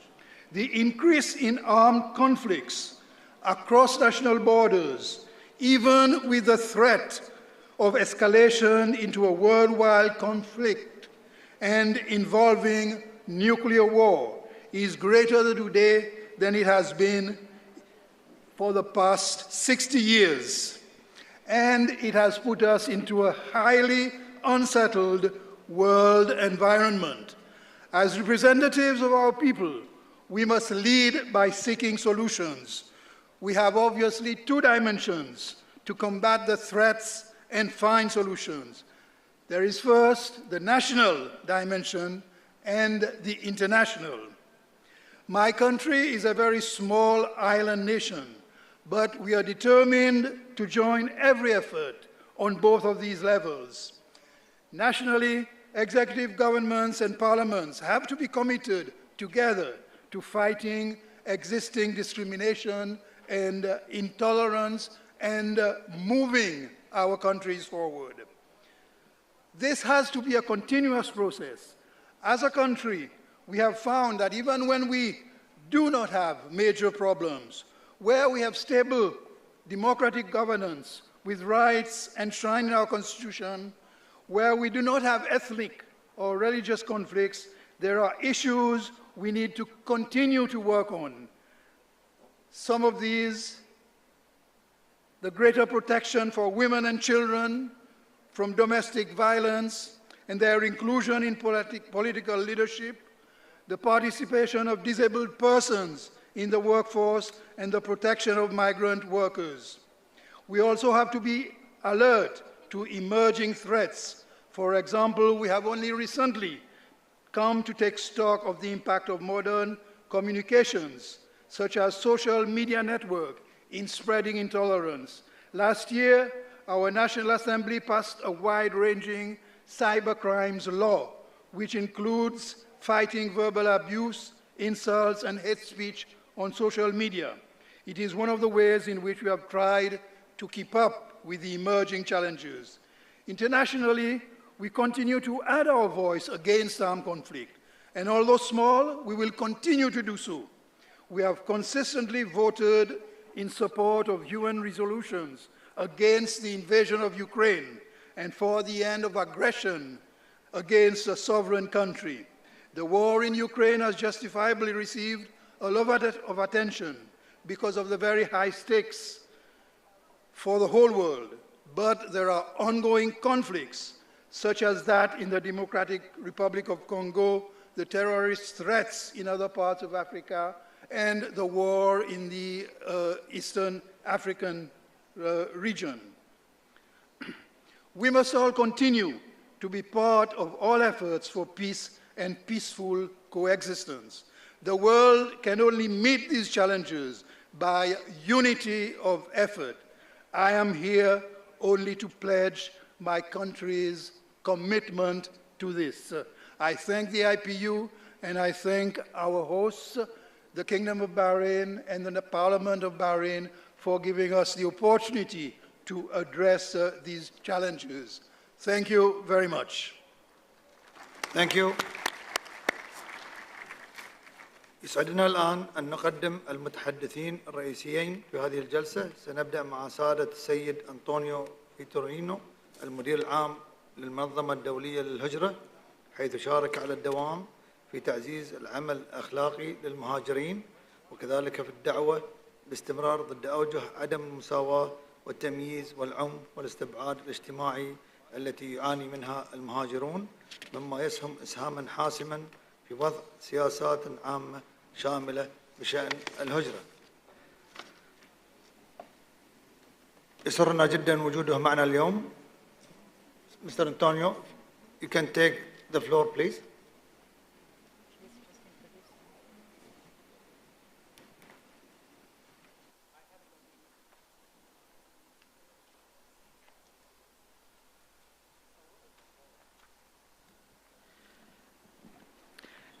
Excellencies, distinguished delegates, first of all, I would like to thank you, Mr. President, the Secretary General of the Inter-Parliamentary Union, for the invitation to attend and address the parliamentarians of the world in this 146th general debate that could not be more relevant today.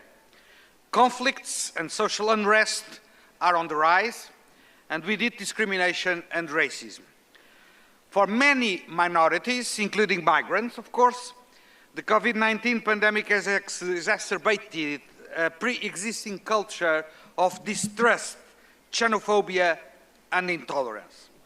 The pandemic has also exacerbated structural inequalities for migrants, hindering their protection and inclusion in the societies where they live, all of which further aggravate the isolation of migrants and lead to further extension from the rest of society. As we recover from the worst effects of the pandemic, we need to take into account the multidimensional nature of the challenges in front of us today, including the direct and indirect effects of conflicts worldwide, growing food insecurity, and the devastating impacts in human mobility of climate change.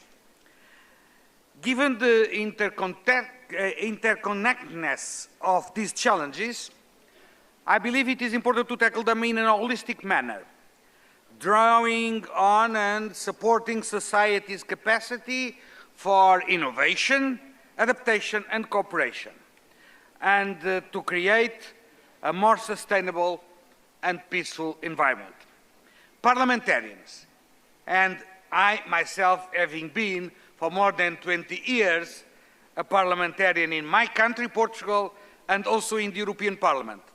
Parliamentarians, as elected representatives, have a responsibility to create avenues to de-escalate conflict, activate individual and community capacities, and build pathways that steer us away from intolerance and towards peaceful coexistence.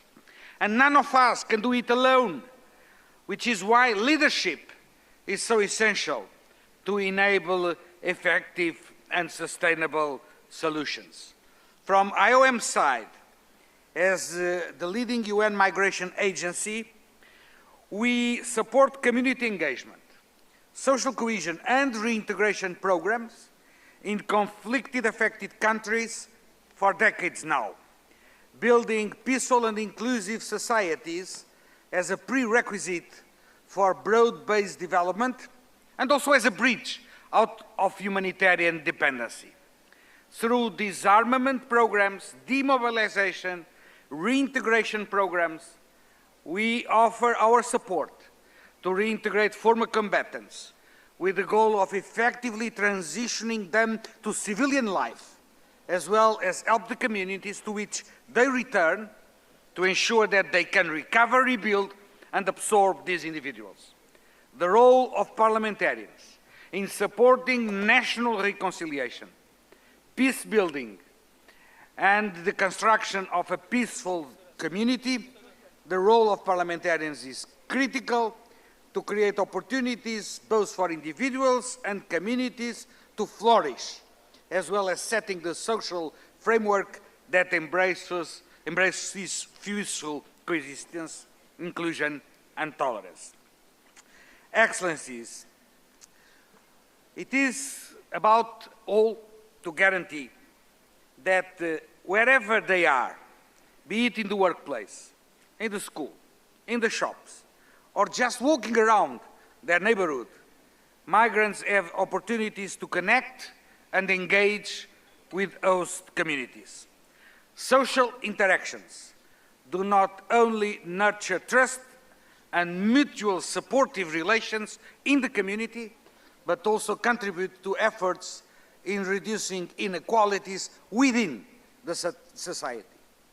Creating an environment of peaceful coexistence and inclusion is, I know, a difficult journey and a whole of society endeavor. The country where we are today, Bahrain, is indeed an example of a vibrant multicultural and multi-religious hub. A large portion of the population here in Bahrain has come from dozens of countries across Asia, Africa, and beyond. Bahrain has a rich history of diversity and peaceful coexistence, dating all the way back to the Dilmun civilization in the second millennium before Christ. This can also be seen with the presence of the Hindu temple in the heart of Manama, dating back the early 19th century, as well as the many churches scattered throughout the country, including the very significant Our Lady of Arabia Catholic Church, which was inaugurated recently in 2021.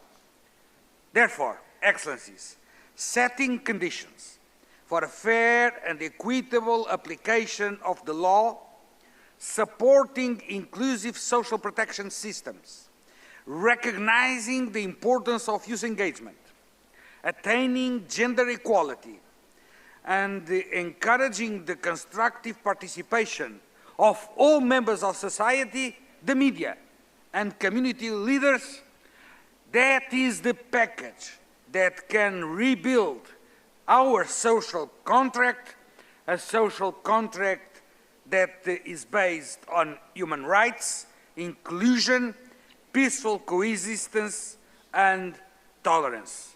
That's our aim. Thank you so much.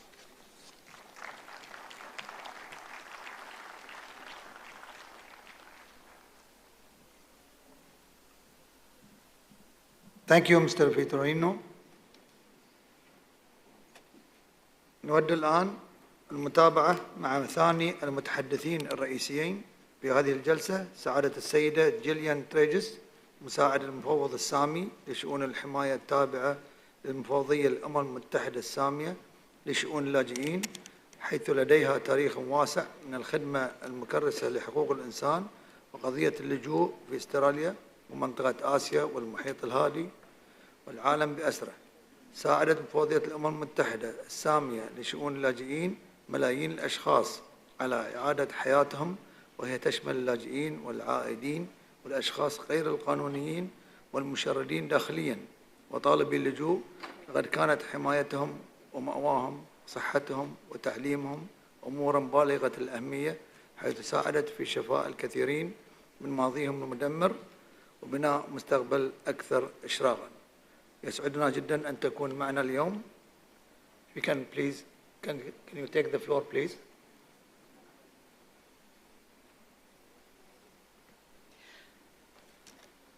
Mr. President and parliamentarians of IPU, thank you very much indeed for this opportunity for the United Nations Refugee Agency to speak to you today.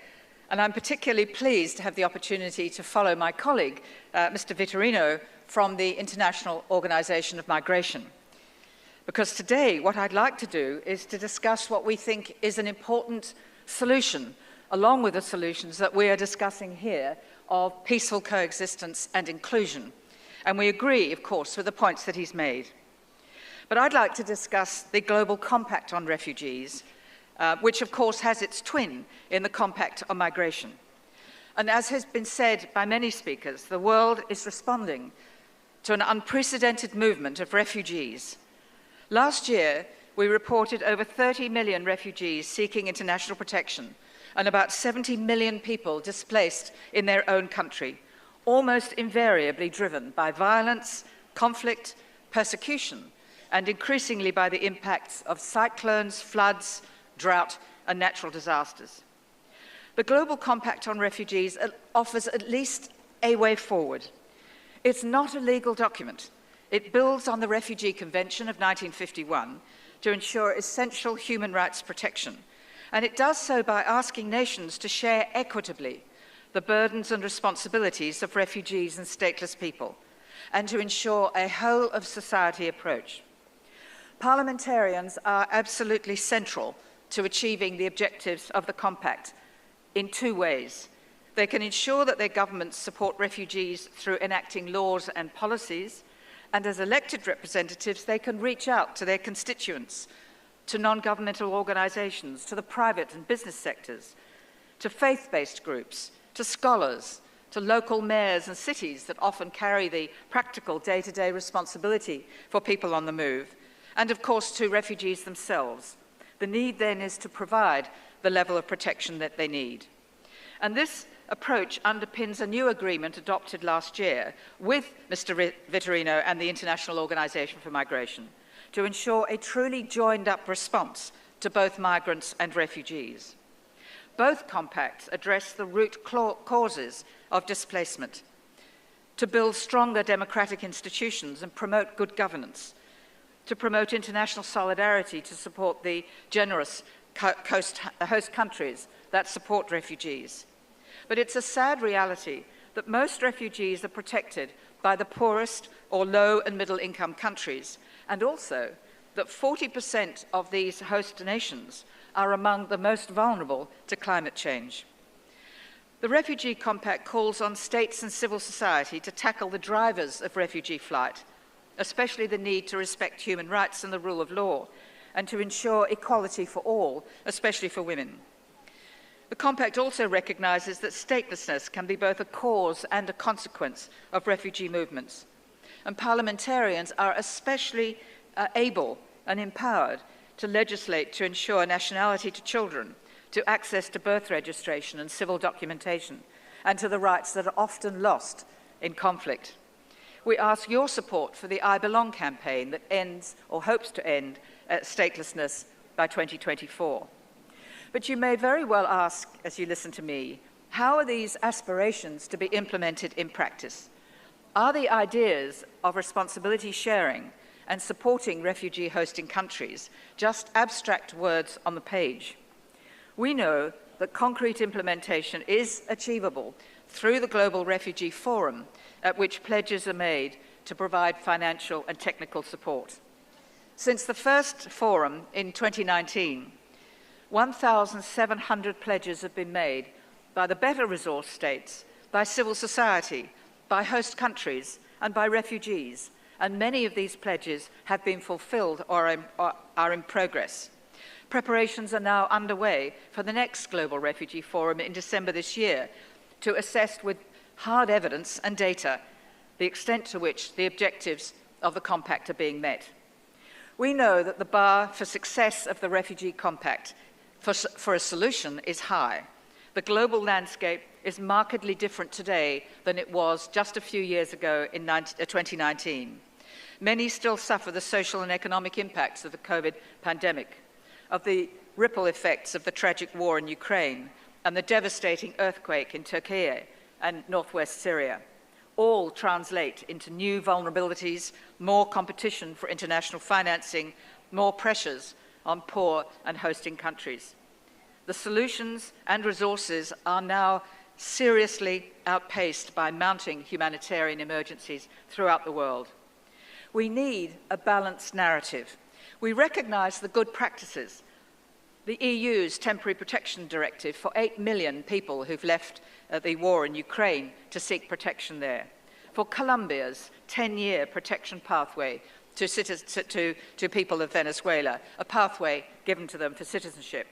We need to ensure, however, as others have pointed out, that the narrative remains on the responsibility sharing needs for poor and developing countries in continuing and sometimes invisible or misunderstood conflicts.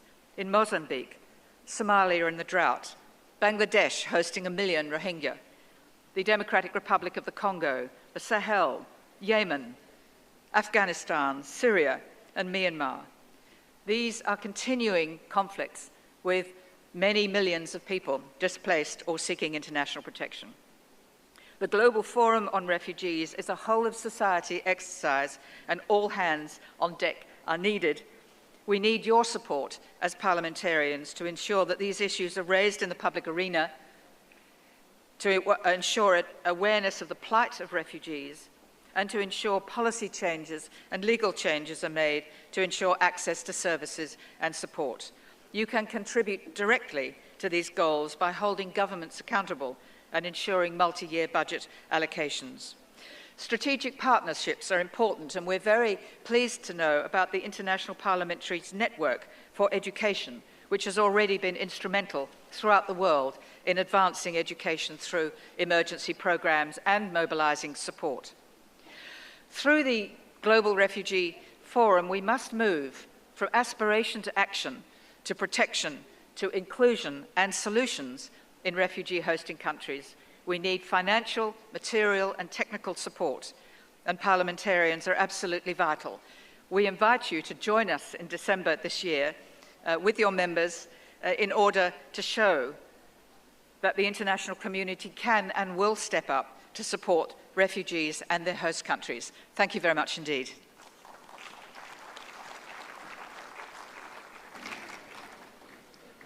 Thank you, Mr. Regis. Please, President of IPU.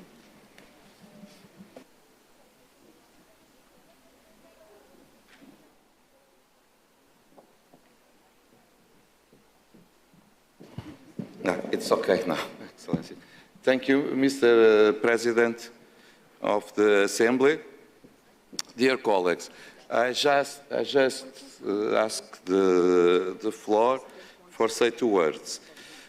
The first one is to say a special word of thank you to our 2 guests, Mrs. Tigris and Mr. Vitorino, because you came to give more relevance to our meeting. What you said to all of us is in accordance with our theme, and we need to have your contribution because you work with these people every day. Allow me to say that Mrs. Tigris has a long life working, defending human rights. One example, she never gave up. Unfortunately, we need to continue, need your work. And Mr. Vitorino dedicated the last years of his life as the Director General of Organization International for Migration, working very hard. Because unfortunately, the last years, we had a real problem of migration. And it worked night and day. Try to identify how he helps to produce a better life for migrants, with employment, with food, with security in many parts of the world. I think sometimes people don't know how much the organization worked during the last years, because you are behind the scenes, but you save a lot of lives. Thank you also for your work, Mr. Vitorino. Thank you to our guests. Thank you, Mr. President. The next speaker is Mr. Abhi Vardana from Sri Lanka. Can you take the floor, please? Thank you very much. Mr. President, distinguished delegates, ladies and gentlemen. To begin with, on behalf of my delegation, I would like to say that we are honored and privileged to be in this wonderful capital and the largest city of Bahrain. It's a great pleasure for me to address 146th IPU Assembly today and wish to thank Speaker of the National Assembly of Bahrain and their team and International Parliamentary Union and organizers of this event for their tremendous effort for success of this prestigious event. Ladies and gentlemen, first of all, let me discuss the theme of quoting the famous words of King Bahrain, His Majesty Hamid bin Isa Al Khalifa, on democracy. Democracy is not a constitutional and legislative rules. It's a culture and practice that adheres to the law and respects international human rights principles. I believe we are bound to create a peaceful coexistence, firstly within the families and within the neighborhoods, with cities, within nations, and at large within the world. We are responsible for the protection of the planet we have inherited and will have to pass it to the future generation as a safe place for coexistence. We must fully aware of the obstacles that we have to face while transforming the peace into effective actions in today's world. The task is very challenging than ever before due to several factors. At present, the international context, ideologies, nationalism, protectionism, self-interest, intolerance, and xenophobia, disrespect of one's own population are on the rise, which leads to an increase in local and international conflicts. We must understand that at present, my countries are facing a myriad of challenges in protecting viable democratic values. Further, COVID pandemic may also have directly and indirectly exacerbated these unseen challenges, because the economic challenges that emerge with the pandemic ended up with political unrest in most countries. Therefore, it is time to search for common solution. Ladies and gentlemen, I wish to share with you my country's experience in that perspective. Sri Lanka, a tiny island in the Indian Ocean, is home to diverse ethnic groups such as Sinhalese, Muslims, Tamils, Burghers, Malays, who follows different religions such as Buddhism, Hinduism, Islam, Christianity. Sinhalese are majority community in Sri Lanka. Based on archaeological evidence, these ethnic groups have long history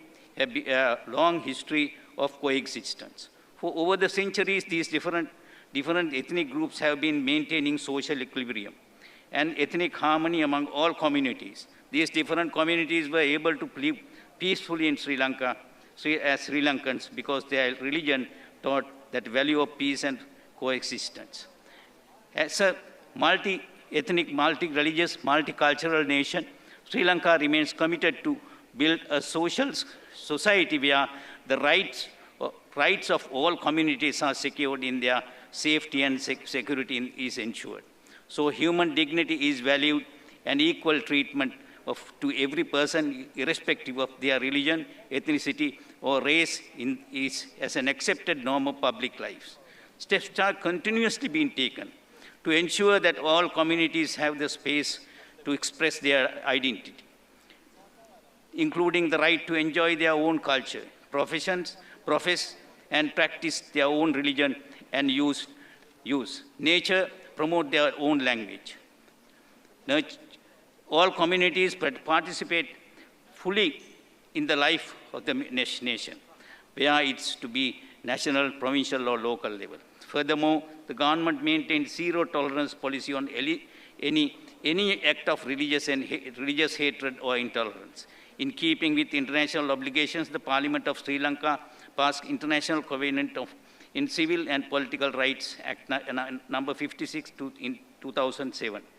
The primary purpose of this statute was to recognize the rights which are not already recognized under the Constitution. ICCPR Act criminalized propagating or advocating religious or racial hatred. Article 152(2), the Constitution establishes that freedom of expression that shall be such restrictions as may be prescribed by law in the interest of racial and religious harmony. In this context, relevant laws have been strictly enforced against perpetrators of reported incidents. As you know, Sri Lanka is the oldest democracy in South Asia. Last month we celebrated 75th independence. We are able to win that freedom through the efforts made by all communities. Even though we faced 30-year internal ethnic war, we have proven in history that we are a nation committed to peace and harmony. Following the conflict, The government renewed its commitment to reconciliation and embarked on several initiatives towards its goal. We recognize that the language policy implementation as a prelude to national coexistence and reconciliation. Sri Lanka implements trilingual language policy. Parliament of Sri Lanka has proved that House represents all ethnic groups through parliamentary and general election. Under the British rule, our legislative bodies were represented on ethnic basis, which was changed in 1931. Therefore, all the communities can represent political bodies through fair elections. Recently, we experienced an unprecedented situation in Sri Lanka political history. So, as never before in the country, citizens demanded to end traditional way of governing and enhance accountability. This tense situation sent a message to us rethink the democratic deliberations and give redress to the demands highlighted especially by the youth. As a result of these demands, under the President's guidance, Parliament has taken action to give representation to the youth. 30 seconds, please. Youth in Parliament and sectoral oversight committees to enable youth representation in parliamentary committees. We have amended parliamentary standing orders, moreover to the knowledge of sharing, to educate youth in parliament practice. The Women Parliamentarian Caucus is also another step that we have taken, which have been showing very fruitful results up to now. The President, His Excellency Ranil Wickremesinghe, in his address opening the 4th session of Parliament, mentioned that the government is taking action to give redress to underprivileged communities through several measures. Furthermore, he highlighted that the government is drafting new laws such as Jana Sabha Act, National Commission for Women's Act, and the Gender Equality Act, the Women's Empowerment Act, Child Safety Act, the Youth Parliament Act, to empower the common people. I confidently believe that inclusive and peaceful coexistence play a major role in developing diverse country like Sri Lanka. Let me conclude my address with this remark: promoting peaceful coexistence and inclusive societies will bring in substantial place. Thank you very much. Thank you, Mr. Speaker. The next speaker is Ms. Mabisa from South Africa.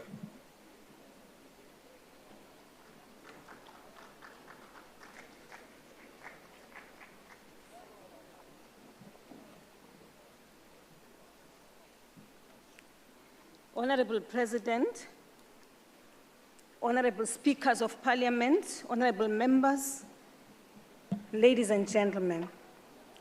We thank you, Honorable President, for the opportunity to take part in this general debate.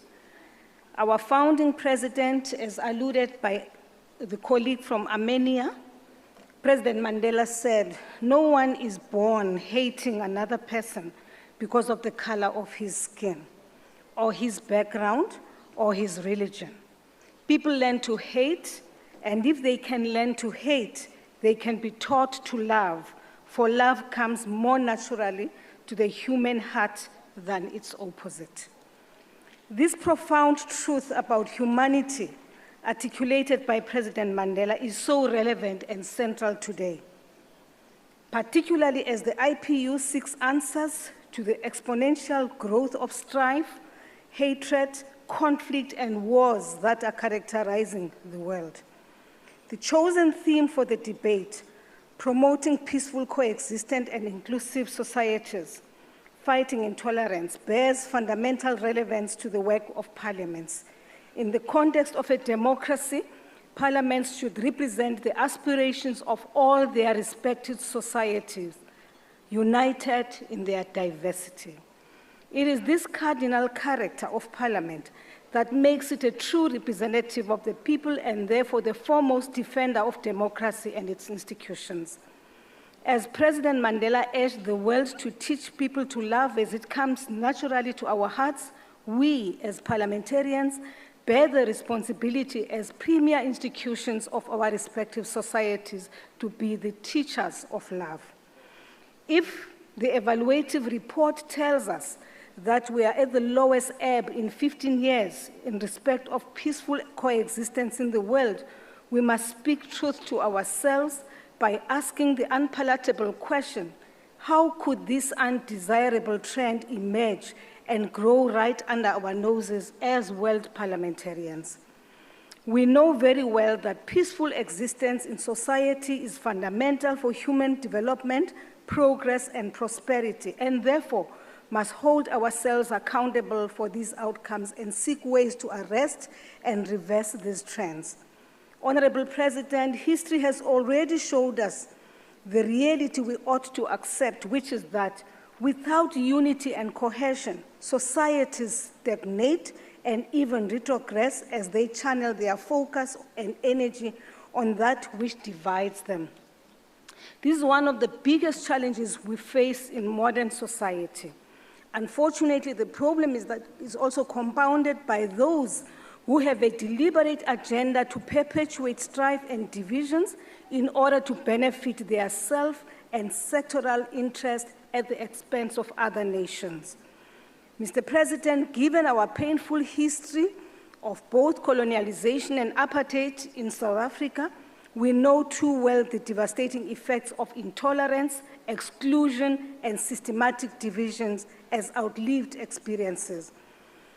After fighting against polarization of our society for over 3 decades, we then learned that in order to save our society and focus our people on the rebuilding of a better future, we must stop the war and unite our people. We had to build the necessary conditions for them to stop talking past one another, to feel that they belonged, they mattered, and they can be heard.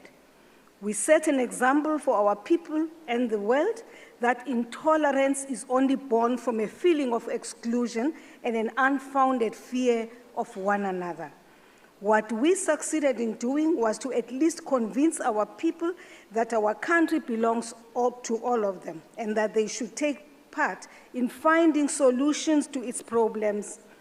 Once we did that, however, we also realized that, of course, following the end of that discrimination, divisions of the past continue to define and impacted on our society and its ability to move forward. This legacy of our past persists today in the forms of inequality, racism, racial and gender-based poverty and underdevelopment, xenophobia, and deep-seated mistrust amongst one another.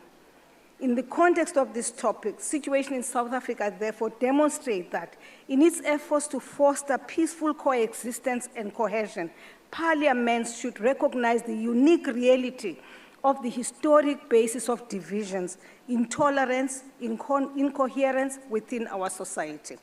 In other words, we need to raise the bar in striving for peaceful coexistence and inclusion from the baseline of the country's historical causes. For our part, our current efforts to fight intolerance in South Africa have been based on the following interventions: creating a platform for dialogue and negotiation, establishing mechanisms for truth and reconciliation, amending or abolishing legislation that promotes intolerance through a democratically elected assembly, and ensuring Parliament serves as a platform for people's debate. Dialogue, colleagues, and negotiations has always served as a basis upon which people resolve challenges. And we believe that the war that is ravaging in different parts of the world issues can be resolved if people were to commit to dialogue and negotiations. There are no winners in a war situation. If anything, at the end of it all, it impacts negatively on women and children of the countries concerned, and it impacts on all of us as the global village. Parliament, therefore, is a government, is a product of political contestation of power. What it gives us is a combination of public representatives who are a macrocosm of our society and not at all homogeneous. If you cannot be homogeneous in your country, you will not be homogeneous in the global village. And therefore, it is important to be patient, to be tolerant to one another, and listen to one another in order to have an understanding. We also need to ensure that 30 seconds, please. Concerns and fears of the minorities are taken seriously and not only dismissed because there is a majority view. And therefore, tolerance must also include compromises and realization that if we are to be inclusive, there must be accommodation to ensure decisions by consensus. I thank you. Thank you. The next speaker is Mr. Big Toko from Côte d'Ivoire.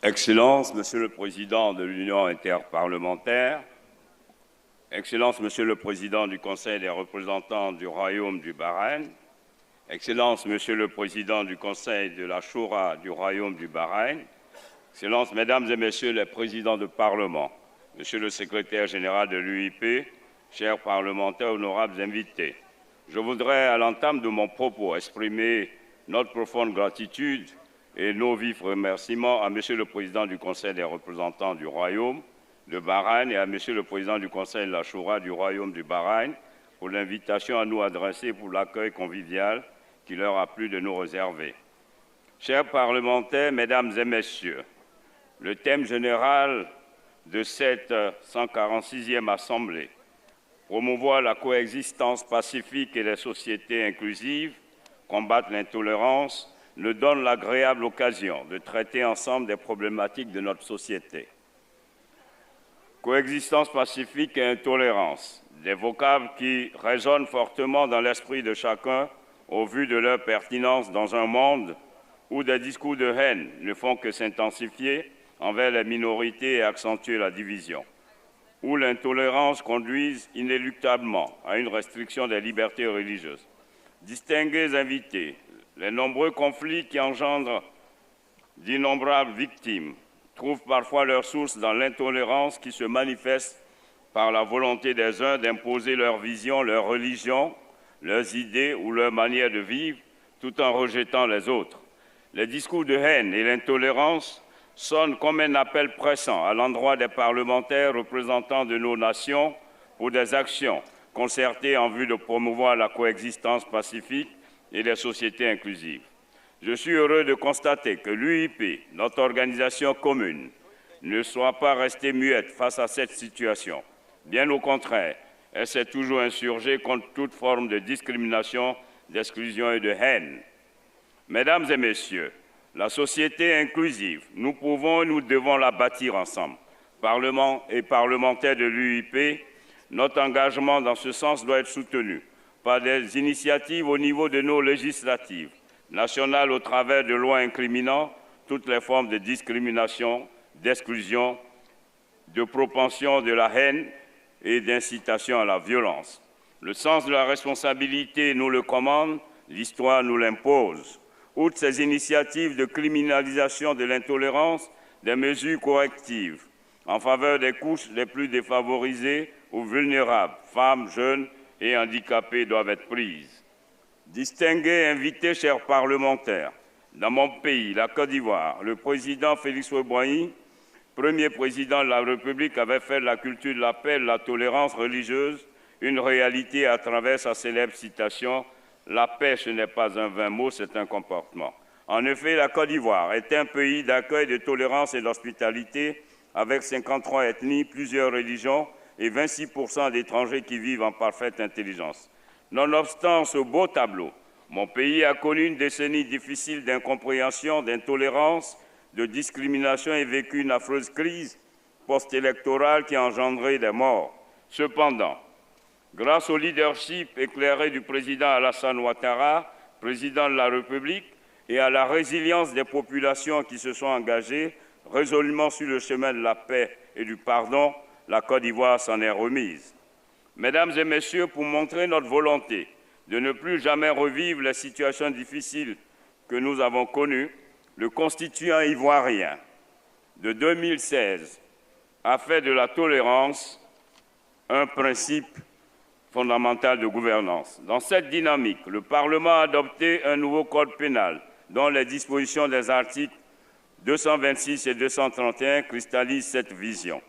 Chers parlementaires, Mesdames et Messieurs, la promotion de la coexistence pacifique et des sociétés inclusives exige de nos États la promotion de la démocratie, de la bonne gouvernance et de l'État de droit. Pour y arriver, plusieurs actions devront être mises en œuvre, notamment l'éducation garantie obligatoire pour tous, l'autonomisation de la femme et son inclusion dans toutes les sphères de décision conformément à la résolution 1325 de l'ONU.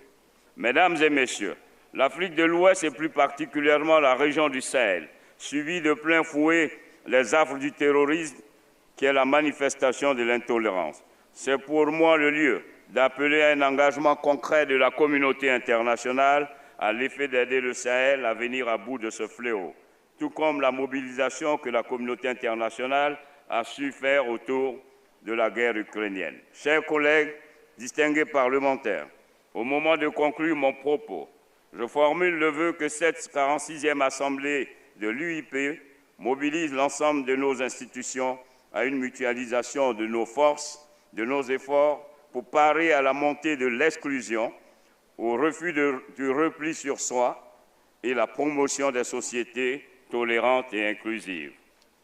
J'en appelle donc à l'adoption d'une résolution dite l'appel de Bahrain, invitant les États membres de l'UIP à criminaliser l'intolérance sous toutes ses formes. Je vous remercie.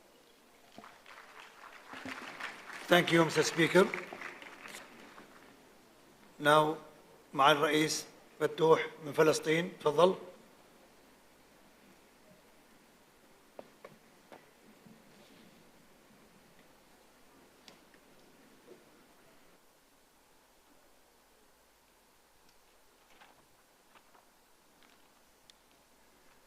بسم الله الرحمن الرحيم.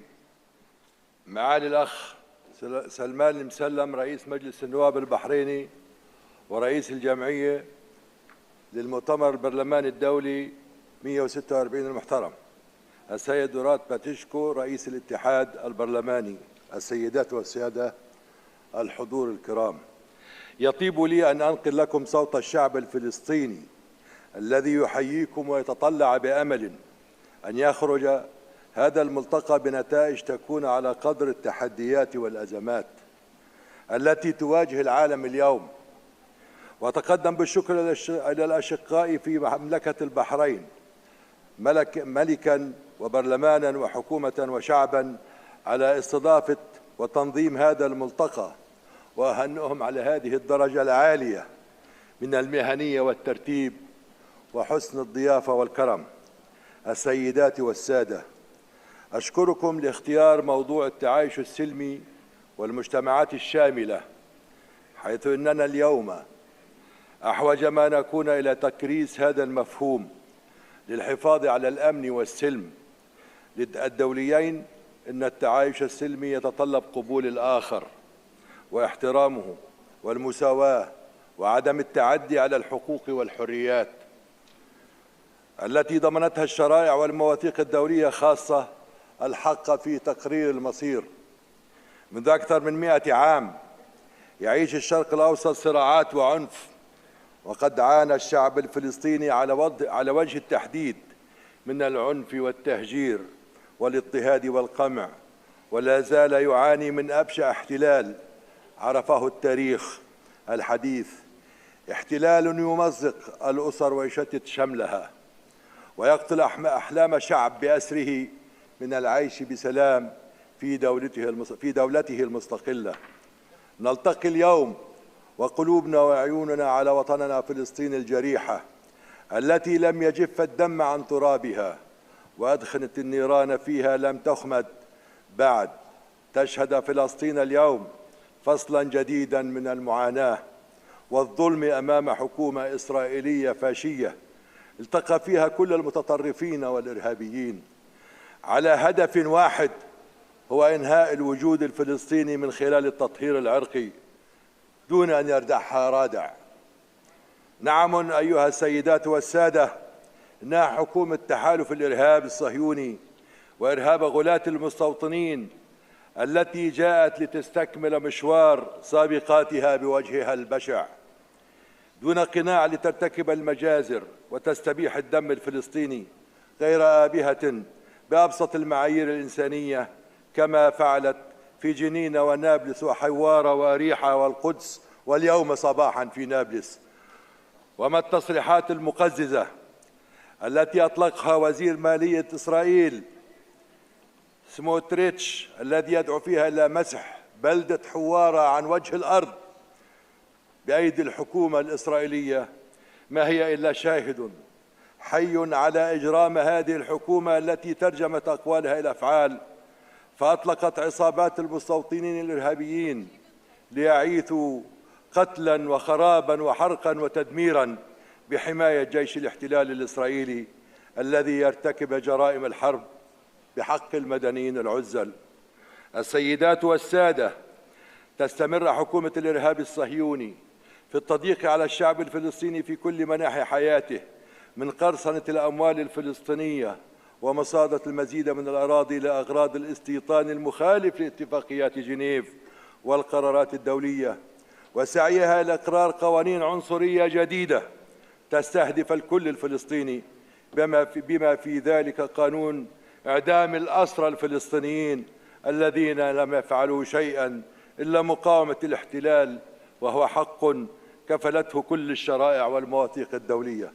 السيدات والسادة، إن قيم التسامح والتعايش السلمي تحتم احترام الديانات والطوائف الأخرى ومقدساتها ورموزها، إلا أن حكومة الاحتلال الإسرائيلي تحرم المؤمنين المسلمين والمسيحيين من حرية الوصول إلى أماكن العبادة، وتطلق العنان لمستوطنيها للإساءة للأماكن المقدسة. فنشهد كل يوم اقتحاما للمسجد الأقصى المبارك وتخريبا في كنائس القدس بهدف تهويد المدينة المقدسة. وهنا نؤكد على عدم المساس بوصاية المملكة الأردنية الهاشمية والدور الهام الذي يقوم به جلالة الملك عبد الله الثاني للحفاظ على المقدسات في القدس، ونطالب المجتمع الدولي بالتمسك والحفاظ على الوضع التاريخي القائم في المدينة المقدسة. السيدات والسادة، نريد العيش بكرامة وأمن وسلام في دولتنا المستقلة إسوة بشعوب الأخرى، ولتحقيق ذلك أدعوكم لحث حكوماتكم على الاعتراف بالدولة الفلسطينية على حدود عام 1967 إسوة باعترافها بإسرائيل وفقا للقرار الجمعية العامة 181 وقرار الجمعية العامة 194. نريد حل الدولتين وعلى المجتمع الدولي أن يعترف بالدولة الأخرى كونه اعترف بالدولة الأولى. إن العالم مطالب بمغادرة مربع الكيل بمكيالين وبالوقوف أمام مسؤولياته واتخاذ خطوات جريئة وجدية للجم هذه الحكومة المنفلتة ونظام الأبارتهايد الذي تفرضه علينا والضغط عليها للامتثال للقرارات الدولية والاتفاقات الموقعة مع منظمة التحرير الفلسطينية وتوفير الحماية للشعب الفلسطيني. لم تمضي ساعات على انتهاء الاجتماع الخماسي الذي عقد في العقبة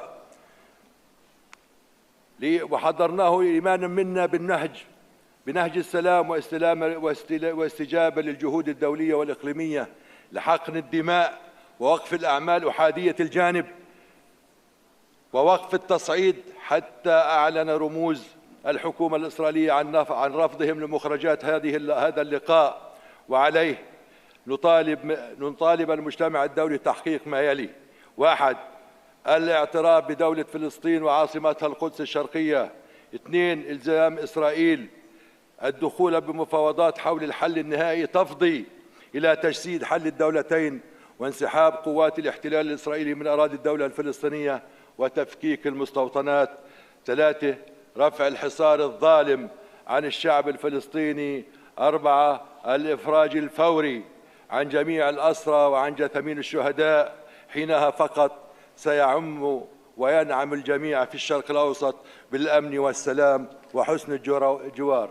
وأيضا أمامكم أعلن باسم المجلس الوطني الفلسطيني تأييدنا للبلد الطارئ الذي طرحته دولة قطر والذي يحرم ازدراء الديانات، ونرفض أي اقتراح آخر مقابل هذا الاقتراح. والسلام عليكم ورحمة الله وبركاته. شكرا معالي الرئيس. The next speaker is Gavarova from Azerbaijan, and the next is Sekira from Angola.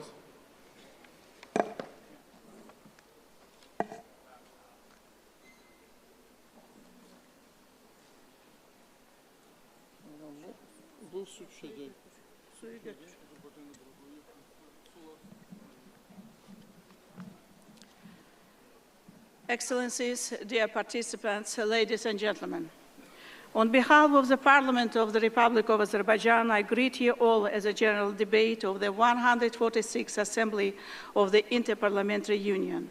Today's global challenges underline the utmost importance of the theme of our discussions.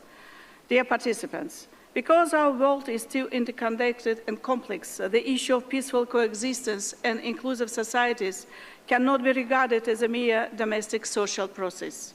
They have long surpassed this substance and have become an important factor globally. They are also closely interlinked with our hopes for a better world of peace, justice, stability, and sustainable development.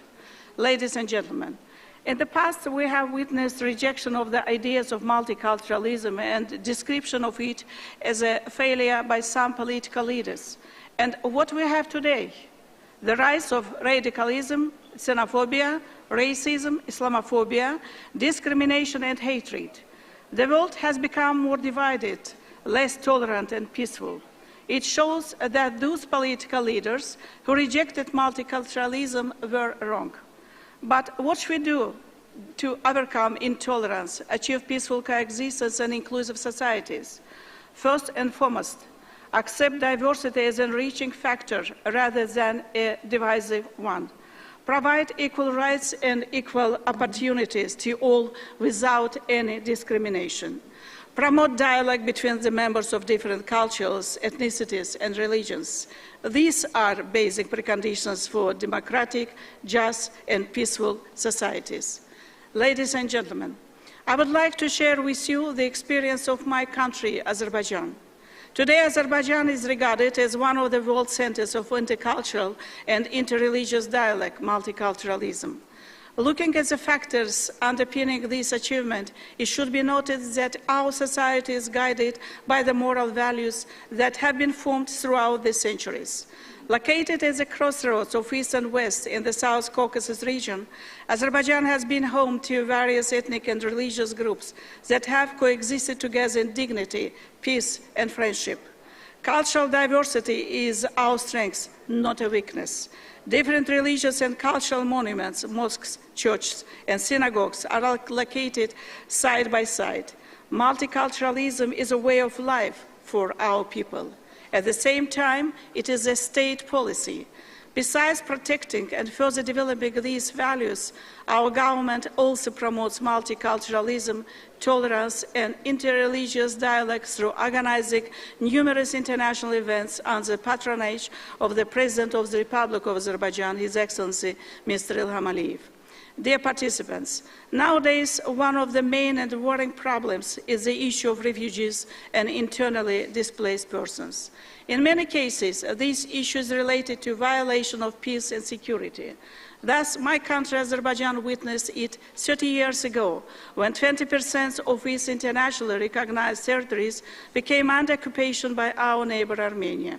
As a result of ethnic cleansing and occupation policy of Armenia, More than 1 million Azerbaijanis became internally displaced persons from the occupied territories and refugees from Armenia.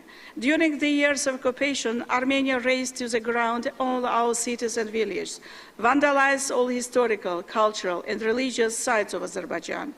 As in the occupied territories, Armenia also destroyed all historical and religious monuments of the Western Azerbaijanis who lived in present-day Armenia for centuries. This is a clear demonstration of intolerance and hatred by mono-ethnic state of Armenia. Despite the years of occupation, it is Azerbaijan that has initiated a peace agenda and normalization of relations between Azerbaijan and Armenia, right after liberating its territories in 2020. This agenda is based on 5 principles of international law.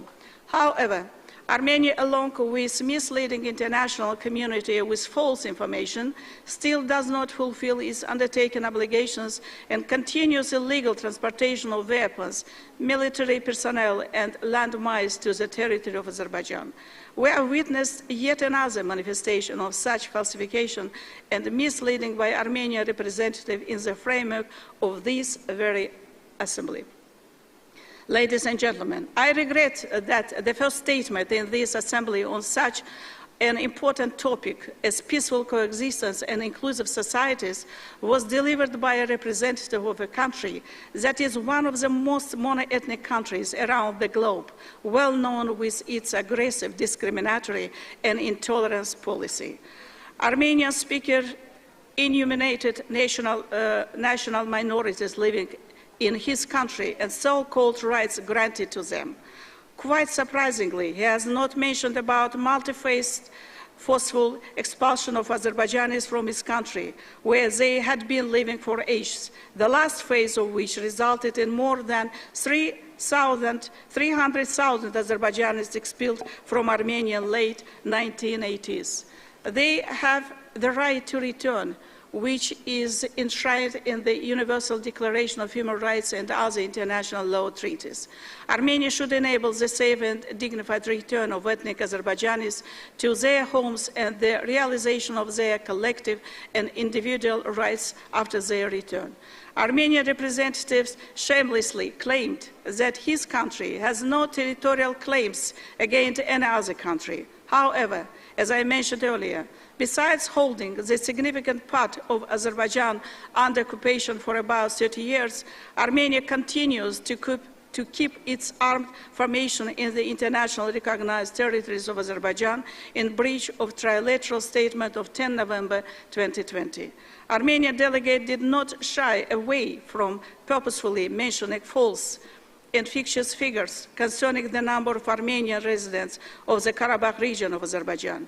Azerbaijani leadership has repeatedly stated that all 25,000 citizens of Azerbaijan of Armenian origin will enjoy equal rights as our citizens. Well-known multicultural and tolerant policy and traditions of Azerbaijan is an inspiration to be confident on this. And finally, on the claim about so-called blockage of Lachin Road, while completely refusing those baseless allegations, I wish to remind Armenian delegates that Lachin Road is open for unimpeded free passage of all civilian and humanitarian vehicles, as confirmed by relevant international organizations operating in the field. Ladies and gentlemen, Azerbaijan is committed to implementing its obligations and at the same time ensuring the rights of its citizens are realized and legitimate demands are fulfilled. Thank you for your attention. Thank you, Ms. Speaker.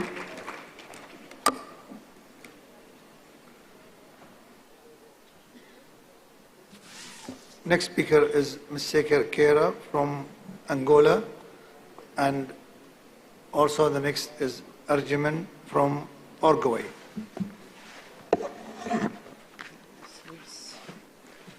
Senhor Presidente da 146ª Assembleia da UIP, distinta senhora, digno os deputados, senhoras deputadas, minhas senhoras e meus senhores, gostaria, antes de mais, de saudar a calorosa e fraternal Vossas Excelências, pela presença nesta 146ª Assembleia Interparlamentar e felicitar a sua organização neste encantador país, pela cortesia, acolhimento e hospitalidade do povo e autoridades do Reino do Bahrein.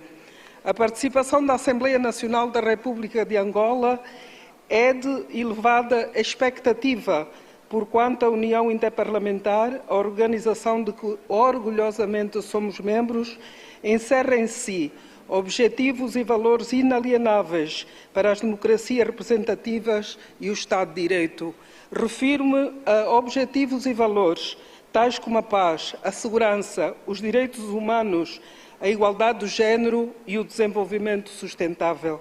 Por outro lado, são igualmente consideráveis as nossas expectativas em torno do lema desta 146ª Assembleia da UIP, que nos proporciona mais um espaço plural de diálogo e de concertação sobre o papel da promoção da tolerância e da coexistência pacífica em sociedades inclusivas.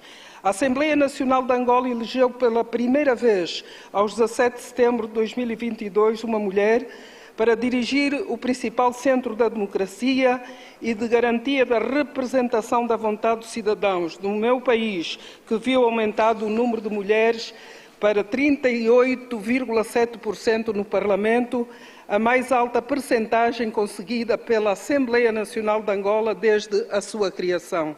É nesta qualidade que honra-me proferir pela primeira vez uma intervenção nesta augusta Assembleia como Speaker, e gostaria de começar referindo e reafirmando o compromisso da Assembleia do meu país na promoção e preservação da paz e da segurança a nível mundial.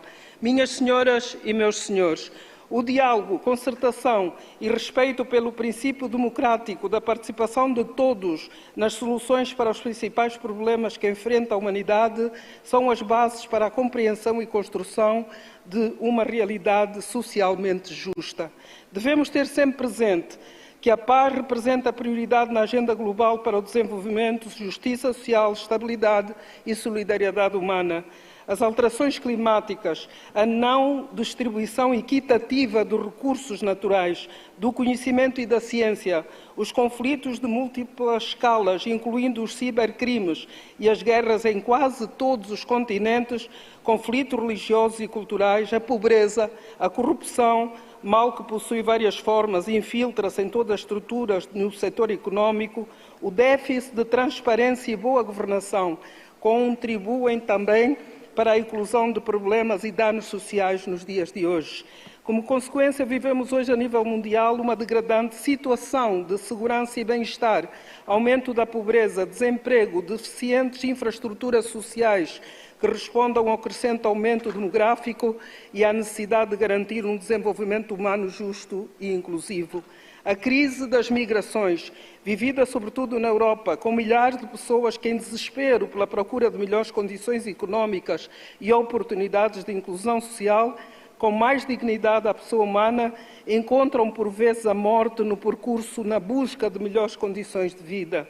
Em grande medida, a resposta para estes problemas, que afetam a paz entre os povos e as nações, está em transformar os importantes instrumentos a favor da paz em ferramentas invioláveis, imprescindíveis e intemporais para promover os valores da dignidade humana e os direitos fundamentais do homem, dando especial atenção às questões do género e da defesa dos direitos das mulheres, que são considerados direitos humanos. Entendo que a nossa missão é desafiante, pois no âmbito dos poderes de que estamos investidos, temos a obrigação de contribuir de forma incisiva na formação de novos caminhos tendentes à resolução pacífica dos conflitos ainda prevalecentes no mundo inteiro.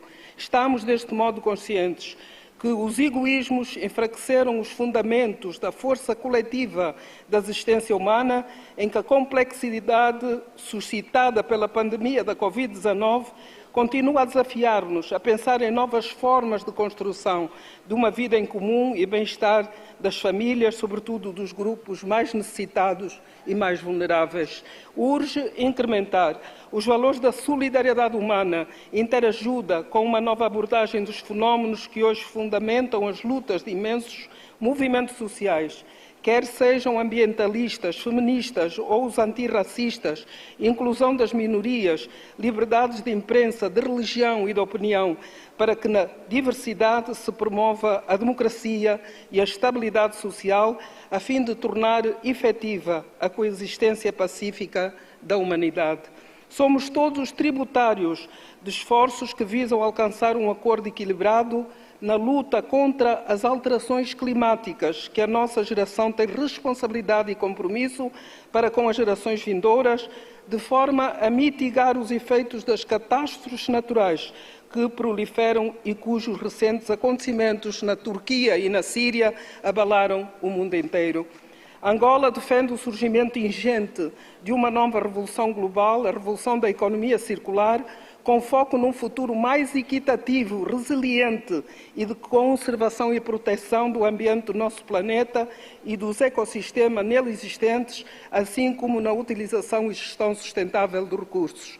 As consequências destes conflitos, muitas vezes provocados e motivados pelo espírito de intolerância, apresentam-se mais complexos nos países em vias de desenvolvimento, onde, em muitos casos, os mecanismos de solidariedade e de inclusão social estão marginalizados. Neste sentido, temos a obrigação, de, enquanto representantes dos nossos povos, de continuar a defender a paz e empenhar o nosso saber no diálogo franco e fraterno e reforçar os mecanismos de resolução pacífica de conflitos. Tenha sido, de resto, esse o contributo da República de Angola na busca da pacificação de vários conflitos em África, com destaque para a região dos Grandes Lagos e da África Central, cujo papel fortemente interventivo de Sua Excelência Presidente da República de Angola, João Manuel Gonçalves Lourenço, permitiu o seu reconhecimento e distinção pela União Africana com o título de Campeão da Paz. Não podemos deixar de expressar a nossa solidariedade às populações da República Democrática do Congo e do norte de Moçambique, entre outros, cujos atos de terror a que estão sujeitos atualmente têm sacrificado famílias indefesas e criado várias vítimas na região. Por outro lado, auguramos o fim do conflito que opõe a Federação Russa e a República da Ucrânia, que se prolonga há mais de um ano e continua a ser uma preocupação mundial, e auguramos que a paz seja alcançada através de um diálogo abrangente, justo, em respeito à integridade e à soberania dos Estados e à luz do direito internacional. Antes de terminar, gostaria de renovar o nosso reconhecimento aos esforços da União Interparlamentar em matéria de reforço do papel do diálogo e da prevenção dos conflitos. Finalmente, gostaria de agradecer aos participantes da 146ª Assembleia da UIP o apoio à candidatura da Assembleia Nacional da República de Angola para acolher a 147ª Assembleia, prevista de 23 a 27 de outubro deste ano, em Luanda. Muito obrigado.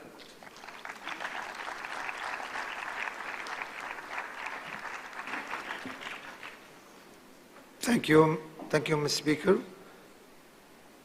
Ms. Arjuman from Uruguay, you may take the floor, followed by Ms. Askin from United Republic of Tanzania.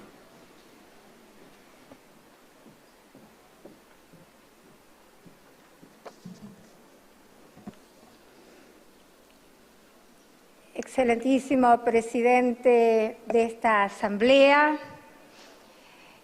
estimados colegas, estimadas colegas, antes que nada quiero trasladar los saludos de la delegación de Uruguay a todos y todas ustedes. Es realmente reconfortante poder reencontrarnos nuevamente en una asamblea multitudinaria como es a la que estamos asistiendo. Quisiera comenzar señalando la importancia que le asignamos como país al tema de debate de esta asamblea, el de promover la coexistencia pacífica y las sociedades inclusivas, combatiendo la intolerancia. Compartimos que las sociedades inclusivas, en las que se respetan los derechos, tienen más posibilidades de ser más cohesivas, más pacíficas, más democráticas. Pero también somos conscientes que, pese a lo hecho, el mundo está cada vez más dividido, menos tolerante y menos pacífico. Las expresiones de intolerancia o de exclusión sentimos o somos de los que creemos que están ligadas a crecientes desigualdades sociales y económicas de nuestras sociedades. Vemos cómo se deteriora la fe en nuestras democracias. Hay crecientes amenazas a la paz y seguridad por el extremismo violento o precisamente también por la difusión de desinformación que conspira contra nuestras democracias. El papel de los gobiernos democráticos es el de la construcción junto a nuestras sociedades, permanentemente propiciando el diálogo en el entendido que la base de esa convivencia democrática es admitir que debemos convivir respetando nuestras diferencias y alejar las políticas de odio y descalificación permanente.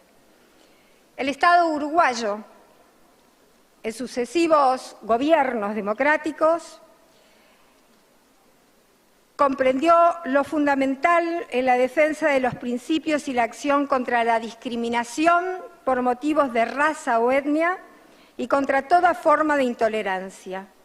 Esto se ha expresado en la ratificación de los instrumentos referidos a la discriminación en el marco de una tradición nacional democrática, ratificando todos los tratados de derechos humanos.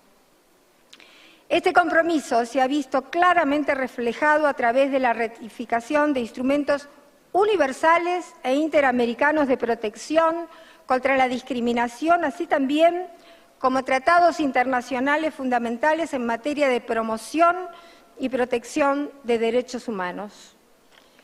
Son varios, entonces, las convenciones internacionales e interamericanas que hemos ratificado. Brevemente, la Interamericana contra el Racismo y la Discriminación Racial y Formas Conexas de Intolerancia, la ratificación del Protocolo Adicional a la Convención Iberoamericana de los Derechos de Jóvenes, la ratificación de la Convención Internacional sobre la Eliminación de todas las formas de discriminación racial, la ratificación de la Convención Internacional contra el Apartheid en los Deportes, la Convención sobre la Protección y Promoción de Diversidad de las Expresiones Culturales, la Convención relativa a la lucha contra las discriminaciones en las esferas de la enseñanza.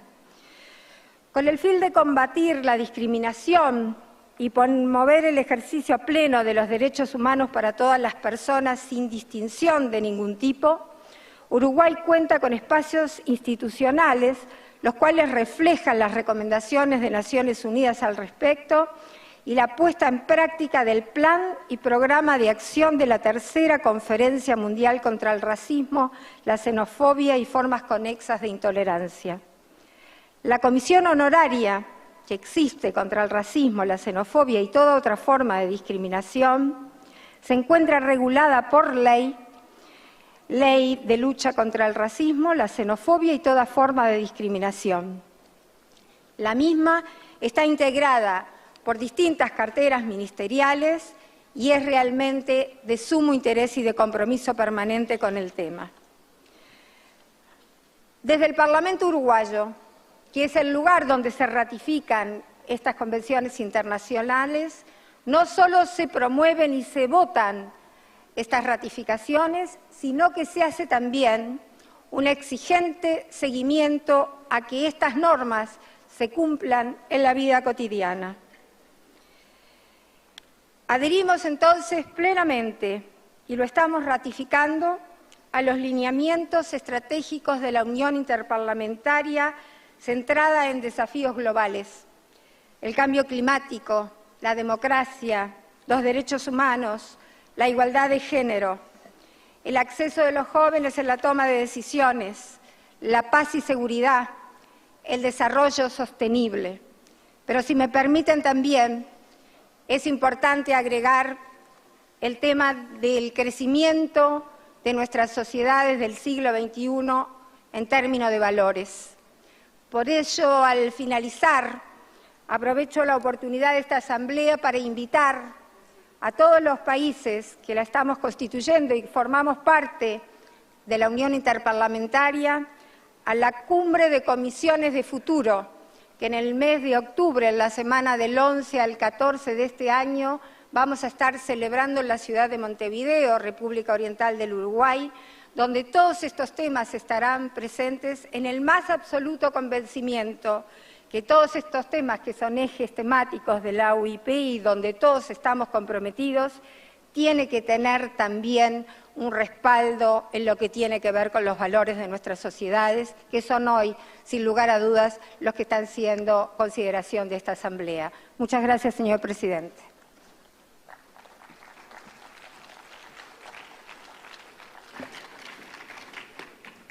Thank you, Ms. Speaker. Next is Ms. Axon, United Republic of Tanzania, followed by Mr. Fakafonwa from Tonga. Very good. Thank you.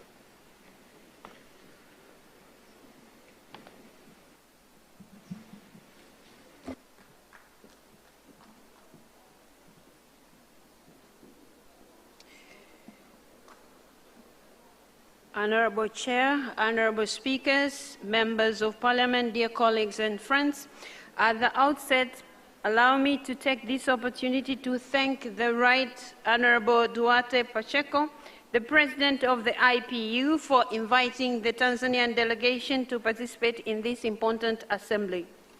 It is a personal honor for me and all the members of Parliament in my delegation. Also, I would like to register our delegation's appreciation to our hosts and the organizers for this August Assembly for the excellent arrangements made to make the meeting a success. Dear colleagues and friends, the theme for this Assembly's general debate, which is promoting peaceful coexistence and inclusive societies fighting intolerance, comes very timely. In the world we live in today, intolerance is growing in our societies. The world we live in today is full of diversity. Thus, the need to talk about inclusivity and peaceful coexistence. In order to promote coexistence, many factors come into play. One of the important ways of ensuring coexistence is to have resilient institutions that will look into factors that generate diversity and have mechanisms to address challenges that emanate from negative diversity. For surely, as we all know, diversity is not necessarily adverse. Dear colleagues and friends, there are definitely many key players in addressing diversity. First and foremost, communities through their traditions, customs, and societal values. These will then form the basis for other setups to create a conducive environment for ensuring that these values and aspirations of the society are upheld. One of the institutions that carry this responsibility is the Parliament.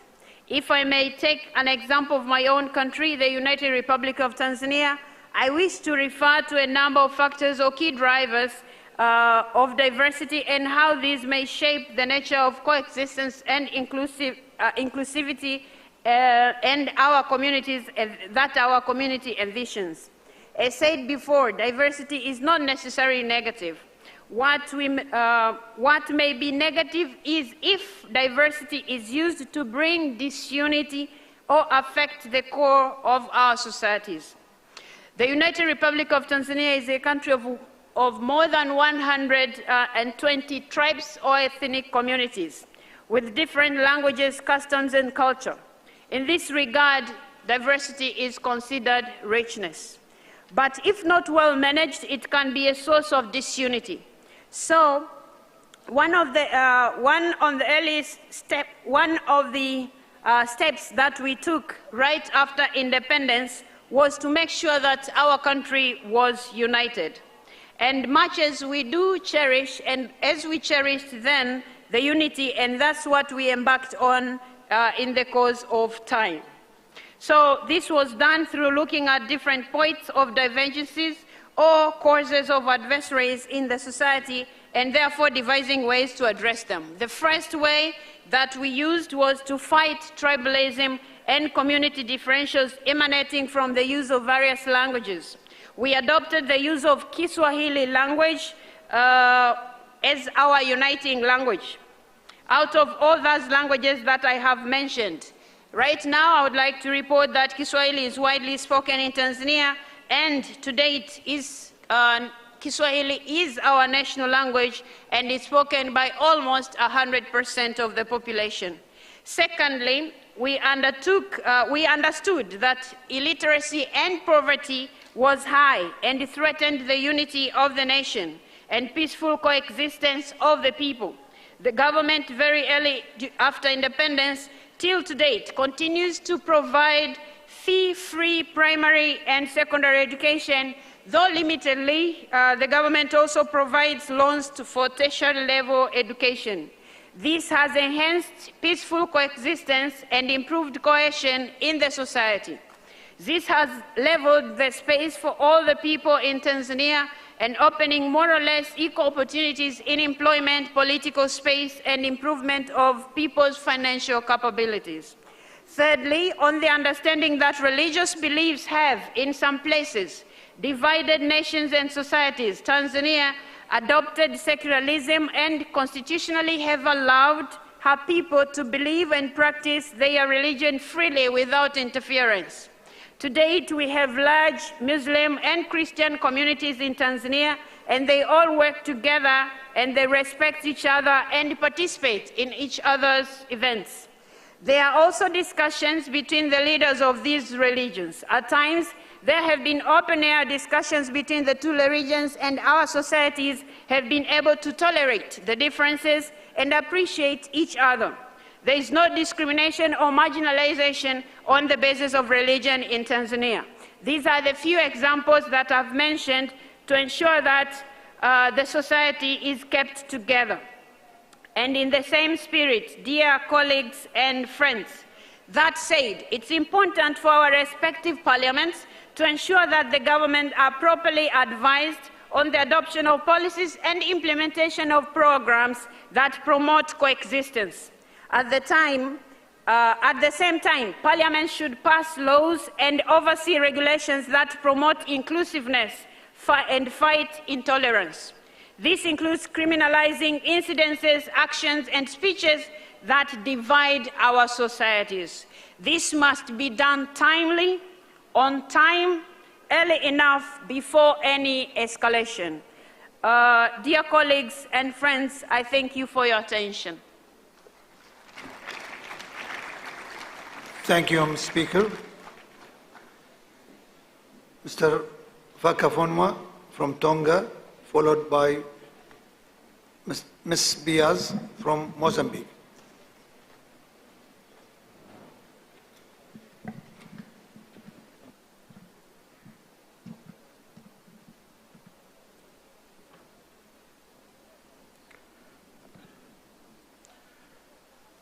Mr. President of the Assembly, Speaker Ahmed bin Salman Al Musallam, Mr. Secretary General, Your Excellencies, friends and colleagues. Firstly, on behalf of the Kingdom of Tonga, I wish to express my heartfelt gratitude to our generous hosts, the Kingdom of Bahrain, for the wonderful reception our delegation has received since arrival in your beautiful country. Mr. President, the Legislative Assembly of Tonga attaches great importance to the IPU's mandate of empowering parliaments and parliamentarians to promote peace, democracy, and sustainable development. Tonga welcomes the call to confront and stamp out the roots of intolerance. If intolerance is ignored and tolerated, it would fester and threaten peaceful coexistence, not only within our countries and our borders, but would transcend borders and threaten the peaceful coexistence of our family of nations, as history reveals time and time again. Tonga remains committed to strengthening respect for individual human rights and peaceful coexistence, which is not only enshrined in our 1875 Constitution, but is deeply ingrained in the psyche of the Tongan man and woman. These core values being mutual respect, humility, mutual cooperation, and commitment to others. These form the fundamental pillars of Tongan society, and the Tongan Parliament has always endeavoured to create a legal framework that builds on these norms, supporting an environment that is tolerant of persecution and prejudice. Mr. President, during my tenure as Speaker, the Tongan Parliament's vision has been to build a more inclusive and resilient legislature that commits to passing national laws that safeguard and guarantee important rights fundamental to its citizens, including fundamental freedoms of expression, association and religion, the integration of minority ethnicities, and the protection of individuals against any manifestation of intolerance. The Tongan Parliament believes that through awareness and education, we could build societies where differences are not only tolerated, but they are respected and embraced. Speaking from one of the most vulnerable countries to external shocks, including climate change, more frequent and more severe climate change-induced natural disasters is a threat to peaceful coexistence, and we must collectively act and prepare with unprecedented action and cooperation. Without climate action, there is no future for our youth. Peaceful coexistence and the inclusive societies is equally under threat by state actors of aggression, terrorism, systemic inequality, and climate change inaction. Mr. President, we remain committed to the 146th General Assembly's call. We must continually foster and establish countries and societies void of racism, xenophobia, and other forms of discrimination and intolerance. This is inextricably linked to the democratic principles of free and fair elections, the rule of law, peaceful coexistence, transparency, and accountability. It requires ongoing shifts in attitudes and positive development of legal frameworks that promote peace and stability, that would ultimately lead to economic prosperity and sustainable development. I mirror the statement made by the IPU President, Pacheco. Whether we regulate social media or not, yes, the proliferation of fake news, hate speech, and misinformation with impunity directly undermines democracy. Due process and only promotes further intolerance. We must not allow this to continue. As a young parliamentarian, I also strongly believe in changing societal attitudes towards intolerance by mobilizing the youth to help create a genuine change of attitude towards intolerance. At this 146th IPU General Assembly, we are pleased to have traveled from the other side of the world, over 21 hours to get here, to join our fellow IPU state members in reaffirming the ongoing commitment to promoting peaceful coexistence and inclusive societies by fighting intolerance. On that note, Tonga hopes that the convening of this high-level conference around tolerance will be a springboard to generate political will and chart a course of action for the IPU and all our states for the years to come. We wish you all the success, Mr. President, at this 146th IPU Assembly. Malo apito, thank you.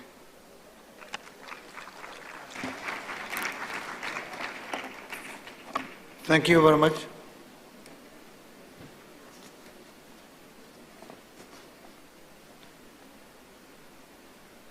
Ms. Biaz, you may take the floor, please, from Tonga,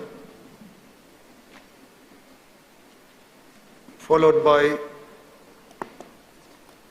معالي الرئيس حسن بن عبد الله الغانم دولة قطر. Thank you. Sua Excelência Presidente da 146ª Assembleia Geral, Suas Excelências Presidentes de Parlamentos e Chefes de Delegações Parlamentares, minhas senhoras e meus senhores, é com elevada estima e consideração que nos dirigimos a todos vós por ocasião da realização da 146ª Assembleia Geral da nossa organização. Uma saudação especial vai aos povos de todo o mundo, a quem representamos neste fórum. Permitam-me, excelências, que igualmente saúde ao povo, ao governo e ao Parlamento do Bahrein pelo carinho que nos têm dispensado desde a nossa chegada a esta bela cidade de Manama.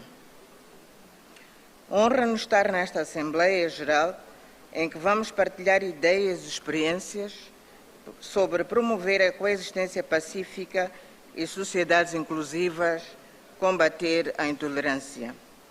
Saudamos e manifestamos o nosso apreço pelo compromisso que a União Interparlamentar assume de promover a coesão e a inclusão como parte do seu mandato central, de trabalhar pela paz e cooperação entre os povos e pela consolidação de instituições representativas.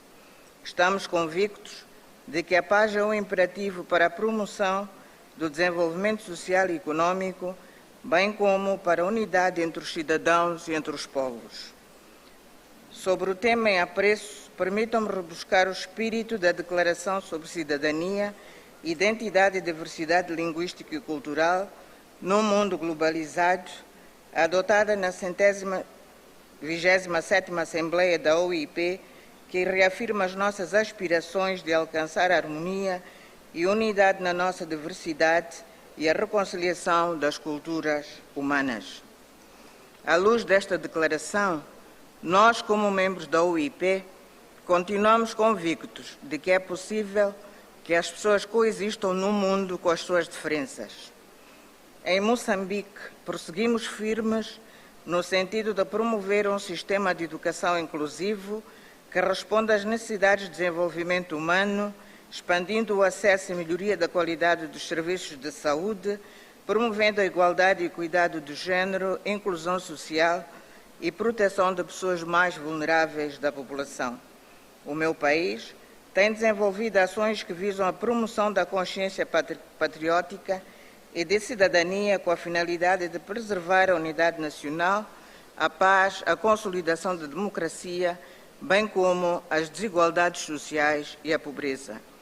No entanto, Moçambique tem sido vítima de ações terroristas em algumas regiões da província de Cabo Delgado desde o ano 2017, que tem provocado morte e destruição de bens públicos e privados, a deslocação de milhares de pessoas das suas zonas de origem, principalmente mulheres e crianças. Graças às ações firmes das forças de defesa e o apoio das forças dos países da SADC e do Ruanda, bem como o apoio da comunidade internacional, tem sido possível a manutenção da paz e da estabilidade nas áreas afetadas, permitindo o regresso das populações às suas zonas de origem. O terrorismo é um fenómeno global que ameaça a paz e a estabilidade a nível mundial. Neste sentido, consideramos que a cooperação regional e internacional constitui um imperativo para a sua erradicação. O país tem igualmente no plano externo, pautado pela promoção da paz e segurança internacionais, sendo este o espírito que orienta a ação como membro não permanente do Conselho de Segurança das Nações Unidas. Excelências, nós os parlamentares somos os guardiões naturais da paz, devendo ser nosso papel fundamental disseminar mensagens que incentivem a que todos os indivíduos tenham pleno gozo dos seus direitos reconhecidos na Declaração Universal dos Direitos Humanos e em outros tratados internacionais sobre direitos humanos e sobre o direito humanitário. Como parlamentares, devemos ser o espelho da vontade popular através da aprovação de leis que promovam e assegurem o acesso à educação, saúde, justiça, a serviços sociais básicos, a proteção de grupos sociais desfavorecidos, liberdade religiosa e de culto, proteção do meio ambiente e da biodiversidade, de modo a minimizar os fatores que provocam fraturas na coesão e harmonia social. Devemos encorajar a sociedade a participar ativamente nos debates sobre projetos de lei e sua disseminação, no seio das comunidades para a sua efetiva implementação. A este propósito, partilho a experiência da Assembleia da República de Moçambique, que promoveu um amplo debate no quadro da aprovação das leis da família, do combate à violência baseada no género, contra uniões prematuras, para citar algumas. Termino esta intervenção com um sentido de esperança e confiança nos esforços comuns que todos os parlamentos devem desenvolver no sentido de promover a coexistência pacífica e sociedades inclusivas. Muito obrigada pela vossa prestigiosa atenção.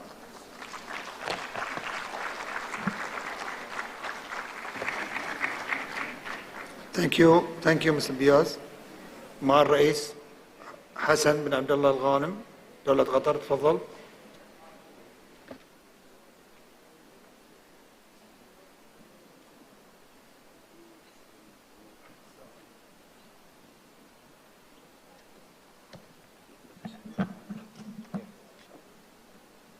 ثابت.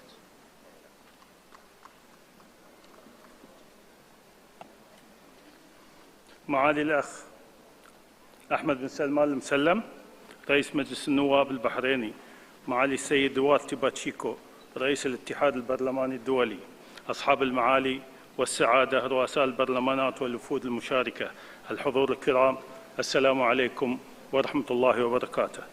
يسرني أن أخاطب جمعكم الكريم أصالح عن نفسي ونيابة عن وفد مجلس الشورى المشارك في الجمعية العامة 46 بعد 100 للاتحاد البرلماني الدولي والاجتماعات المصاحبة، وأود في البدء أن أتوجه بالشكر العميق لمملكة البحرين الشقيقة على استضافة أعمال هذه الجمعية وعلى حفاوة الاستقبال وكرم الضيافة.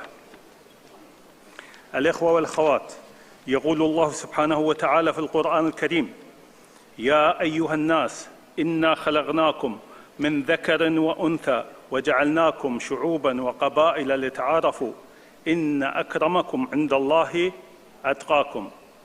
نستذكر هذه الآية الكريمة بمعانيها السامية التي تؤكد على وحدة البشرية التي خلقها الله من جنسين ذكر وأنثى، هما قوام الحياة ويسود بينهم التعارف والتعايش. ونحن نلتقي اليوم في لقاء متجدد من اجتماعات الاتحاد البرلماني الدولي تحت عنوان تعزيز التعايش السلمي والمجتمعات الشاملة، محاربة التعصب.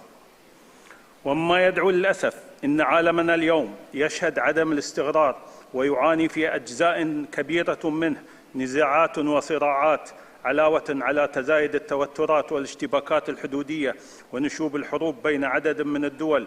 ويقف المجتمع الدولي والمنظمات الإنسانية والحقوقية عاجزين عن إنشاء منظومة تحقق الأمن والاستقرار وإقامة العدل وحماية حقوق الإنسان، الأمر الذي انعكس على صعوبة تحقيق التعايش السلمي وتخفيف حدة العنف في مختلف المجتمعات وانتشار خطاب الكراهية.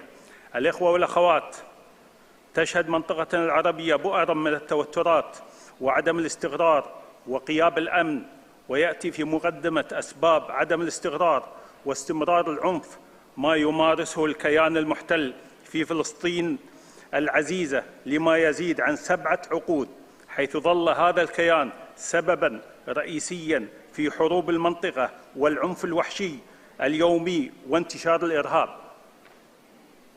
في ظل عجز المجتمع الدولي عن ردعه أو تجريمه، وقد تجرأ وزير في الحكومة الإسرائيلية مؤخراً على المطالبة في تصريح رسمي بمحو قرية حوارة الفلسطينية بالكامل، في تحريض على العنف أمام أعين العالم أجمع.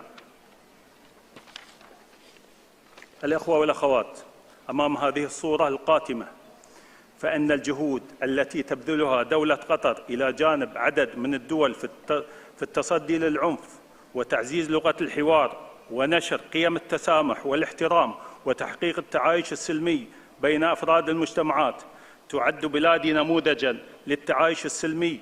فالشعب القطري متجانس يجمعه دين ولغة وثقافة وتاريخ واحد، وتحظى بقيادة رشيدة ترعى قيم التعايش والتسامح، حيث يعيش في قطر أشخاص من خلفيات ثقافية ودينية متنوعة ويحملون جنسيات متعددة تفوق 80 جنسية، وتسود بينهم ثقافة التسامح وقبول الآخر. وقد أطلقت قطر العديد من المبادرات التي تدعم الحوار بين مختلف الثقافات والحضارات. وتأسيساً على هذا الدور الريادي لدولة قطر حكومة وشعباً، تقدم مجلس الشورى في دولة قطر باسم المجموعة البرلمانية العربية بطلب إدراج موضوع تجريم ازدراء الأديان كبند طارئ على جدول أعمالكم تحت عنوان تجريم ازدراء الأديان وانتهاك دور العبادة والمقدسات ونشر الكراهية بين الشعوب والدعوة إلى تعزيز قيم التعايش والتسامح والسلام والأمن الدوليين. الإخوة والأخوات، تقع علينا كبرلمانيين ممثلين لشعوبنا مسؤولية كبيرة في معالجة أسباب ودوافع التعصب ومحاربة خطاب الكراهية وتعزيز قيم التسامح والاندماج والتعايش السلمي من خلال تبني سن التشريعات التي تعزز وتحافظ على تماسك النسيج الاجتماعي وتجرم كل ما من شأنه إثارة النعرات القبلية والطائفية والدينية. ونأمل من المجموعات الجيوسياسية الست في الاتحاد البرلماني الدولي، المجموعة الإفريقية والمجموعة العربية والمجموعة الآسيوية والمحيط الهادي ومجموعة أوراسيا ومجموعة أمريكا اللاتينية ومنظمة البحر الكاريبي ومجموعة 12 بلس أن تتبنى التشريعات التي تحقق ذلك عبر الدعوة لسن تشريع دولي يجرم ازدراء الأديان والمساس بالأماكن المقدسة الدينية من خلال دعم البند الطارئ. كما ندعو للعمل من أجل وقف الاعتداءات السافرة على الشعب الفلسطيني والدعوة لإصلاح أجهزة وكالات الأمم المتحدة المختصة المعنية. وفي الختام أتمنى لاجتماعنا هذا بالوقاياته التي تتطلع إليها شعوبنا باعتبارنا ممثلين عنهم، والسلام عليكم ورحمة الله وبركاته.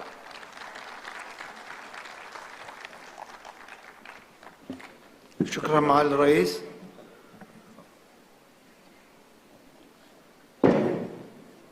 Mr. Mostadran from Commerce, followed by Naraba Eva from Uzbekistan.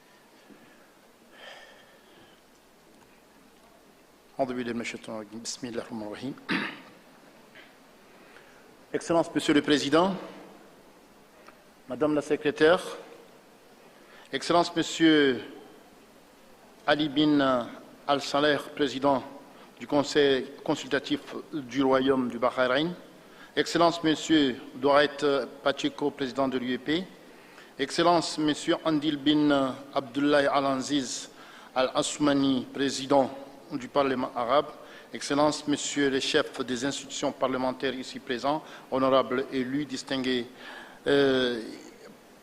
participants, tout protocole observé, assalamu alaikum wa rahmatullahi wa barakatuh.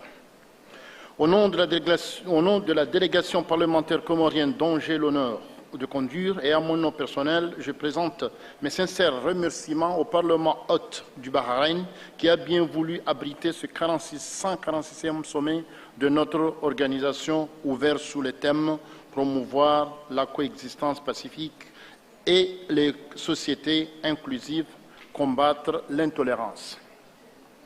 Toute ma gratitude s'adresse aux éminentes autorités du Royaume du Bahreïn, au premier rang desquelles Sa Majesté le roi Hamed bin Issa al-Khalifa, chef d'État, ainsi que les membres de son gouvernement pour l'accueil chaleureux et pour les délicates attentions de nos délégations ont été réservées dès leur arrivée dans ce beau et magnifique pays du fameux Shajarat al-Hayat, c'est-à-dire l'arbre de vie, et dans cette pittoresque capitale de Manama.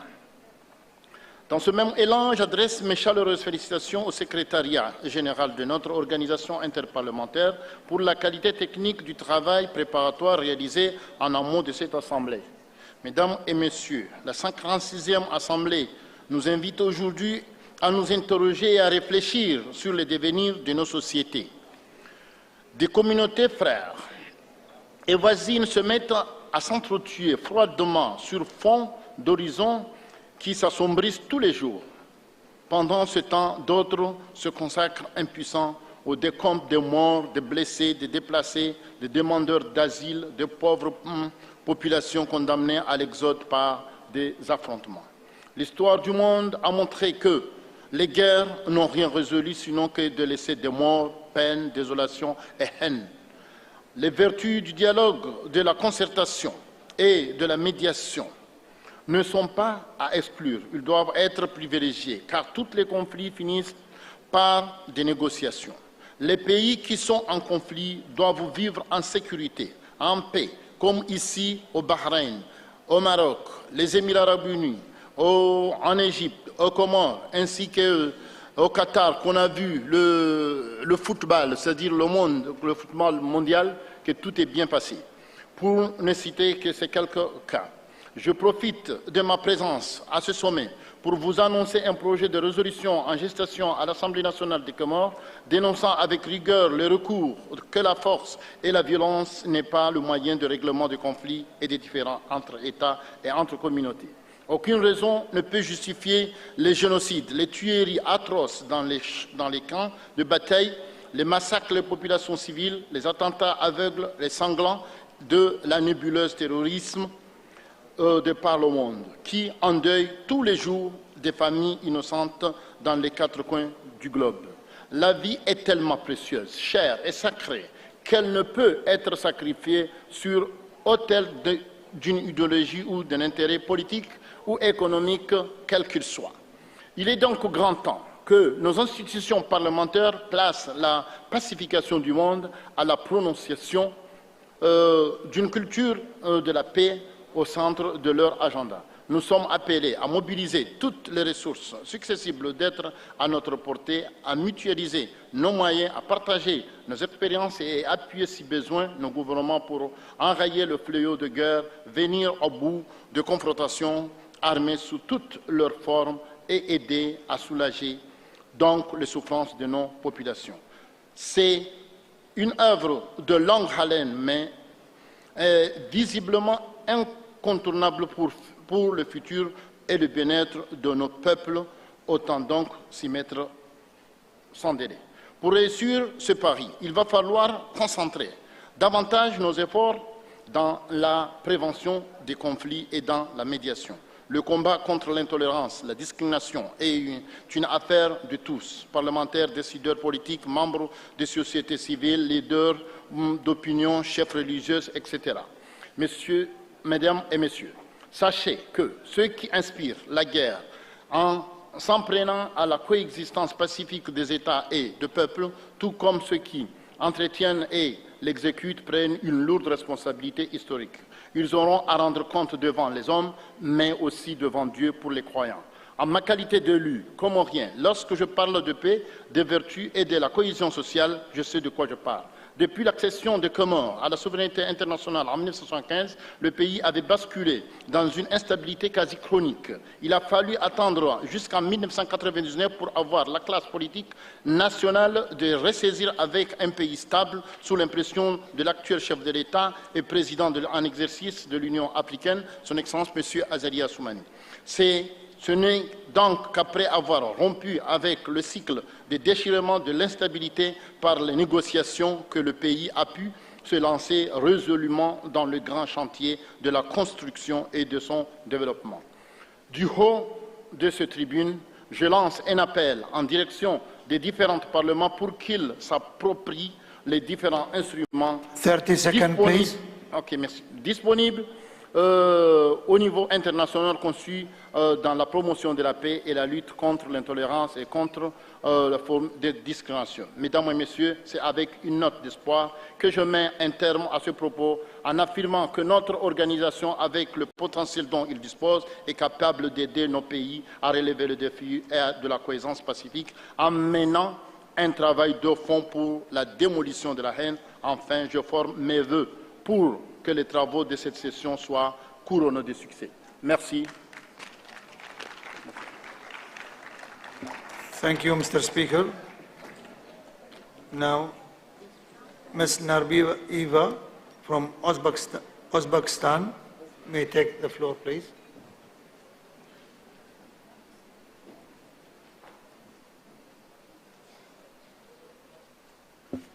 Followed by Mr. Gemir from Nepal.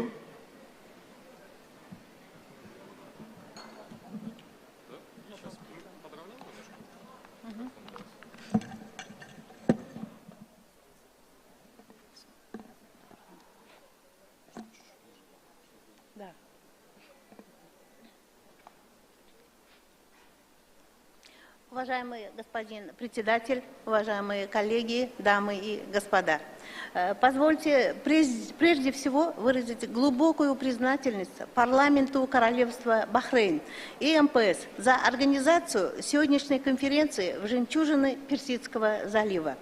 Отдельную благодарность за радушие и оказываемое участникам форума традиционное гостеприимство выражаю председателю Совета представителей Национальной ассамблеи Королевства Бахрейн. Безусловно, сегодняшняя тема нашей ассамблеи в условиях сложного и быстро меняющегося мира является весьма актуальной и востребованной для всех стран мира. Сегодня нам, парламентариям, предстоит выработать единые подходы и эффективные меры для продвижения принципа мирного сосуществования и создания инклюзивной среды во всех сферах жизни общества наших народов. Уважаемые участники Ассамблеи, в настоящее время из-за экономической неопределенности после коронавируса и текущей геополитической ситуации во всем мире наблюдается спад мирного сосуществования и инклюзивности общества, а также усиливается дискриминация во всех ее формах. Хочу обратить ваше внимание, что по данным глобального индекса миролюбия, на 2022 год миролюбие в мире упало до самого низкого уровня за 15 лет, что в свою очередь негативно влияет на развитие социально-экономических отношений во всем мире. В такой сложной обстановке наши страны сталкиваются с разными препятствиями, особенно на пути достижения основополагающего принципа не оставлять никого в стороне повестки дня в области устойчивого развития на период до 2030 года. Спикеры нашей сессии были солидарны в том, что лишь объединившись и поддерживая друг друга, мы сможем преодолеть столь непростые испытания. Мы исходим из твердого понимания, что если придерживаться приверженности развитию инклюзивного мира и формированию всеобъемлющей инклюзивной среды, то именно это станет мощным фактором устойчивого развития и инклюзивного роста в глобальном масштабе. В данном контексте готовы поделиться опытом создания и функционирования платформ регионального взаимодействия в целях обеспечения мира, стабильности и благополучного развития. Разделяю императивный устой МПС, согласно которому множество проблем в мире могло быть решено лишь посредством инструментов мультилатерализма. Уважаемые коллеги, в последние годы в нашей стране под руководством уважаемого президента Шавката Мирзиёева осуществляются широкомасштабные реформы во всех сферах, направленные на обеспечение прав и свобод человека, которые начинают приносить свои плоды. Инициированная президентом Узбекистана Шавкатом Мирзиёевым государственная программа по реализации стратегии развития нового Узбекистана на 2022 и 2026 года стала документом приоритетного развития страны, который направлен на устойчивое развитие и повышение благосостояния населения. Реализация мер по созданию для лиц с инвалидностью гарантий доступности к объектам и услугам, социальной, экономической и культурной сферам, здравоохранению, образованию, трудоустройству, а также информации и средствам связи являются важными направлениями повестки для многих государств. Инклюзивный рост невозможен без должного внимания к развитию человеческого капитала. Несмотря на нынешние угрозы сосуществования во всем мире, парламенты должны играть важную роль, чтобы помочь обществам стать более инклюзивными и миролюбивыми, защищая права и подавая пример. Осуществляется имплементация в национальное законодательство общепризнанных международных норм и стандартов в области обеспечения прав лиц с инвалидностью. Ратификация Конвенции ООН о правах инвалидов определила перед нашим государством ответственные задачи. Все это лишь часть комплексной работы, проводимой государством. Наш главный приоритет – совершенствование государственного управления, сокращение бедности и вхождение к 2030 году в число стран с уровнем дохода выше среднего, обеспечение инклюзивного социального развития, укрепление добрососедства и стабильности в регионе Центральной Азии. Уважаемые коллеги, уверены, что сегодня мы сможем всесторонне проанализировать ход нашего сотрудничества в рамках МПС и наполнить его новыми важными направлениями. В этом контексте мы предлагаем рассмотреть ряд предложений по повышению эффективности нашего взаимодействия в целях достижения ЦУР. Первое. Разработать национальные планы действий, направленных на совершенствование законодательной базы по выстраиванию эффективной системы диалога и взаимоуважения между представителями различных религий и конфессий. Второе. Включить в план работы государственных органов проведение мониторинга и оценки за ходом реализации сотрудничества и взаимодействия с национальными культурными центрами и обществами дружбы.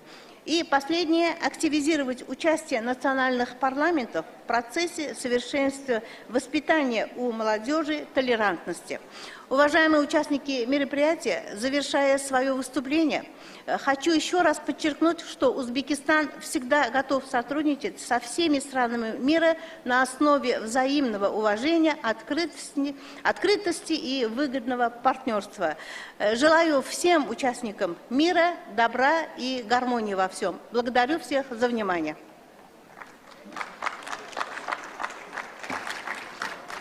Thank you, Ms. Speaker. Mr.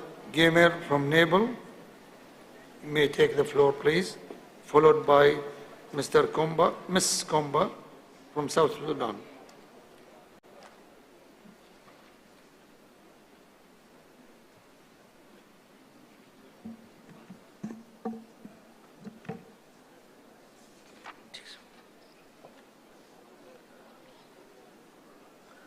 महामहिम अध्यक्षज्यू, माननीय सदस्य तथा प्रतिनिधि मित्रहरू, महिला तथा सज्जनवृन्द, अन्तर्व्यवस्थापिका सङ्घ IPU को 146औं महासभामा नेपालको सङ्घीय संसदको तर्फबाट सम्बोधन गर्ने अवसरको लागि यस सभाका अध्यक्षज्यूलाई हार्दिक धन्यवाद दिन चाहन्छु। महामहिमज्यू, विविधताको अस्तित्वलाई स्वीकार र सम्मान गर्न नसक्ताको परिणामस्वरूप दुईटा भीषण विश्वयुद्धबाट पाठ सिक्दै विश्व समुदायले संयुक्त राष्ट्र सङ्घको स्थापना गरेका थिए। संयुक्त राष्ट्र सङ्घको महासभाले सन् 1948 मा जारी गरेको मानव अधिकारको विश्वव्यापी घोषणापत्रको प्रस्तावना अनुसार मानव परिवारका सबै सदस्यहरूको अन्तर्निहित प्रतिष्ठा तथा सम्मान र अछिन्न अधिकारहरूको मान्यता नै स्वतन्त्रता, न्याय र शान्तिको आधार भएको विषयलाई म स्मरण गर्न चाहन्छु। नेपाली समाज विविधताले भरिएको छ। बहुजातीय, बहुभाषिक, बहुधार्मिक, बहुसांस्कृतिक तथा भौगोलिक विविधता युक्त विशेषतालाई आत्मसात गरी विविधता बीचको एकता, सामाजिक सांस्कृतिक ऐक्यबद्धता, सहिष्णुता र सद्भावलाई संरक्षण एवं प्रवर्धन गर्ने कुरामा संवैधानिक प्रतिबद्धता व्यक्त गरिएको छ। यो नै हाम्रो सुन्दरता पनि हो र सामाजिक एकता र शान्तिको प्रतीक पनि। महामहिमज्यू, प्रत्येक मानिस आफ्ना आकांक्षाहरूलाई प्राप्त गर्न र क्षमतालाई उजागर गर्न चाहन्छ। शान्ति र बृहत्तर एकता त्यसको प्राप्तिको जटिलता हुन्छ। शान्तिपूर्ण समाज निर्माणको लागि हरेक नागरिकको आत्मसम्मान सहितको लोकतान्त्रिक शासनको विकल्प छैन। सुदृढ लोकतन्त्रका लागि समाजका हरेक व्यक्ति र समुदायले आफ्ना अधिकारहरू समान र सहभागितामूलक ढङ्गले उपभोग गर्न पाउने अवस्था रहनुपर्छ। त्यसैले वञ्चितीकरणमा परेका समूहलाई मूल प्रभावमा ल्याई निर्णय प्रक्रियामा सहभागी गराउनु अपरिहार्य हुन्छ। यसको उदाहरणका रूपमा नेपालको पछिल्लो 3 दशकको राजनीतिक इतिहासलाई नै लिन सकिन्छ। नेपालका प्रमुख राजनीतिक शक्तिहरूको मौलिक पहलले नेपालमा 1 दशक लामो सशस्त्र विद्रोहको अन्त्य भई शान्ति स्थापना भएको छ। समावेशी सिद्धान्तलाई अंगीकार गर्दै सन् 2015 मा जारी नेपालको संविधान कार्यान्वयनमा छ। यसैको परिणाम हाल हाम्रो संघीय संसदमा 34%, प्रदेश सभामा 36% र स्थानीय तहमा 41% महिला जनप्रतिनिधि निर्वाचित हुन सफल भएका छन्। विधि निर्माण तहमा महिलाको संख्यामा उल्लेखनीय भइरहँदा प्रशासनमा पनि महिलाहरूको नेतृत्व स्थापित हुँदै गइरहेको छ। हाम्रो संविधानले सबै जाति, क्षेत्र र समुदायको प्रतिनिधित्व सुनिश्चित भएको छ। समग्रमा सीमान्तकीकरण र वञ्चितीकरणमा परेका समुदायको शासनमा सहभागिता स्थापित भएको छ। महामहिमज्यू, आजको समयमा सूचनामाथिको पहुँच बृहत्तर भएको छ। सूचना प्रविधिको बढ्दो प्रयोगले गर्दा ससाना सूचना तत्कालै सजिलै विश्वव्यापी हुन्छन्। यद्यपि आक्षेप, वाद विवाद, झुटा विवरण, भ्रामक तथ्याङ्क, द्वेष, वितृष्णा र घृणात्मक अभिव्यक्तिहरूलाई निरुत्साहित गर्दै शान्ति, सहिष्णुता र सहअस्तित्वलाई प्रोत्साहन गर्नु आजको चुनौती हो। यसको लागि म यस मञ्च मार्फत विश्व समुदायको ध्यान आकृष्ट गराउन चाहन्छु। महामहिमज्यू, नेपाल सदैव शान्ति र सहअस्तित्वको पक्षधर रहँदै आएको छ। नेपालको अन्तर्राष्ट्रिय सम्बन्ध नै शान्तिपूर्ण सहअस्तित्वका पञ्चशीलको सिद्धान्तमा आधारित छ। ठुला र शक्तिशाली राष्ट्रले साना र कमजोर राष्ट्रको अस्तित्वलाई स्वीकार र सहन गर्न नचाहँदाको दुष्परिणामहरू हामीले इतिहासका अनेक कालखण्डमा भोगिसकेका छौँ। असंलग्नता आन्दोलनको संस्थापक सदस्य रहेको नेपाल सबै राष्ट्रहरूको एक अर्काको अस्तित्वको सम्मान गर्नुपर्छ भन्नेमा सधैँ अडिग रहेको कुरा म यहाँहरूलाई राख्न चाहन्छु। महामहिमज्यू, आइपियूले एकता र समावेशितालाई बारम्बार आफ्ना छलफलको मुख्य विषय बनाउँदै आएको छ। लोकतन्त्रको लागि, सबैको लागि भन्ने आफ्नो आदर्शमा अडिग रहँदै यसले संसारभरका सांसदहरूलाई सहअस्तित्व र सहशान्तिका पक्षमा निरन्तर संवाद गराएर सराहनीय काम गरेको छ। म यसै मञ्चबाट शान्तिपूर्ण सहअस्तित्व र समानतामूलक समावेशी समाज स्थापनाका लागि नेपालका जनप्रतिनिधिहरूको तर्फबाट एकबद्धता जाहेर गर्न चाहन्छु। अन्त्यमा यस सुन्दर मानामा शहरमा नेपाली प्रतिनिधि मण्डललाई न्यानो स्वागत र आतिथ्यका लागि बहराइनको सांसद, यहाँको सरकार, महामहिम सभामुखज्यू र बहराइनी जनतालाई धन्यवाद व्यक्त गर्न चाहन्छु। साथै यस भव्य आइपियू सम्मेलनको सफलताको हार्दिक शुभकामना व्यक्त गर्दछु। मेरो भनाइलाई ध्यानपूर्वक सुनिदिनु भएकोमा सबैलाई धन्यवाद ज्ञापन गर्न चाहन्छु। धन्यवाद।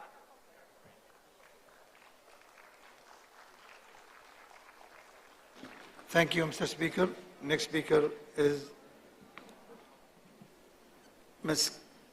Komba from South Sudan. You may take the floor, please. Followed by Sahib al-Maali, Sagar bin Aghbash, Dawlat al-Imarat al-Arabiyya al-Muttahida.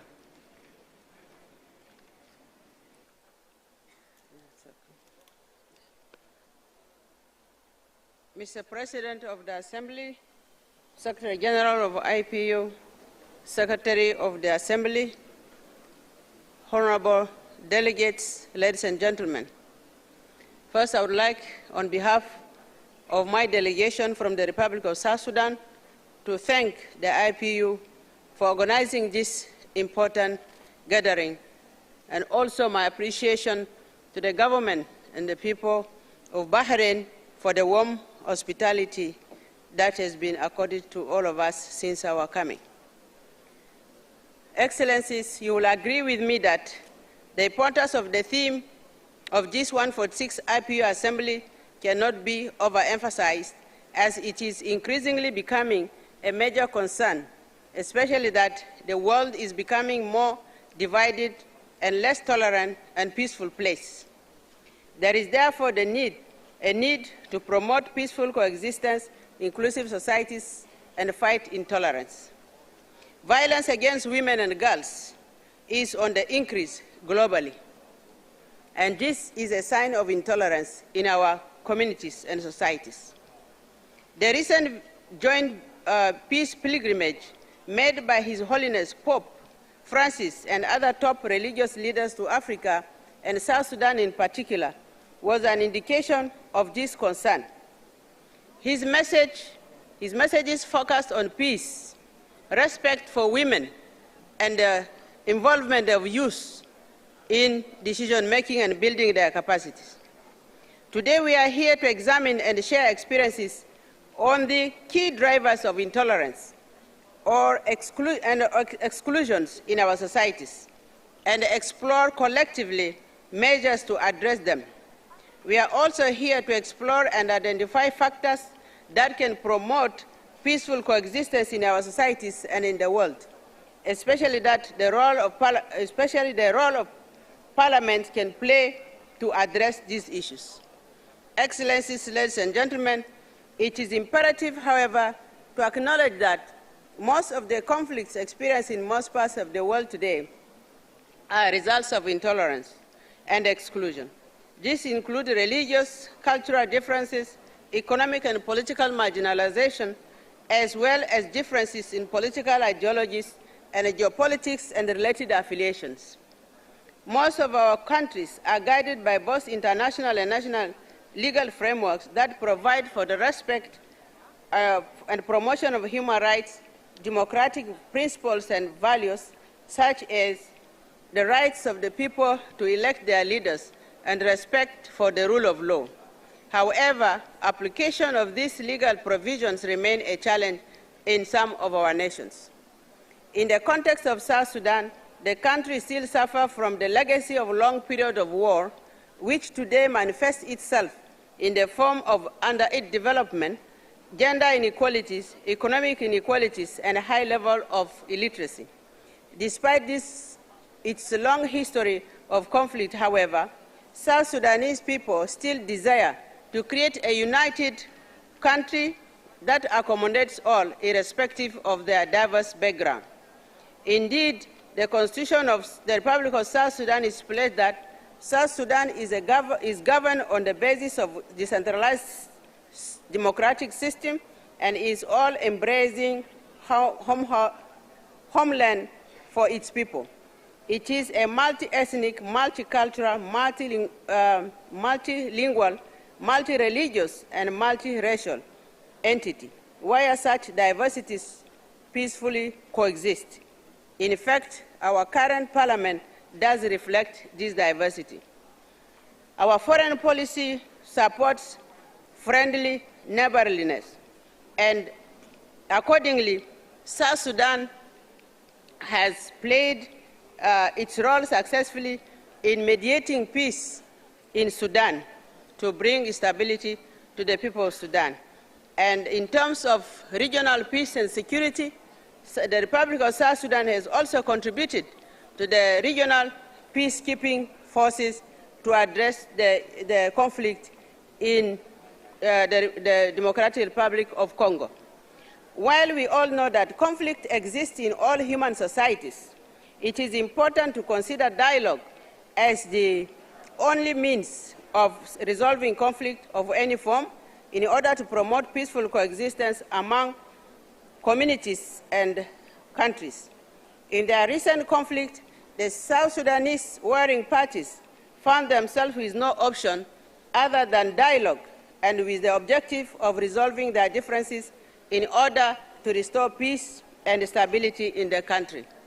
This also required inclusion of all parties and other interest groups in the peace agreement and the transitional governance institutions of the country.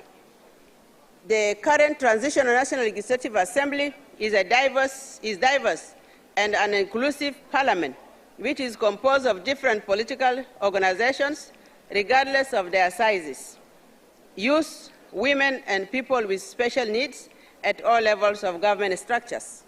Thus, the government is working collectively to ensure that the peace agreement is fully implemented in letter and spirit and build the economic and social fabrics destroyed by the war and engage communities in peace and nation building. Excellencies, ladies and gentlemen, as I conclude, therefore, to achieve peaceful coexistence, parliamentarians must collectively enact oversight and uphold the laws, uphold of laws that promote the respect of human rights, including the rights of women and girls, ethnic and minority inclusivity, gender equity, and to embrace unity in diversity as the basis for peaceful coexistence. We also have countries that are peaceful despite their diversities. Therefore, we can all learn from them and replicate those good practices, mechanisms, and strategies used by those communities to promote peaceful coexistence in societies that are threatened by intolerance and lack of peaceful coexistence. Your Excellencies, ladies and gentlemen, thank you for listening.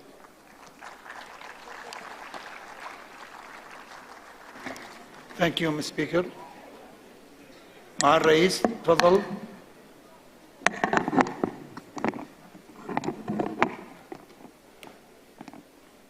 Mr. Dabi Rabi of Burundi will be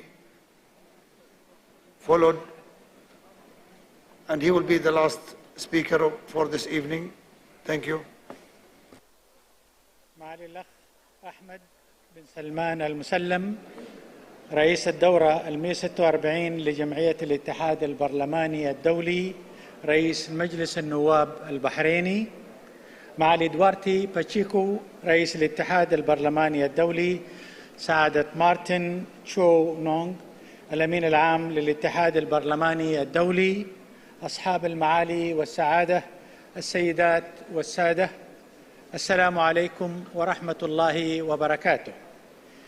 يسرني أولاً أن أتوجه بأصدق عبارات الشكر والتقدير لجلالة الملك حمد بن عيسى آل خليفة ملك البحرين حفظه الله ورعاه لرعايته لمؤتمرنا هذا، ولمملكة البحرين الشقيقة حكومة وشعباً لما لقيناه من حفاوة الاستقبال وكرم الضيافة، وللاتحاد البرلماني الدولي رئاسة وأمانة لحسن التنظيم والاختيار لمحاور المؤتمر الذي تمثل أسس تلاقي شعوب العالم وتعايشها المشترك من أجل تحقيق أمنها واستقرارها وازدهارها.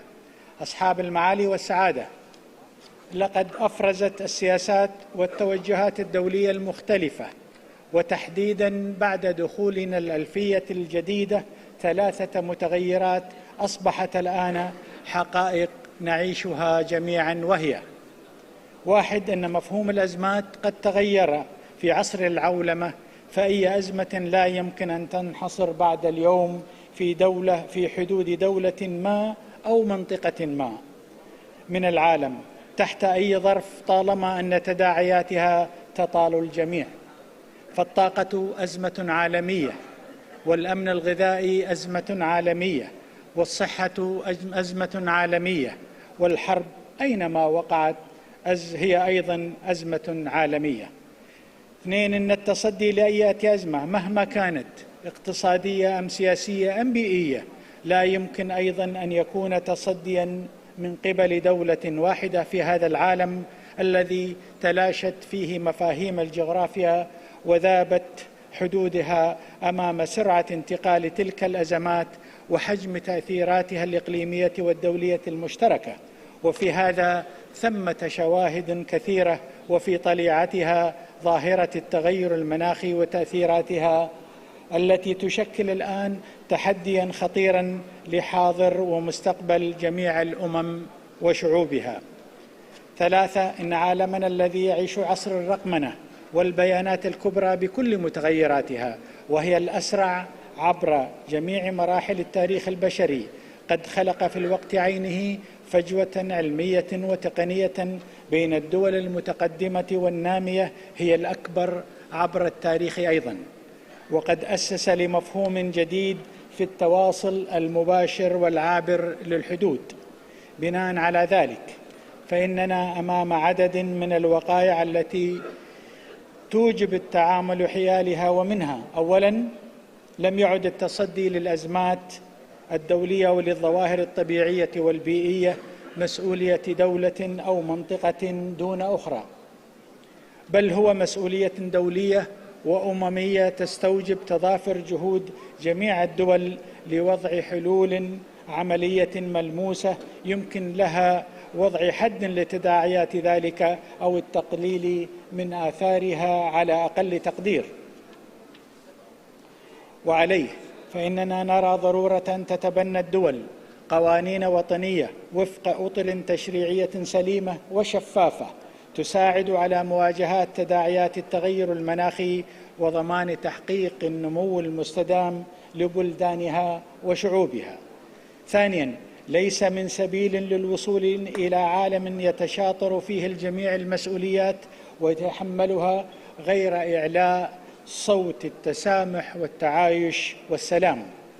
بناء على ذلك فإن صفتنا ومهامنا البرلمانية تدعونا للعمل في خطين متوازيين ومتكاملين، أولهما على المستوى الوطني لسن أو تشريع ما يلزم من القوانين التي من شأنها تحقيق المساواة والعدل بين جميع فئات المجتمع الواحد وتجريم خطاب العنف والكراهية والتطرف، وثانيهما على المستوى الدولي من خلال الاتفاق على منظومة دولية تحدد ماهية قيم التسامح والتعايش الدولية وترسم الخطوط الحمراء لكل عوامل ومكونات العنف والتطرف والكراهية.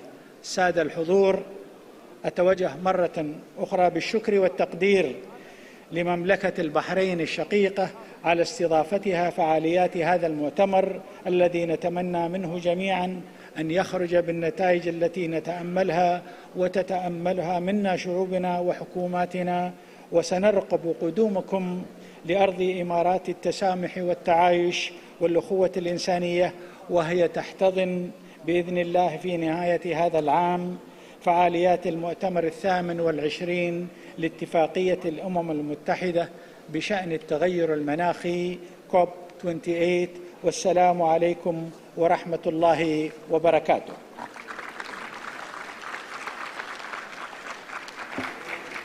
شكرا مع الرئيس صقر بن غباش.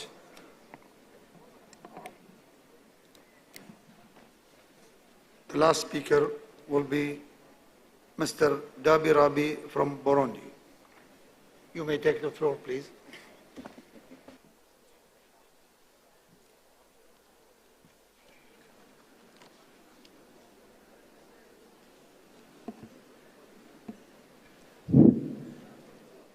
Excellences,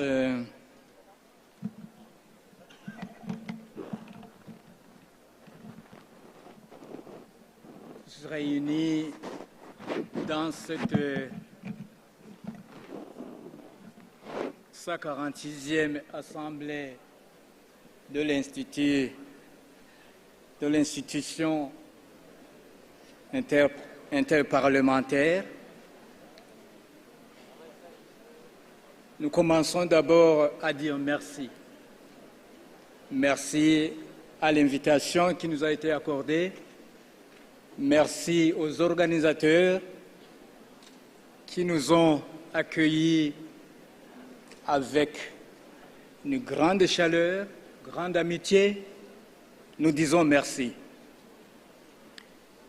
Nous avons écouté beaucoup d'interventions. Je ne veux pas être long. Je vais dire tout simplement quelques mots. Ici, nous sommes des parlementaires réunis. Nous sommes très nombreux, qui venons de plusieurs pays. Et nous venons des partis politiques. Nous avons été élus par les partis politiques. Mais nous avons vu que quand on parle de coexistence pacifique, de tolérance, il faut commencer par les partis politiques qui nous élisent, qui nous mettent devant. Ça, c'est la première chose. La seconde chose, nous parlons de coexistence pacifique, mais seulement la difficulté et le grand défi, c'est la mise en œuvre de cette coexistence pacifique dans les faits. Comment traduire la coexistence pacifique dans les faits?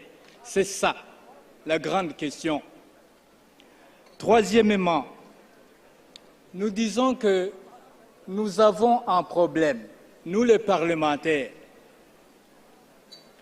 Nous ne sommes pas nous-mêmes parfois. Et nous avons peur, même d'intervenir, de dire la vérité, quand bien même la vérité est là. Soyons nous-mêmes. Appuyons la souveraineté de nos États. Appuyons davantage la souveraineté de nos États. Soyons avec nos États. Et ainsi, essayons d'éviter les influences extérieures. Décourageons les influences extérieures qui nous divisent. Quatrièmement, nous, les parlementaires, nous devrions favoriser la consolidation des échanges sous toutes les formes sur le plan de la sous-région, sur le plan régional et pourquoi pas international. Nous, les parlementaires, favorisons cette consolidation, cette force. Cinquièmement, évitons, nous les parlementaires, évitons tout ce qui pourrait créer une source d'instabilité et d'insécurité entre nos pays. Essayons de ne pas être source ou de ne pas encourager tout ce qui pourrait être la source d'insécurité et d'instabilité entre nos pays. C'est vraiment, ça serait un rôle très prominent. Sixièmement, et en dernier lieu, je dirais, nettoyons, aidons les États, nos États respectifs, à nettoyer nos cultures et nos langues de tout ce qui stigmatise autrui, de ce qui met mal à l'aise autrui. Et ainsi, l'autre deviendra la raison de mon être. Voilà, je vous remercie, Excellence.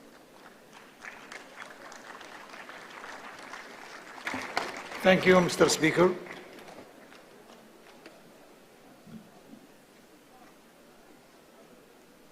Thank you, Excellency, President of the Assembly. Dear colleagues, we are going now to the point of our emergency item. And with the agreement of His Excellency, I and myself and Secretary General will present the different points that we need to decide, and after it we will have the traditional call from all countries to the vote of to choose the item that will be added or not, in accordance with the results, to our agenda as emergency item. Before I give the floor to the Secretary General, allow me to say that we received 6 items to be added. One from Argentina, the urgent need to combat violence against women in politics, particularly in light of the proliferation of hate speech, fake news and violent incidents. Second one from Qatar, criminalizing contempt for religion and the spreading of hate and promoting coexistence, tolerance, peace and international security. Another one, the first one from Argentina, Chile, Germany, Netherlands, Ukraine, with support of the Group of Latin America and the Caribbean and the 12+, raising awareness and calling for action on the serious humanitarian crisis affecting the peoples of Afghanistan, Syria, Arab Republic, Ukraine, Yemen, and other countries, and on the particular vulnerability of women and children. 4, from Indonesia, combating Islamophobia, fighting intolerance, eliminating racial discrimination, and promoting peaceful coexistence and among peoples and religions. The 5th, from the African group, creation of a global fund for countries vulnerable to natural disasters to address loss and damage from climate change. And finally, from the Democratic Republic of Congo, call for urgent action to stop aggression, occupation, and massive human rights violations in the Democratic Republic of Congo in order to preserve its sovereignty and territorial integrity. Before I give the floor to the Secretary General to repeat the explanation how we will vote, everyone, the people that came here more often know the process, but always we have new colleagues who need to explain the process. I will just remember that all the proposals may have one colleague, one MP to present the item, that we'll have 3 minutes for that, and it is possible to have just one intervention against the proposal. And who is against will have 2 minutes also to say why don't agree with the proposal. So I will give the floor to the Secretary General, and after it we will begin our process. Mr. Secretary General. Mr. President, thank you very much. I think you have said it all. We have 6 competing proposals before you this afternoon. These proposals were examined this morning by the Steering Committee of the Assembly, and I believe they would argue that they all meet the criteria set for items to qualify as emergency items, items or proposals dealing with issues of international significance that have occurred recently and which the organization may wish to take a position on. So they are putting this before you for consideration and a decision. Ideally, you should have one item, but since we have 6, you'd have to decide on how you want to take a decision. And to do that, there is a clear-cut procedure. You have explained that, Mr. President. The authors of the proposals will be given the opportunity to make their case, and if there are any objections to those proposals, those objections will be entertained from one delegate only from the floor. And then when we have gone through all of the 6 proposals, and the 6 proposals or one or more proposals are still on the table, the Assembly will then proceed to a formal vote to take a decision. And let me remind you that it is the item that has obtained the requisite number of votes, that is at least 2/3 of the votes cast, and the one that has obtained the most votes, that would be retained as the item, the emergency item. So without further ado, Mr. President, you may wish to call on the proponent of item 1 from Argentina to make the case for that particular proposal, and they are invited to take the floor from the podium here. So, Argentina. Thank you, Mr. Secretary General. I will give the floor to one colleague from Argentina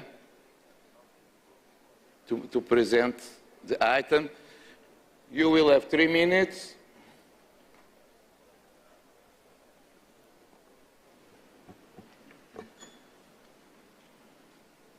Gracias, señor presidente.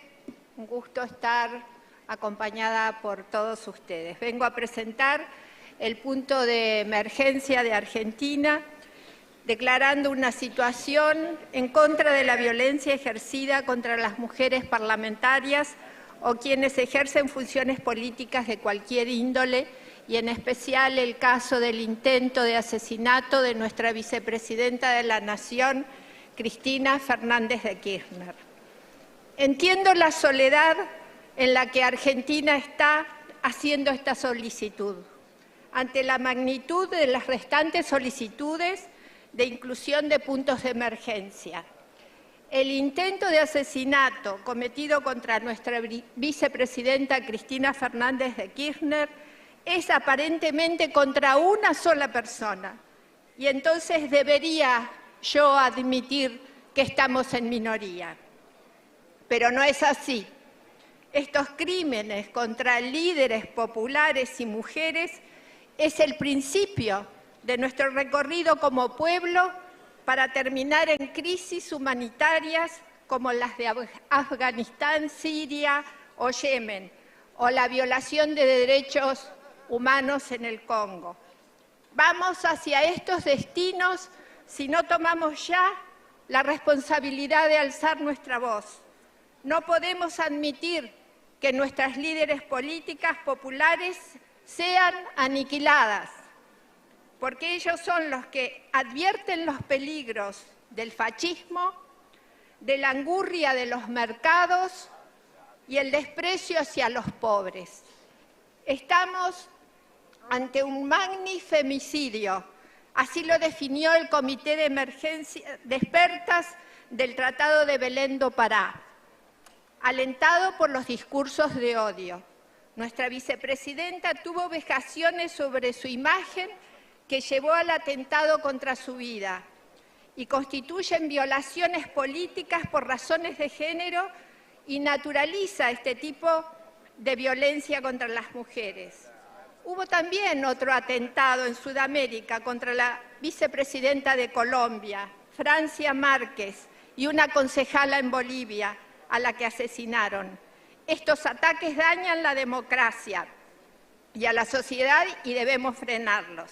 Resulta significativo que en toda América Latina las dos mujeres vicepresidentas más notorias, que son las que buscan el bienestar del pueblo, corregir las desigualdades, proteger a sus pueblos desde el Estado, desde el nacimiento hasta la muerte de las personas, darles un lugar digno para vivir, darles salud y educación, son las que hayan sufrido atentados sobre su figura. El discurso de odio contra las mujeres políticas genera un desorden informativo de características violentas que busca frenar su influencia política.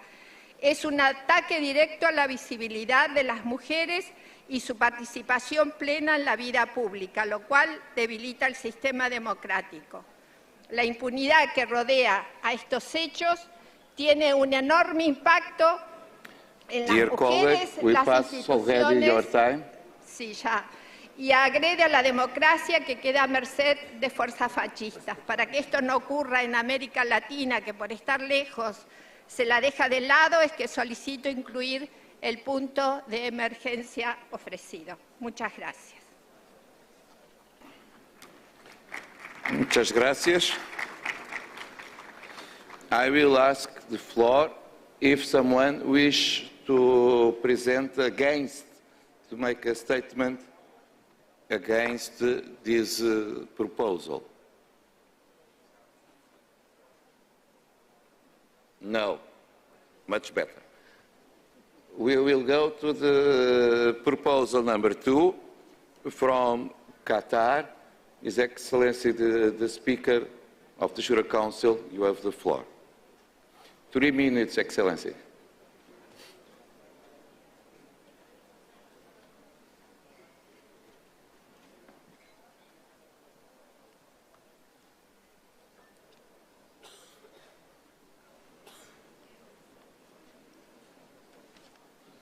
أخواني أخواتي السادة الحضور، يشهد العالم اليوم تصاعداً في وتيرة الاعتداءات على المقدسات الدينية وأماكن العبادة التي يجب احترامها من قبل الجميع، ويصاحب هذه الحملة تصاعداً خطيراً في مظاهر التطرف العنيف والكراهية. ولا شك أنكم تابعتم الأخبار عن إطلاق نار مساء الخميس الماضي على مشاركين في صلوات في كنيسة بمدينة هامبورغ بألمانيا. وكذلك تابعتم قبلها كيف قام عدد من المتطرفين بحرق وتمزيق القرآن الكريم في عدد من المدن الأوروبية. فلماذا أصبح استهداف الأديان أمرا متكررا؟ في العقود السابقة كان احترام الرموز والأماكن الدينية ملحوظا بفضل وعي المواطنين وحرصهم على العيش المشترك والتسامح واحترام الاختلاف، غير أننا لاحظنا منذ فترة تخلي بعض الدول عن القوانين والأنظمة التي سنتها ضد ازدراء الأديان والتهجم والاعتداء على أماكن العبادات، بل باتت بعض الدول توفر الغطاء الشرعي والقانوني للأعمال الإجرامية التي تستهدف الأديان بزعمهم أن هذه الأفعال تدخل ضمن احترام حرية التعبير، في حين أنها سلوكيات مدانة من شأنها المساس بالاستقرار والأمن وتشكل خطراً على الترابط الاجتماعي والتعايش السلمي بين الشعوب. واعتباراً بأن البرلمانيين ممثلين للشعوب وتقع عليهم أكثر من غيرهم مسؤولية كبيرة في الحفاظ على الأمن والسلم الاجتماعيين وتعزيز قيم التسامح ونبذ التعصب وخطابات الكراهية وتحقيق التعايش السلمي بين مختلف الشعوب والثقافات، فمن واجبهم تبني مواقف واضحة وصريحة لمنع ازدراء الأديان والإساءة للمقدسات والرموز الدينية، والعمل الجاد على سن تشريعات وقوانين للتصدي لهذه التعديات ومنعها، وللتأكيد على احترام المقدسات والرموز الدينية. ويتوافق هذا البند مع مناقشات وشعار اجتماعاتنا، إذ أن احترام الأديان ومقدساتها وحرية ممارسة الشعائر الدينية هي من حقوق الإنسان الأساسية، ولا يمكن أن يتحقق التعايش السلمي في الوقت الذي يتم ازدراء الأديان ولا تحترم معتقدات البشر الدينية وتنتشر خطابات الكراهية. ننتظر دعمكم للبند الطارئ والذي قدمته دولة قطر باسم المجموعة العربية، متطلعين أن تصوتوا له حتى يتم إدراجه على جدول اجتماع الجمعية العامة 146 للاتحاد البرلماني الدولي. والسلام عليكم ورحمة الله وبركاته.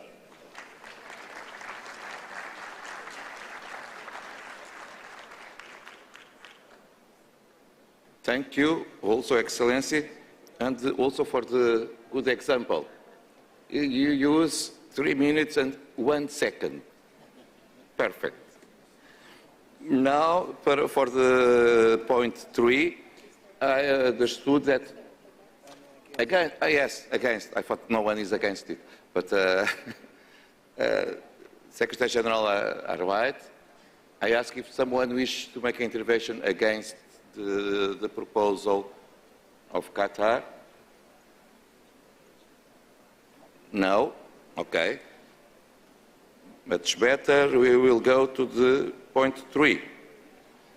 I understood that the time will be shared with one colleague from Argentina and one colleague from Chile.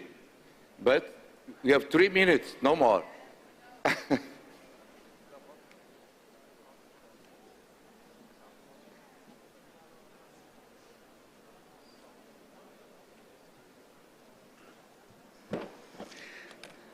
We know, Mr. President, 1 minute and a half each. This year, Mr. President, 340 million people, that is 1 out of 23 in the world, are living under a declared humanitarian crisis, almost 3 times than a decade ago. Most of those crises are sadly underreported and many long forgotten. Our main aim with this emergency item is to raise awareness and a call for action for all humanitarian crises on an equal footing, whether in Afghanistan, Yemen, Ukraine, Syria, Venezuela, and how these situations affect disproportionately women and children. How many times have we heard about the 20 million people from Yemen, for example, living under extreme circumstances, or the 7 million Venezuelans wandering defenseless throughout Latin America, or the 8 million South Sudanese that will probably experience severe food insecurity this year? But not only conflict creates humanitarian crisis, also climate change. Some 33 million Pakistanis were heavily affected by last year's floods. Earthquakes as well, such as what happened with Syria and Turkey. We ask you, IPU delegates, to send all those 340 million people that are suffering difficulties where they bear no responsibility at all, to send them a message. And that message is that we care and that we haven't forgotten them. In the end, overcoming misery, violence, starvation is no task of charity, but an act of justice. Y en este conjunto de crisis humanitarias, merecen especial atención las mujeres que se encuentran a menudo entre los miembros más vulnerables de la sociedad y corren un riesgo mayor de sufrir dificultades económicas, de exclusión, de violencia y de discriminación.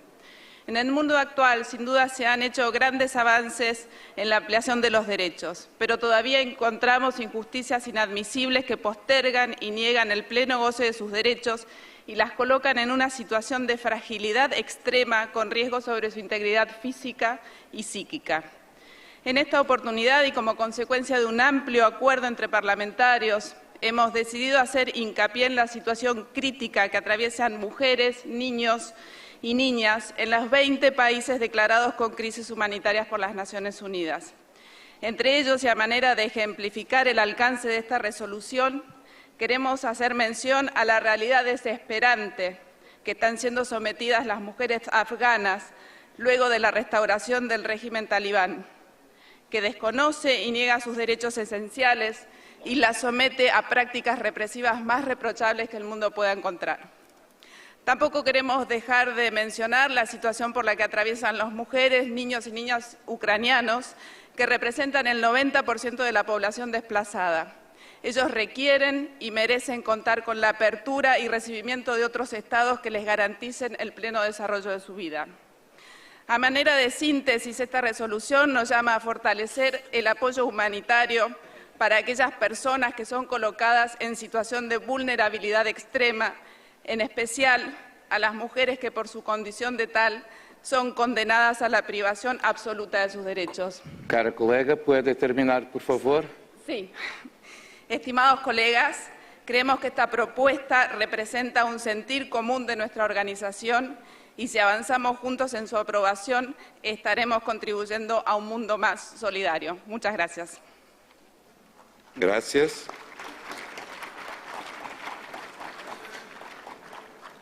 I will ask if someone wishes to rise. I see Peru. السيد الرئيس. نعم. Dear caller. نعم سيد الرئيس. سيد الرئيس. I see.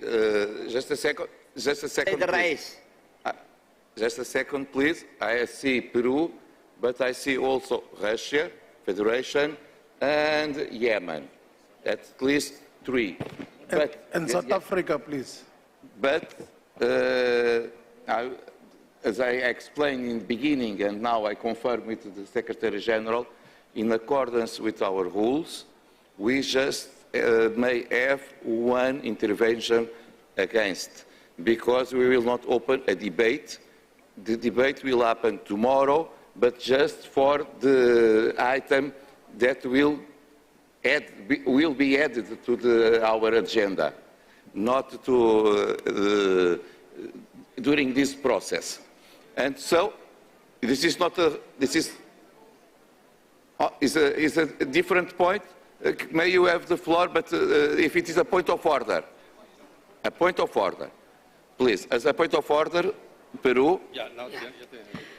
Gracias, presidente. Señor presidente, quisiera pedir un momento de silencio en honor a nuestra colega Mursal Nabizada, quien en vida fuera parlamentaria afgana, quien fue asesinada en su hogar en Kabul el 15 de enero de este año.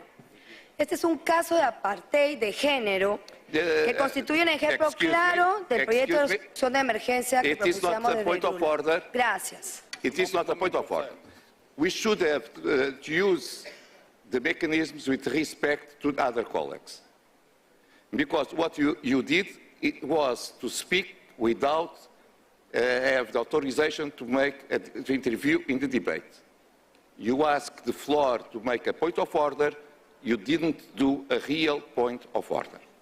And if we go this way, all delegations have the same right to do interventions. We need to respect the rules. We may agree or disagree. We may change the rules for the future, but what you did was against the rules. I see that Russian Federation and Yemen, I see that Yemen is saying that is a point of order. Please, Mr. Speaker, with our friendship, I will ask a real point of order. سيد الرئيس، الإخوة الزملاء، أولا أن البند الطارئ هو موضوع واحد وليس مواضيع متعددة، وأعتقد أن النظام الداخلي للاتحاد أنا لا أجزم فيه جزما، ولكن أريد من الأمين العام والسيد الرئيس، هل يجوز للأرجنتين أن تتقدم بمقترحين في وقت واحد؟ المقترح هو واحد، معناه أن الأرجنتين غير جاد في المقترح الأول ولا في المقترح الثاني، ولا يجوز لها أن تتقدم بمقترحين في وقت واحد، وهي تعلم أن البند الطارئ واحدا وليس 10. لذلك فهي مخالفة للنظام وللقانون، وأرجو أن تتصرفوا وفقا للائحة أو وفقا للنظام الداخلي للاتحاد، والذي لا يجيز مثل هذه الحالات. وشكرا سيد الرئيس. Thank you, Mr. Speaker. It was a real point of order to understand if is possible to accept or not this proposal. I understood, I will give it to the Secretary General, that the Secretariat endorse that they are in accordance with the rules. But I will ask the Secretary General to confirm, because it is a real point of order to understand if it's possible to accept or not this proposal. Mr. Secretary General. Thank you, Mr. President. As far as I can ascertain, there's nothing in the rules that prohibits any country from presenting more than one proposal for an emergency item. So anything that is not prohibited is allowed. So, Mr. President, Argentina is within its right to endorse several proposals. Thank you. Thank you. The answer was given by the Secretary General, because we should understand if everything is in accordance with our rules and procedures, of course, before we begin to vote. Now I see the Russian, I saw before the Russian Federation, Mr. Kozachev. It's not a point of order. You wish to interview against the Exactly. The Please, you have the floor. Then I have 2 minutes, Mr. President. Thank you very much. I do not want to question the topic as it is, because we are all really concerned about serious humanitarian crises in so many countries. And we are ready to discuss it, Ukraine crisis included. What concerns me is the list of countries which are mentioned in this motion, because I believe that there are so many other countries which are exactly in the same serious humanitarian crisis.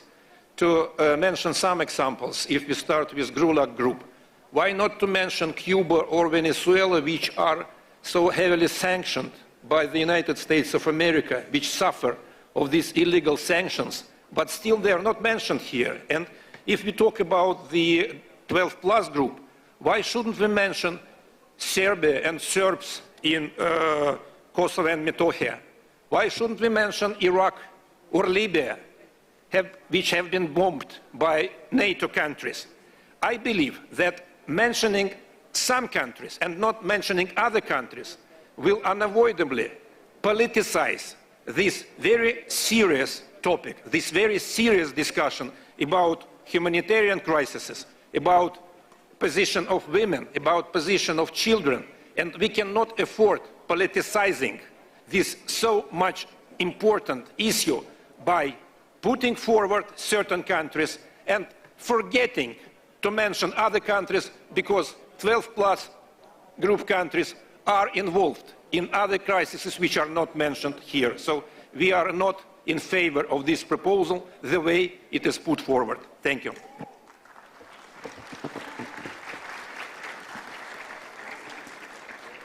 thank you very much, Mr. Kozachev, also to respecting the time that you have to make your statement. And I see that, I didn't see in the beginning, I'm sorry, but I understood from receiving the information from my colleague that also Iran wished to have the floor. I will ask now if it is a point of order, because otherwise I am not available to do it, to do the floor to our colleague, because we have already one intervention against the point presented by this group of countries, and the rules say that just one intervention is allowed. This is not the will of the President or Secretary General, it's what is written in our rules. So I will ask our colleague if it is a real point of order, please.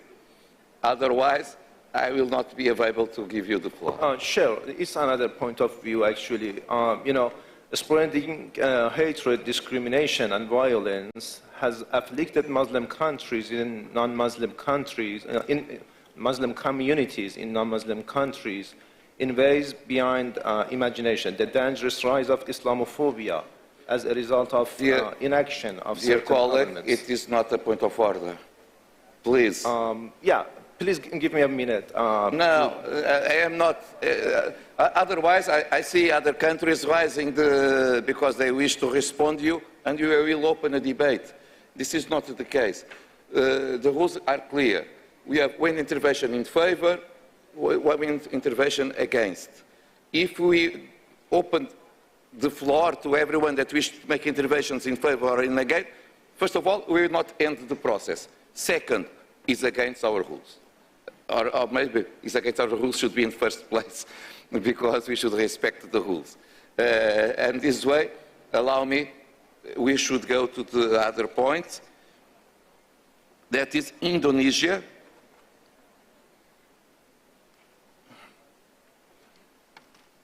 To present the point number 4. Thank you, Mr. Chair.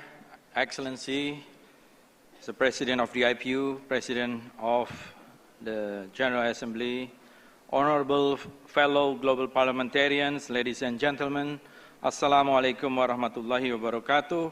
Peace be upon us all.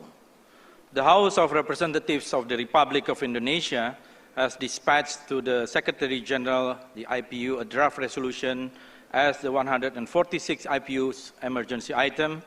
Our draft entitled Combating Islamophobia, Fighting Against Intolerance, Eliminating Racial Discrimination, and Promoting Peaceful Coexistence Among People and Religions. It actually expresses our grave concern over all forms of intolerance and racial discrimination, including Islamophobia and all religious hatred that still remain pervasive and even intensify. It will be logical fallacy if we let such state with no further deliberation.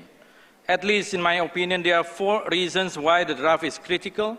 First, a very recent report by the UN Special Rapporteur on freedom of religions or belief concluded that suspicion, discrimination, and outright hatred towards Muslims has risen to epidemic proportions. Second, according to the European Islamophobia Report 2021, Islamophobia was as pressing a problem across the continent as it was in previous years. Third, grave concern over the recurrence of burning of the Holy Quran, which likely fuel angry outbursts from almost 2 billion of global Muslim population, making the global stability and security at stake.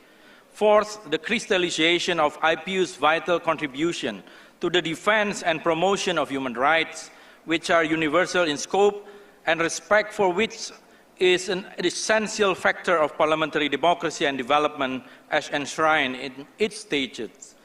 However, we observe that our draft is the same spirit and view as expressed in a draft resolution of emergency item proposed by Qatar. I am of the view that the 2 drafts deliver the same message and vision. Therefore, the House of Representatives of the Republic of Indonesia wishes to announce its withdrawal from submitting the draft and to humbly invite our fellow global parliamentarians to support the emergency item proposal from Qatar. Thank you. Wassalamu alaikum warahmatullahi.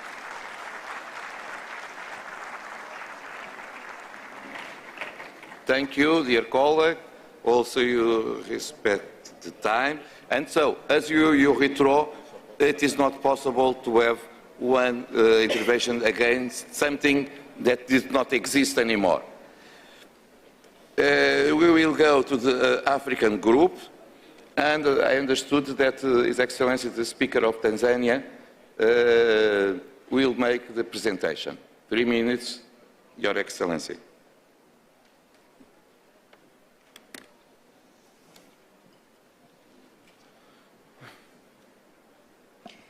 Mr. President, the Africa Geopolitical Group in the IPU have had a chance of assessing 4 out of 6 proposed emergency items. This is based on the fact that some of the items were brought to the attention of the delegates after our official meeting. Out of the 4, the Africa Geopolitical Group has 1. Irrespectively, all the 6 emergency items submitted address pertinent global welfare issues such as ensuring peaceful coexistence, upholding human rights, national and international security, and seeking global support for those who are affected in some way. The emergency item proposed by the Africa Geopolitical Group was founded on the fact that there is an urgent need to put strategies in place to support vulnerable countries affected by natural and climate-related disasters which are threatening the human existence, including those that have happened in the recent past in Pakistan, Turkey, Syria, Arab Republic, Zimbabwe, Mozambique, Malawi, South Africa, and Seychelles. The main objective of our emergency item is based on the reality that thus far, responses and reaction to natural disasters are currently fragmented, uncoordinated, and at times come with various conditionalities. Our emergency item primarily introduces a consolidated global response to natural disasters whose primary objective will be to save people's lives irrespective of their political and economic circumstances.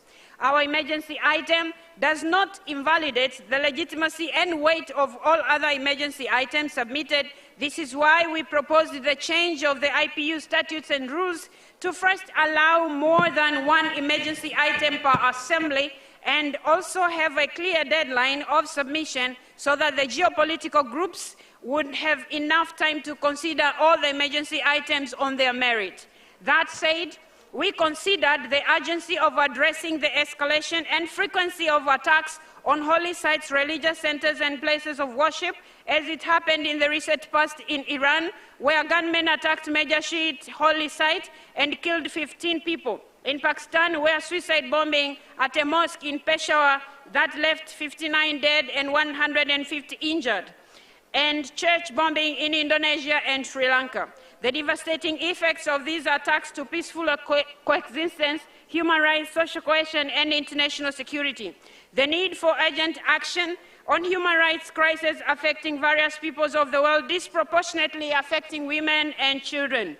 The fact that we will not be able to discuss, broadly the issues raised by the rest of the groups that have been able to present their issues, which go in tandem with the 146th IPU Assembly that is promoting peaceful coexistence and inclusive societies, fighting intolerance. Informed by the meeting of the Forum of Speakers occasioned on the 16th of February, 9th of March, followed by the Africa Geopolitical Group meeting on 10th of March, the Africa Geopolitical Group has submitted its current emergency item. Mr. President, I so submit. Okay, thank you, Madam. I will ask if someone wishes to have the floor to make contestation to this proposal. No? Okay. We will go to the last one, presented by the Democratic Republic of the Congo, I will give the floor to our colleague from Democratic Republic of Congo.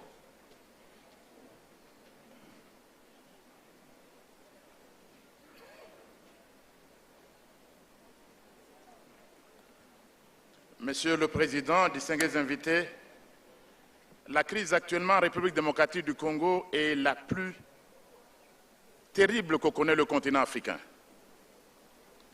Plus de 10 millions de morts, plus qu'un génocide, des milliers et des milliers d'hommes et de femmes tués, victimes des déplacements forcés, qui quittent leur home, leur maison. La crise qui se passe en République démocratique du Congo va au-delà de tout commentaire. Le continent africain ne peut pas se permettre d'ignorer la crise la plus grave qui sévit sur son sol au pays de Patrice Emery Lumumba. Les causes de cette crise sont connues. Il y a les conflits armés, mais il y a aussi et surtout l'occupation et l'agression dont le pays est victime. Le groupe d'experts des Nations Unies, et ce n'est pas nous, le groupe des Nations Unies a dans un dernier rapport établi que la RDC est victime de l'agression de la part du Rwanda. Ce n'est pas nous, c'est d'abord ce groupe. Et le groupe a même établi, dans un rapport soumis au Conseil de sécurité et au secrétaire général, le soutien dont le terroriste du M23 continue de bénéficier de la part de ses pays voisins. Monsieur le Président, le peuple de la République démocratique du Congo nous a envoyés ici, comme Parlement de la RDC, pour solliciter la solidarité du monde entier et des parlementaires du monde pour qu'il y ait une fin à cette agression, à l'occupation, une fin au massacre des hommes, des femmes et des enfants. Et ce massacre intervient justement après que nous ayons commémoré la Journée internationale de la femme. Au moment où je vous parle, des femmes sont en train d'être tuées, massacrées. Les parlementaires du monde entier resteront-ils sourds à leurs appels? So the crisis which is happening in the DRC is the most serious happening on the African continent. People are being killed. Women, children are victims of intolerance. And this is mainly due to armed conflicts and to the aggression by a neighboring country. And the group of experts of the United Nations recently reported to the Security Council that Rwanda is behind the terrorists of M23. So we are here to call on you to plead with the parliamentarians of the world to show solidarity with the people of the DRC by taking action, by adopting a resolution calling for an end to the aggression, to the occupation, and to the massive human rights violations happening in the DRC. I hope you will show that solidarity here and today. Thank you very much.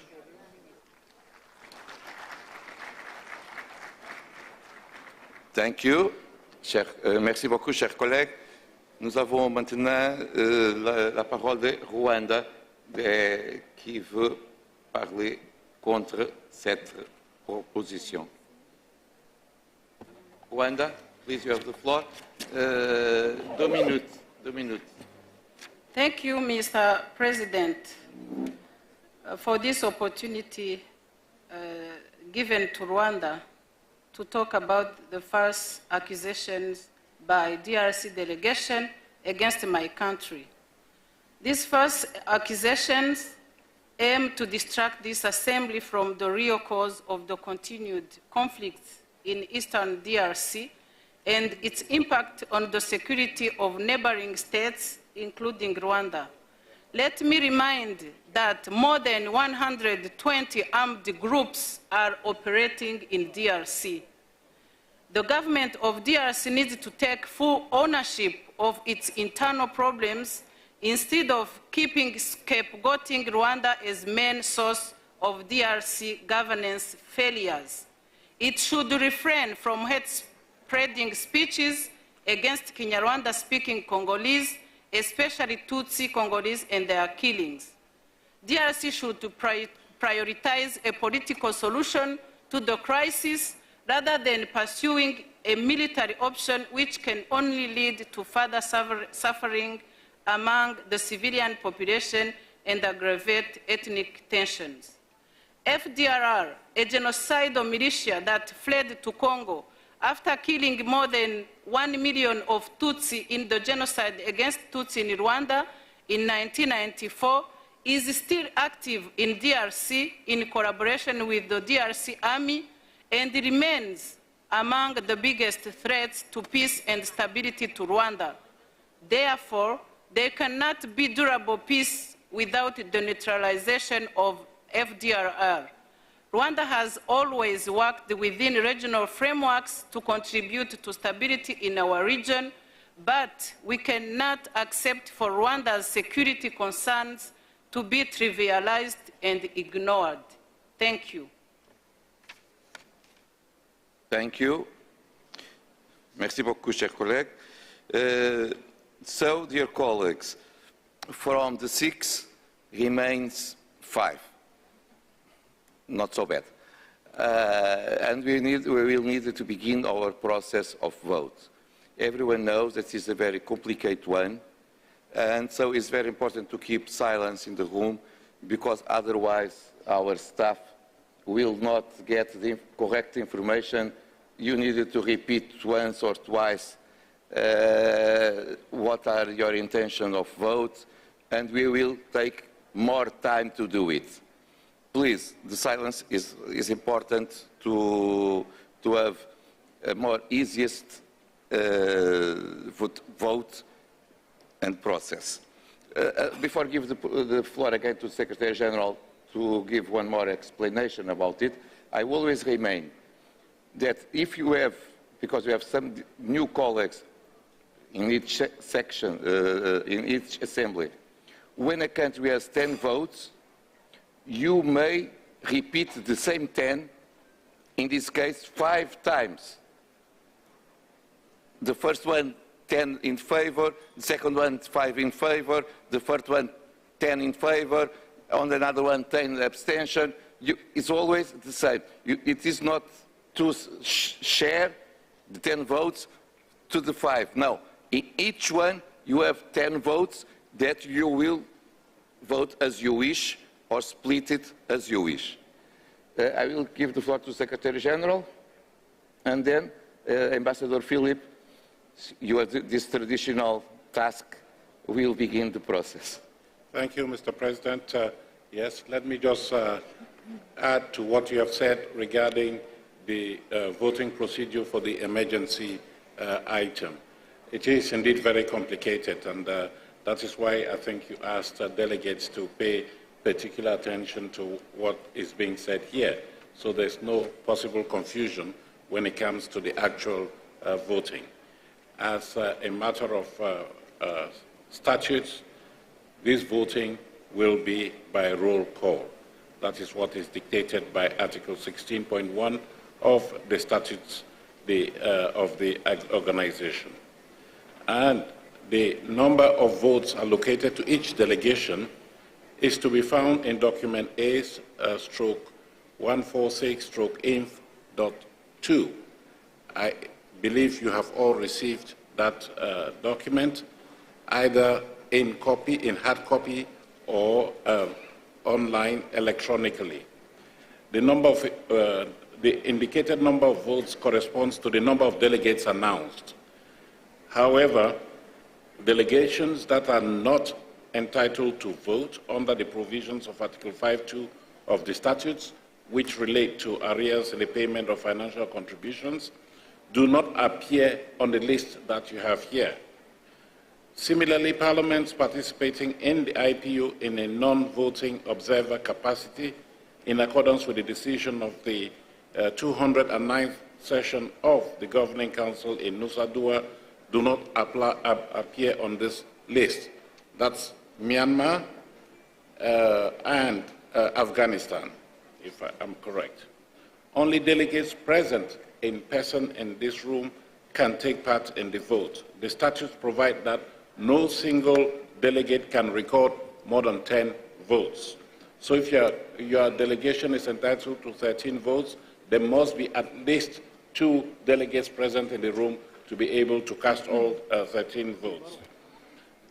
To ensure a diversity of views expressed through the vote, the statutes envisage the possibility of splitting the votes cast by a delegation on any subject. If a delegation is entitled to a total of 18 votes, it can register, for example, 10 votes for, 5 against, and 3 abstentions. Needless to say, votes splitting is not mandatory, and the delegation may well decide to cast all of its 18 votes for or against a given proposal. As the President has just announced, we have on the table now 5 competing proposals for the emergency item, 1 having been withdrawn. Instead of going for a separate roll call vote on each of them, each of these 5 items, which would take forever, and I'm sure you want to go home today, it is standard IPU practice to combine all votes technically into one round. When called on to express its vote, each delegation is expected to announce how it wishes to vote, first on Proposal A, then on Proposal B, on Proposal C, and on Proposal D and Proposal E, because there will be 5 proposals. For each individual proposal, the delegation should cast the entire entitlement of its votes. Taking the previously cited example, the delegation in question would thus be expected to cast all of its 18 votes on each proposal. It might seem complicated, but as the roll call vote proceeds, I'm sure my colleague Ambassador Philip will be able to explain for those delegates who are having difficulties on understanding this complicated procedure. So, Mr. President, by your leave, my colleague Ambassador Philip will proceed with the roll call vote. Ambassador, please, you may begin this process. Thank you very much, Mr. President, and good evening to everyone. As you were saying, we would like to move as expeditiously as possible. We would be grateful if you could speak clearly into the microphone, expressing your vote for, against, or an abstention. You have on the side screens the 5 proposals on which we will be voting this evening. We will start with the delegation of South Africa that has 17 votes. Yeah, it works, but 17 votes. The first proposal, please, on violence against women in politics. Argentina. It's okay. It'll pick up. Okay. Thank you very much, Chairperson. South Africa abstains on that one. Proposal 2, contempt for religions. South Africa abstains. 3, Africa abstains, and 4, South Africa supports. 17. Thank you. And the 5th proposal on the DRC, please. South Africa abstains. Thank you. Thank you. We move on to South Sudan, 13 votes. First proposal, violence against women. They were all abstentions with the exception of number 4, which is in favor.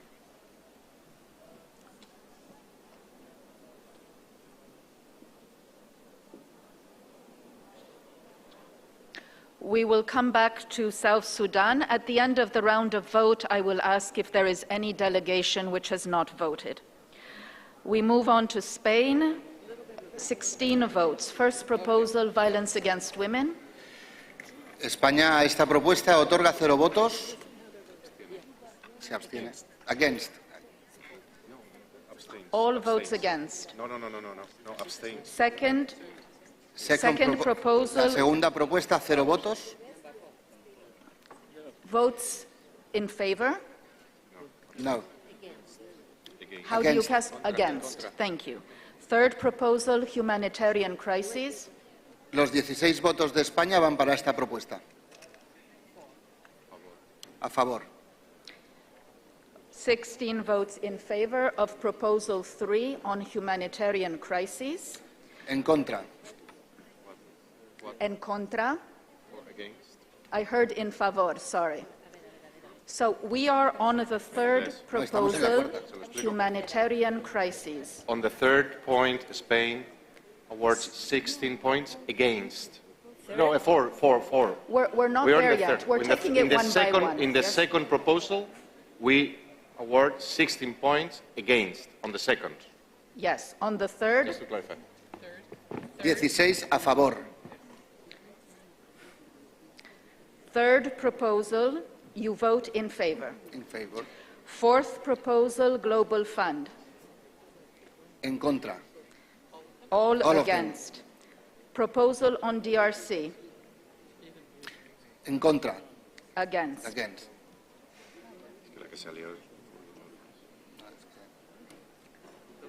Are you listening? We don't have interpretation. What do you mean you don't have interpretation? Yeah, the first one, we could only hear it in Spanish and we didn't understand. I do apologize. We're going maybe a little bit too fast. My colleagues need to take note of this. I'm coming back to the first proposal. La primera propuesta, España vota en contra. 16 puntos en contra. 16 against. Second proposal. Segunda propuesta, 16 votos en contra. Second proposal as well, 16 votes against. Okay? Thank you. We move on to Sri Lanka, absent. Suriname, 10 votes. First proposal, violence against women. Yes, very exciting. First, we go 4 and 5 abstention. 5-4, 5 abstentions. Second proposal, contempt for religions. You mean Qatar? Yes. Yes, Yeah. 5-4, 5 abstentions. 5 in favor, 5 abstentions. Third proposal, humanitarian crises. 10-4. 10 in favor. Fourth proposal, global fund. 10-4. 10 in favor. And last proposal on the DRC. 10 abstention. 10 abstention. Thank you, Suriname. Sweden, 13 votes. Thank you, Madam Chair. The first emergency item, all votes against. Second proposal. All votes against. Third proposal. All votes for in favor of the emergency item. Fourth proposal. All votes against. Last proposal on the DRC. All votes against.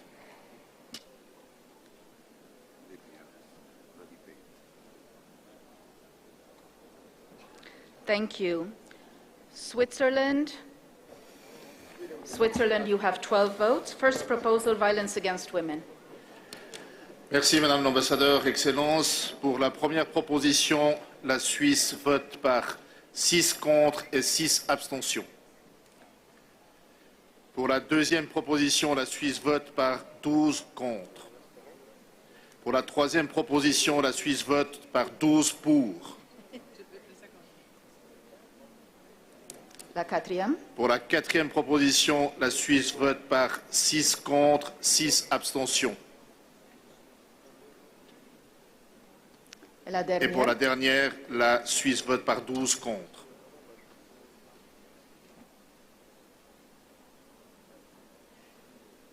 Merci la Suisse. Syria, 14 votes. First proposal, violence against women. شكرا. البند الأول 14 ضد. البند الثاني 14 مع. البند الثالث 14 ضد. البند الرابع 14 ضد.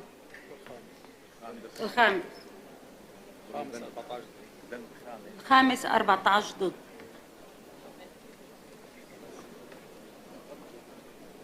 Thank you, Syria. Thailand, 18 votes. First proposal. First proposal, Thailand vote, 18 votes for. Second proposal, 18 votes for. Third proposal, 18 votes for. Fourth proposal, 18 votes for. Fifth proposal, 18 votes abstain.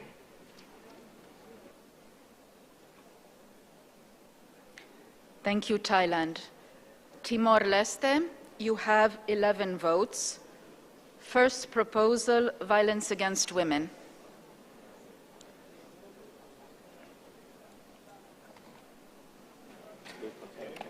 Onze votos abstain. 11 abstentions. Second proposal. Segunda proposta, 11 a favor. Tercera proposición. Terceira proposta, 11 a favor. Fourth proposal. Quarta, 2 votos a favor e 9 abstenção. Can you repeat that, please, for the fourth proposal? 2 votos a favor, 9 abstenção.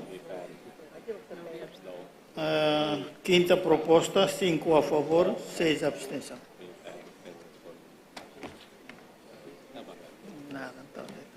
Thank you. Tonga, you have 8 votes. First proposal, violence against women.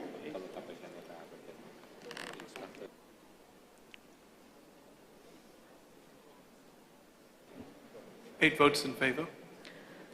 Second proposal, contempt for religions. 8 votes in favor.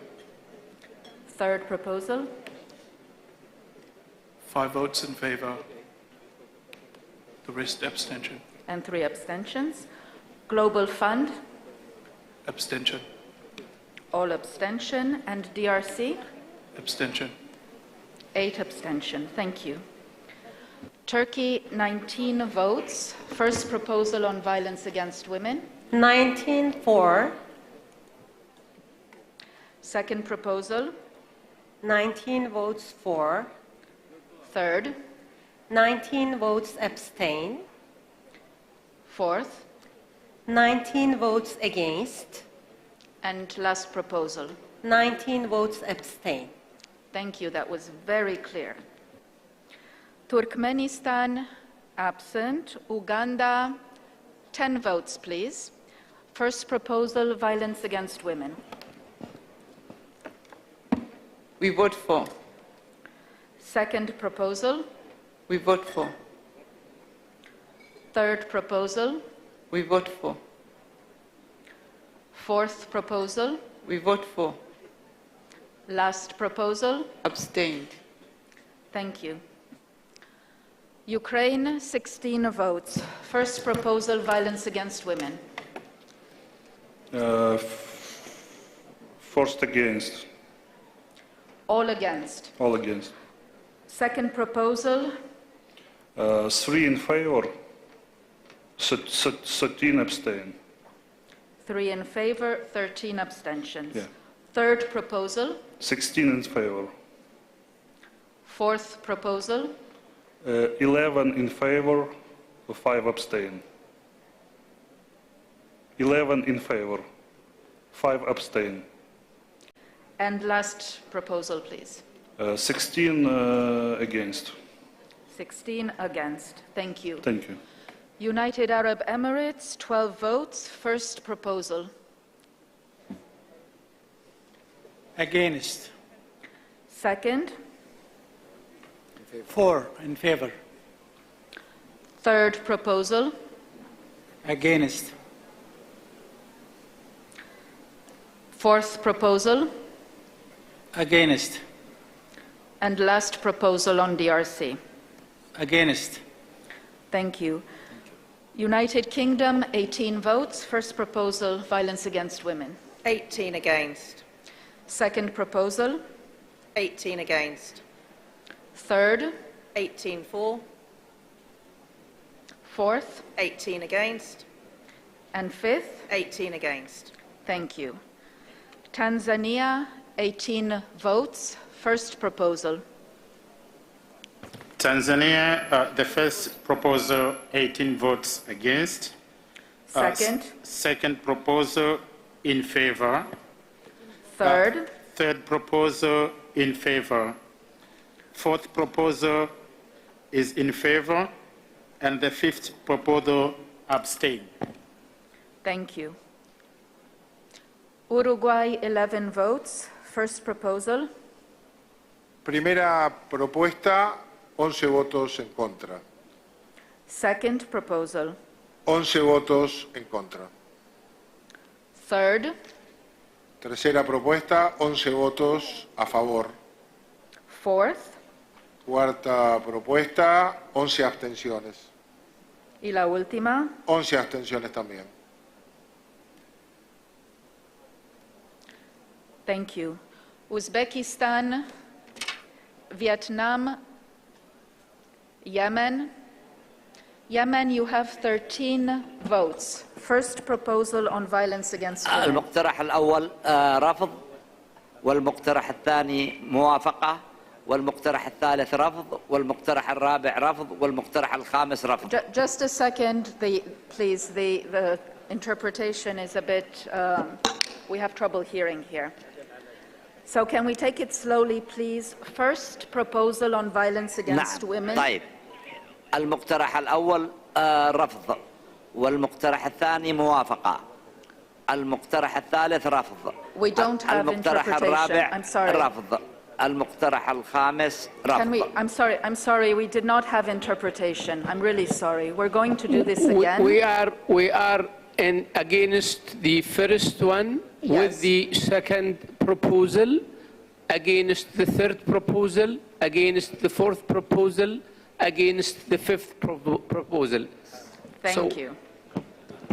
حي الله. Yes. So you are against all the proposals. Thank you. No. We are proposal. It is clear. We are with the second proposal against the other four proposals. Okay. Thank you. So 13 in favor of the second proposal and for all the other ones against. It's been noted. Thank you very much. Zambia, 13 votes. First proposal, please. First proposal against, 2 in favor, 3 in favor, 4 in favor, 5 abstain.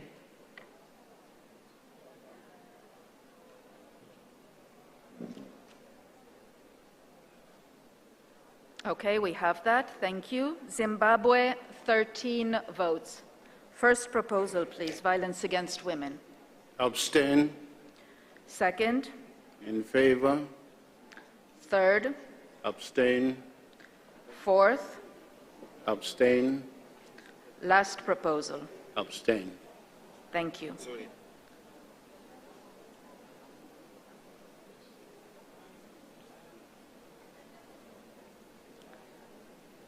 Is that all clear, Pierre? Yeah. We can move on to Albania, 11 votes. We move on to Algeria, 16 votes. First proposal, please.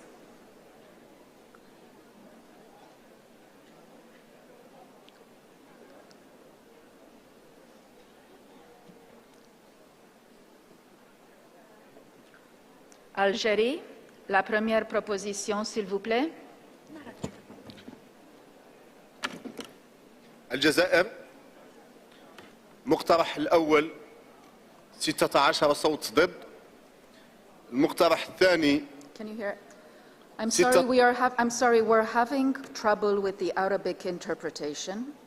So we're going to try again. Slowly, please. If you can say it in English and French, that's great. If not, we'll wait for the Arabic interpretation. So first proposal, violence against women. 16 voix contre. 16 against. Second proposal, contempt for religions. 16 voix pour la proposition de Qatar. Noté. Troisième proposition. Not nothing, with. Third proposal, please say that again. First Third proposal on humanitarian crises. 16 contre. 16 against. Fourth proposal, Global Fund. 16 pour. Last proposal on the DRC. Abstention. 16 abstentions. Thank you. Angola, 15 votes. First proposal on violence against women. Primeira quê? 7 a favor, 7 abstenções. Tema 2, 8 a favor, 6 abstenções. Can we take it just a little bit slower so my colleagues can note? On the second proposal, please. A segunda proposta, 8 votos a favor e 7 abstenções. Tema 3, 14 abstenções. Tema 4, 10 votos a favor, 5 abstenções. E tema 5, 15 votos a favor. Thank you. Argentina. Madame, si vous me permettez, pour l'Algérie, la deuxième proposition, 16 en faveur. Qatar, 16, not 6. My colleagues confirm that this 16 was noted, the full amount of your votes. Okay. Thank you. Thank you, Algeria. We move on to Argentina.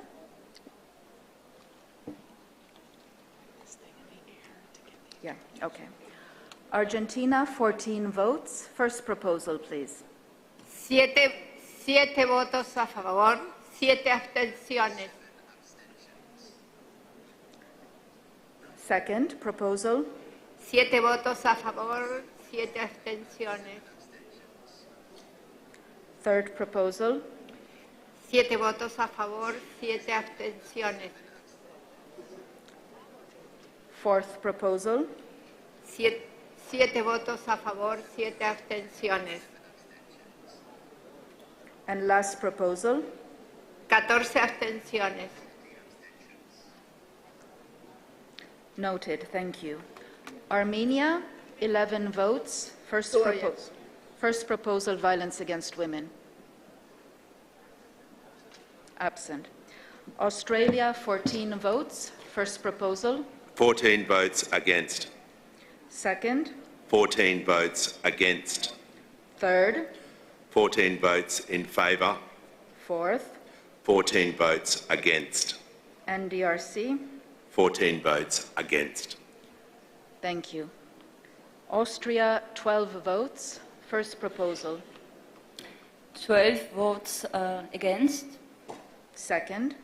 12 votes against. Third. 12 votes in favor. Fourth. 12 votes against. And DRC. 12 votes against. Thank you. Azerbaijan, you have 13 votes. First proposal on violence against women. Madam Ambassador, full amount of our votes for the first proposal, abstain. For the second proposal, in favor. For third proposal, abstain.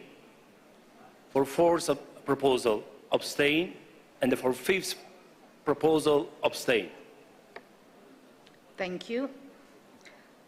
Bahrain, 11 votes. First proposal on violence against women. 11 votes against. Second. 11 votes in favor. Third. 11 votes against. Fourth. 11 votes against. And last proposal. 11 votes against. Noted. Thank you. Bangladesh. Belarus. Belarus, you have 12 votes. First proposal. 10 голосов. 12 голосов. Нас двое, поэтому просим засчитать следующим образом. По первому пункту против все голоса. По второму пункту за все голоса. По третьему пункту против все голоса. Okay, just a second. So first and second all against. Third proposal. No, no.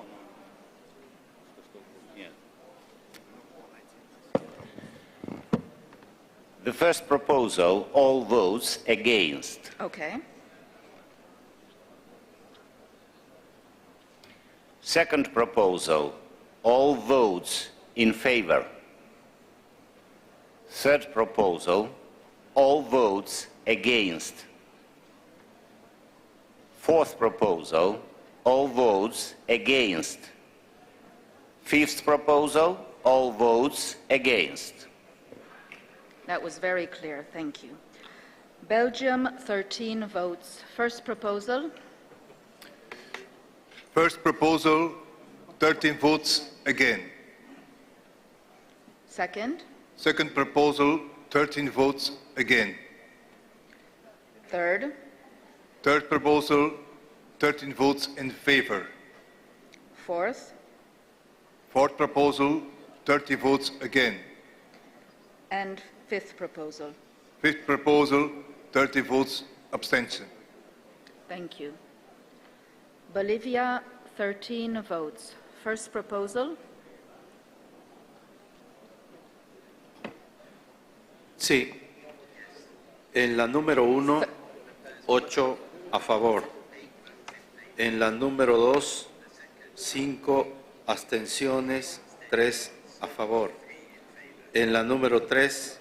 Just a second. For the first one, excuse me. Scusame, para la primera proposición. Gracias, correcto. 8 a favor. And 5. 5 abstenciones, 3 a favor. So, Bolivia, you have 13 votes. 3 a favor, 5 en contra.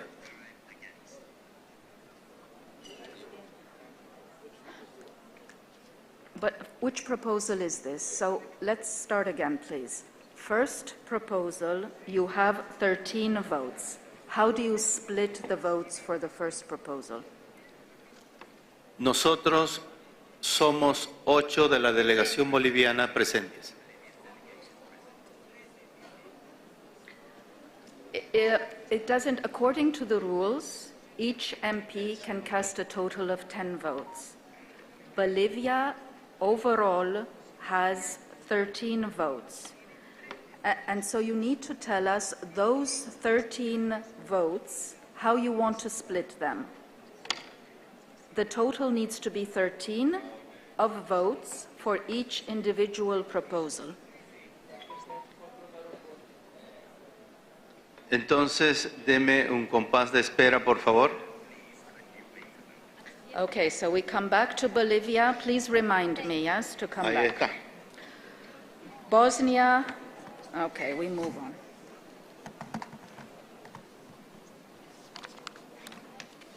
Botswana, you have 11 votes.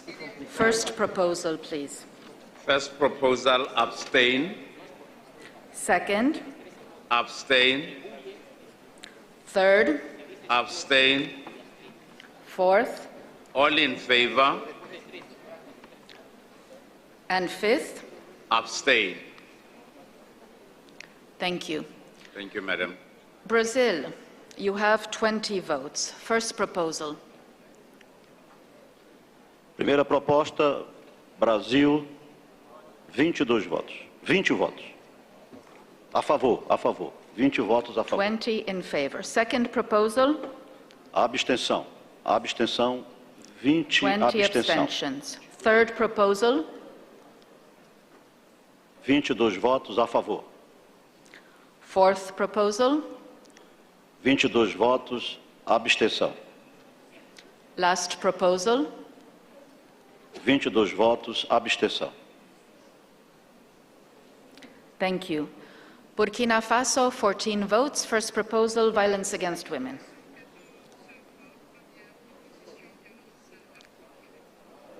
Oui, merci.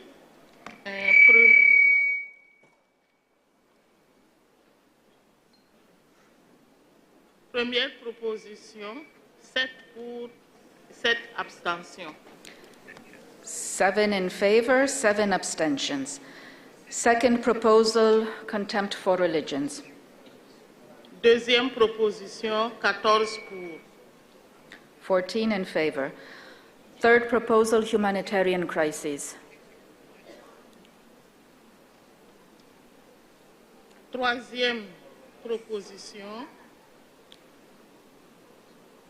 14 pour. 14 abstentions. 14 en faveur. Abstention. Abstention. 14 abstention. Fourth proposal, global fund. Quatrième proposition, 14 pour. 14 in favor. And last proposal on the DRC. Dernière proposition, 14 abstentions. 14 abstentions. Thank you. We move on to Burundi, who has 13 votes. First proposal, please.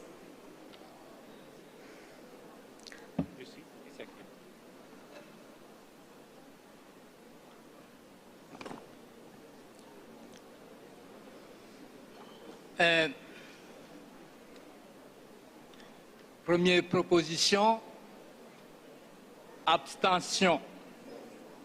Deuxième.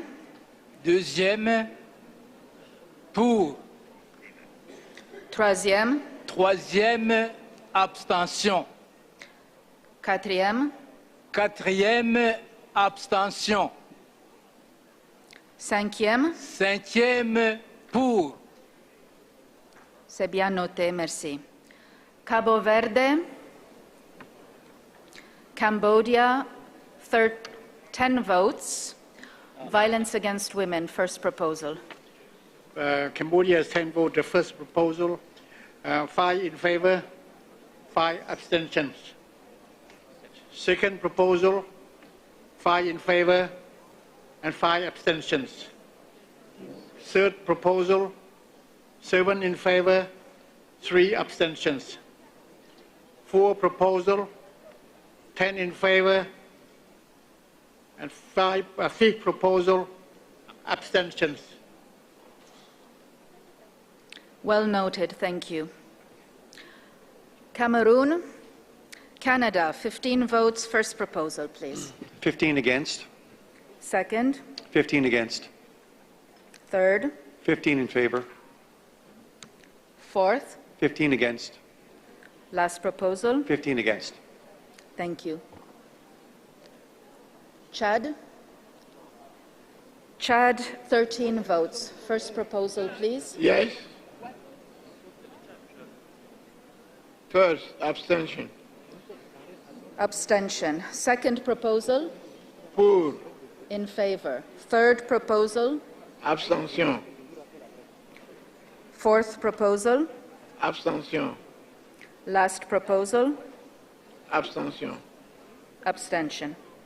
Chile, 13 votes. First proposal on violence against women. Primero, la primera propuesta, 7 abstención, 6 en contra. Segunda, 13 en contra. Tercera, 13 a favor. Cuarta, 6 abstención, 7 contra. Quinta, 13 abstención. Noted, thank you. Comoros.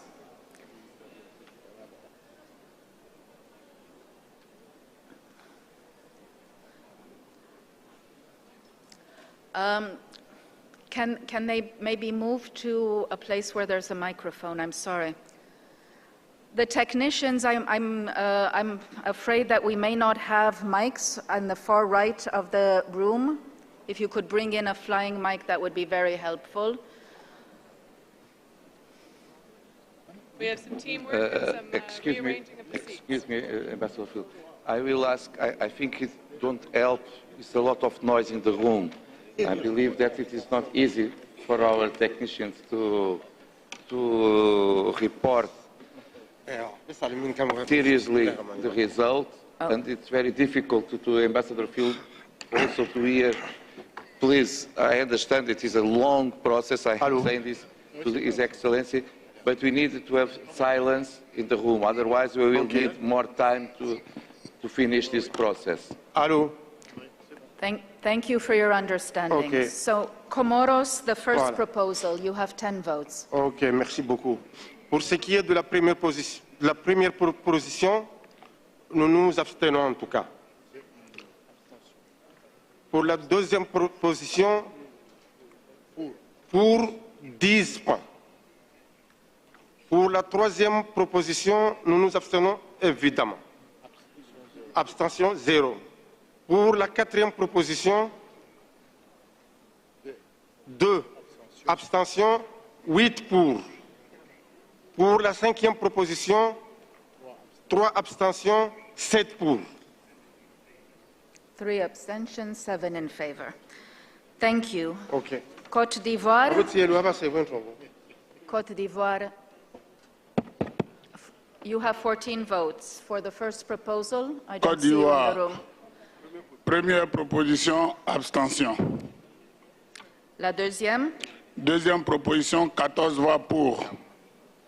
Troisième. La troisième proposition, abstention. Quatrième. Quatrième proposition, abstention. Dernière proposition. Dernière proposition, abstention. Merci. Croatia, 11 votes. First proposal. We move on. Cyprus, 11 votes. Yes. First proposal. First proposal, abstention. Second. Abstention. Third. 8 in favor, 3 abstentions. Fourth. 6 in favor, 5 abstention. And the last? Against. 11 against. Thank you. Czech Republic, 13 votes. First proposal, please. 13 votes against. Second. 13 votes against. Third. 13 votes in favor. Fourth. 13 votes against. Fifth proposal. 13 votes against. Thank you. DRC, vous avez 19 voix. Première proposition.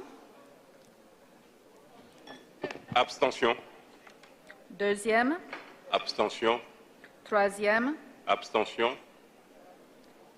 Quatrième. Abstention. Dernière. Pour. Merci. Denmark, 12 votes. First proposal. Against. Second. Against. Third. 4. Fourth. Yes, please. And fifth. No, the fourth. I heard you saying, am I Fourth, for please. number 4? I'm against number 4. And the fifth. Against. Thank you. Dominican Republic, Egypt, 20 votes. First proposal. Yes, all the votes for the first proposal against. Ecuador, sorry. No, Egypt. You called for me. Just 1 second, okay? Just Okay. 1 second, I apologize. I am waiting, yes. So we're going, we had Dominican Republic, who's not here. We go to Ecuador with 13 votes, and then we come to Egypt. Ecuador, please. First proposal. Ecuador, la primera propuesta, 13 a favor. La segunda propuesta, 4 a favor. La tercera propuesta, 6 a favor. La cuarta propuesta... Just a second. You have to cast for the second proposal all 13 votes. How do you cast those 13 votes? La segunda propuesta, 4 a favor y las demás abstención. And the 9 remaining ones? Abstención. Abstention, okay. Third proposal? La tercera, 6 a favor y 7 abstención. Yes. La cuarta, los 13 votos a favor. Y la última? Y la quinta, abstención. 13 abstentions. Yes. Thank you. Egypt, I apologize. We come back to you with the Okay. first proposal, 20 votes. All the votes for the first proposal against. Second proposal, In favor. third proposal, Against. fourth proposal, Against. last proposal. Against. Thank you.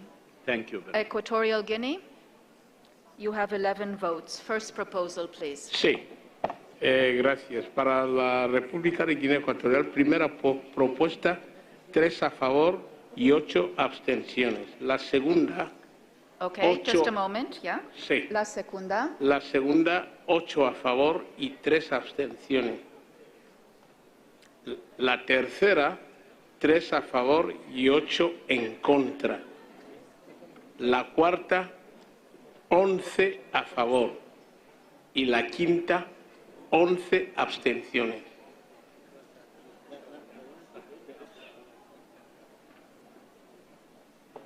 thank you. Estonia, you have 11 votes. First proposal, please. 11 votes abstention. Second proposal, 11 votes against. third proposal, 11 votes in favor. fourth, 11 votes against. and last proposal. 11 votes against. Thank you. Eswatini, Ethiopia, 20 votes. On the first proposal, please. 20 votes in favor.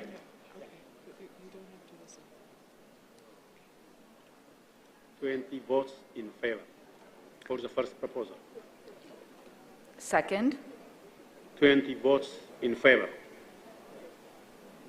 third, 20 votes abstain. fourth, 20 votes in favor. and fifth. 20 votes abstain. Thank you.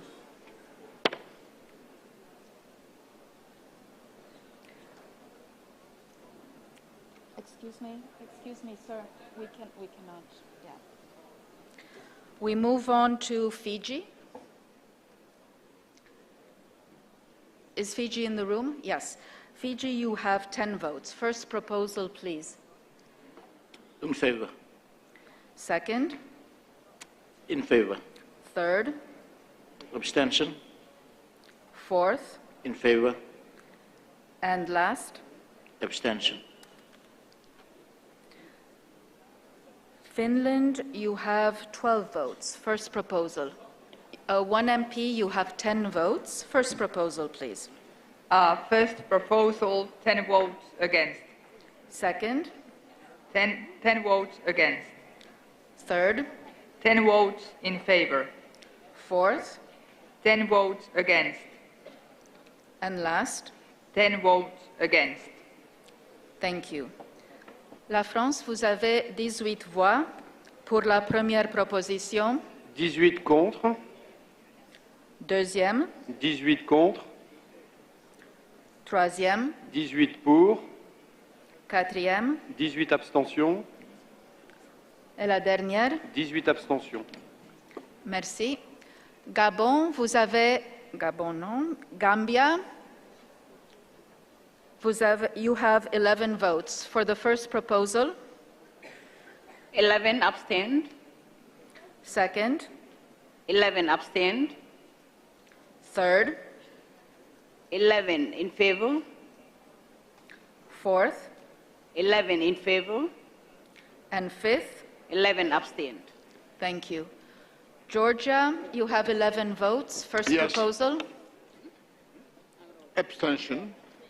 Abstention. Second. Abstention. Third. In favor. Fourth. Abstention. And last. Abstention. Thank you.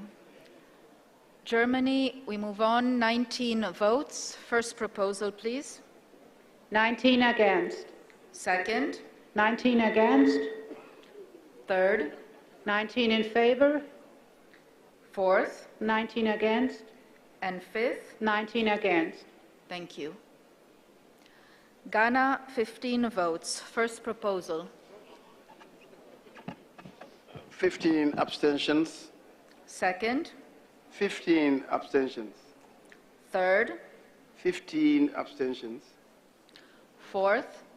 15-4. And last. 10-4, 5 abstentions. Thank you. Greece, 13 votes. First proposal. 13 in favor. Second. Abstention. Abstention. Abstain. Second 13. proposal, abstain. Abstain. Third. 13 in favor. In favor. Fourth. 9 in favor, 4 against. 9 in favor, 4 against. And last proposal. Abstain. Thank you. Guinea, 13 votes. First proposal. Première proposition, 7 pour, 6 abstentions. Deuxième proposition, 13 pour. Troisième proposition, 10 pour, 3 abstentions. Quatrième proposition, 12 pour, 1 abstention. Cinquième proposition, 13 abstentions.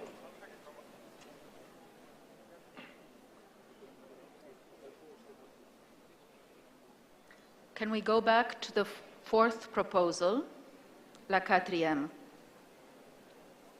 Je disais la quatrième proposition, 12 pour, 1 abstention. Noted, thank you. Guyana, Hungary. Hungary, you Yes. have 12 votes. First proposal, please. First proposal, 12 against. The second, 12 against. Just a second. Yes. Hungary, you have 12 votes to Yes. cast for the first proposal.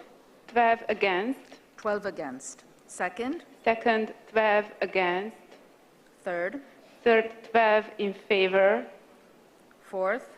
12 against. And last. 12 against. Thank you.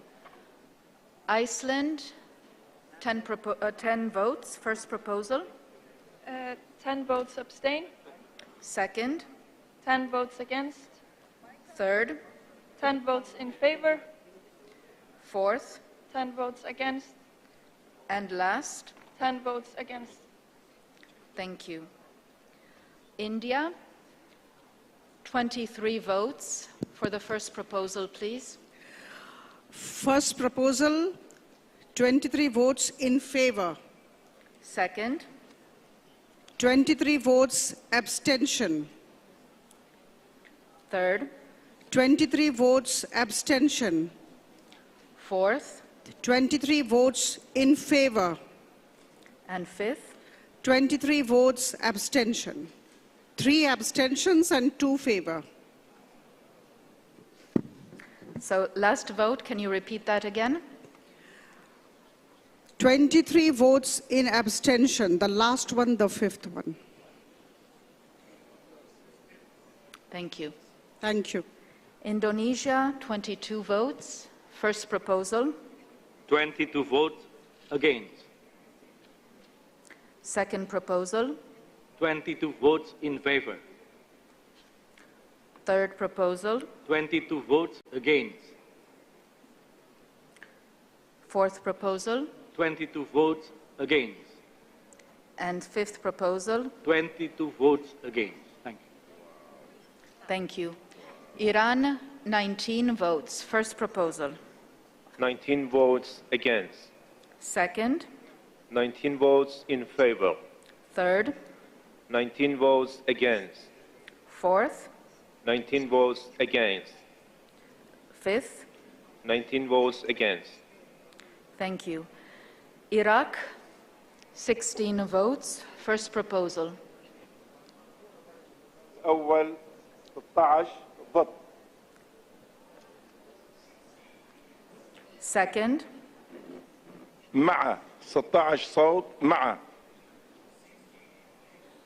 Third proposal. 16 صوت ضد. Fourth proposal. 16 صوت ضد. And fifth proposal. 16 صوت ضد. Noted. Thank you. Ireland, you have 12 votes. For the first proposal, please. 12 abstain.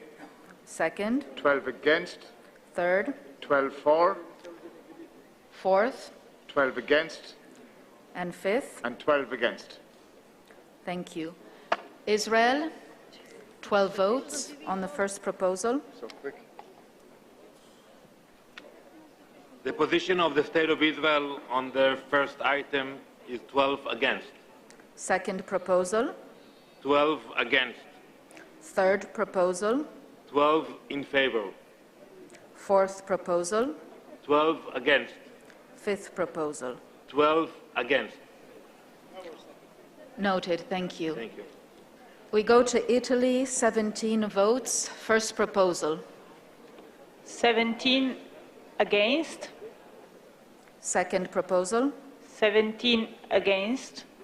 Third proposal. 17 in favor. Fourth. 17 abstain. And fifth proposal. 17 abstain. Thank you. Japan, 20 votes. For the first proposal, please. 20 in favor. Second proposal. 20 abstain. Third proposal. 20 in favor. Fourth proposal. 20 abstain. Fifth proposal. 20 abstain. Thank you. Jordan, 13 votes on the first proposal, please. الاقتراح الأول 13 صوت ضد. الاقتراح الثاني 13 صوت مع. الاقتراح الثالث 13 صوت ضد. الاقتراح الرابع 13 صوت ضد. الاقتراح الخامس 13 صوت ضد.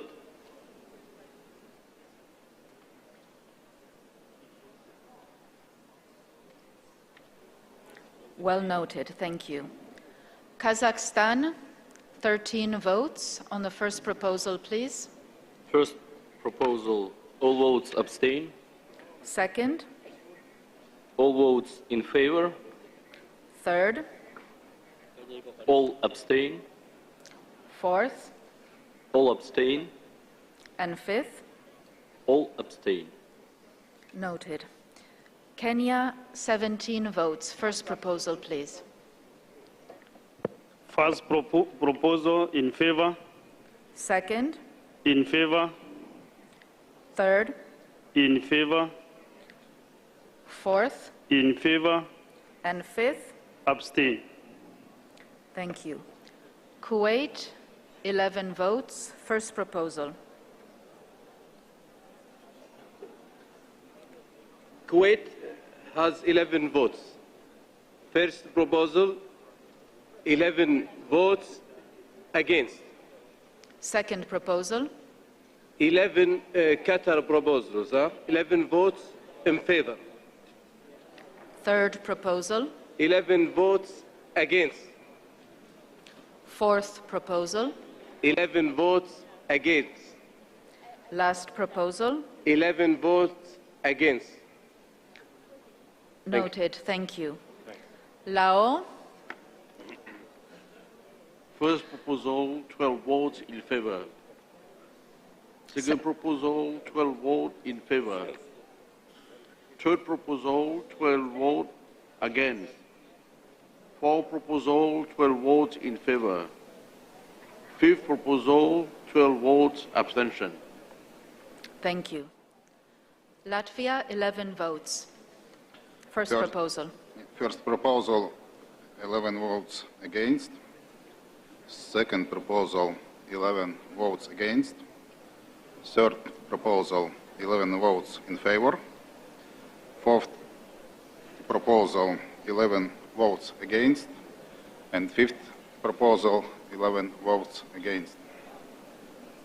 Thank you. Liberia. Libya, you have 12 votes. First proposal. ليبيا الاقتراح الأول ضد، الاقتراح الثاني مع، الاقتراح الثالث ضد، الاقتراح الرابع Just we'll امتناع. take it slowly. Yes, first against, 12 second in favor. Third. ليبيا الاقتراح الأول ضد، الاقتراح الثاني مع، الاقتراح الثالث ضد، الاقتراح الرابع امتناع، الاقتراح الخامس امتناع. Noted. Thank you. Liechtenstein, 10 votes. First proposal. First proposal, 10 abstain. Second. 10 against. Third proposal. 10 in favor. Fourth. 10 abstain. Fifth. 10 against. Thank you. Lithuania, you have 10 votes. First proposal. First proposal, all votes against. The second, all votes against. The third, all votes in favor. The fourth, against. And the fifth, against. Thank you. Madagascar, Malawi, 13 votes. First proposal. In favor. 13 votes in favor. Second proposal. Abstain. Third. In favor. Fourth. In favor. And fifth. Abstain. Noted. Thank you. Malaysia, 13 votes, 10 votes. First proposal. All in favor. Second. All in favor. Third. All in favor. Fourth. All in favor. And fifth. All abstain. Thank you. Thank you. Maldives, 10 votes. First We'd like proposal. Yeah, we'd like to cast all of our 10 votes in favor of the first proposal, all 10 votes in favor of the second proposal, all 10 votes in favor of the third proposal, all 10 votes in favor of the fourth proposal, and we'd like to abstain on the fifth proposal. Thank you. Mali? Skip. Okay. Malta, 8 votes. First proposal. First proposal, 8 against. Second. 8 against. Third. 8 in favor. Fourth. 8 against. And fifth. 8 against. Thank you very much. Thank you, Mr. Speaker. Mauritius, 11 votes. First proposal. 11-4. Second. 11-4. Third. 11-4. Fourth. 11-4. And fifth. 11 abstain. Thank you. Mexico, 20 votes. First proposal. México, en la propuesta número 1, 10 a favor y 10 en abstención. En la propuesta número 2, 20 a favor. En la propuesta número 3, 20 a favor. En la propuesta número 4, 5 a favor y 15 en abstención. Y en la última propuesta, que es la número 5, todas en abstención. ¿Es cuánto? Well noted. Thank you. Monaco. Mongolia, 9 votes. Morocco, 15 votes. First proposal. Le premier point d'urgence, 15 voix contre. Le deuxième point d'urgence, 15 voix pour. Le troisième, 15 voix contre. Le quatrième, 15 voix contre. Le cinquième, 15 voix contre. Merci le Maroc. Mozambique, 15 votes. First proposal. Mozambique, first one, 5 in favor, 10 abstentions. Second proposal. Second, yes, 7, abstention 8. Third proposal. Next, all 15 abstention. We apologize. We need to go back to the second proposal, if you could repeat. Second, yes, 7, and abstention 8. Thank you. Third proposal. All 15 abstention. Fourth proposal. All 15 yes. And fifth proposal. Last one. Last one. All 15 abstention. Thank you very much. Namibia, 11 votes.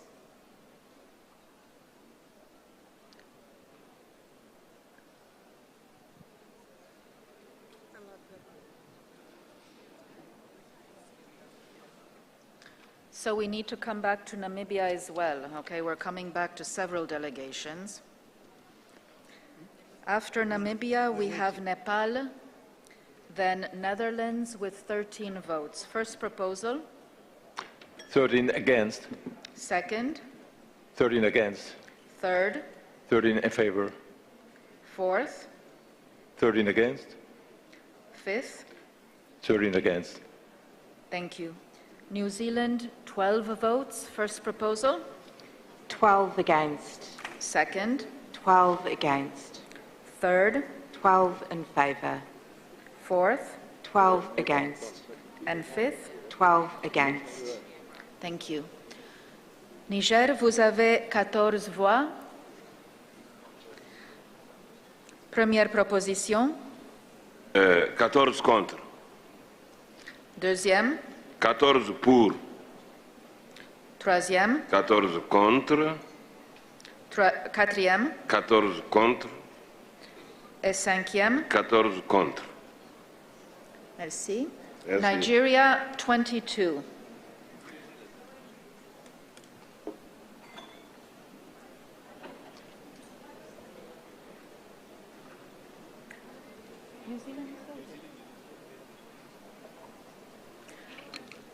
Do we have New Zealand? We did New Zealand. We did New Zealand. Yes.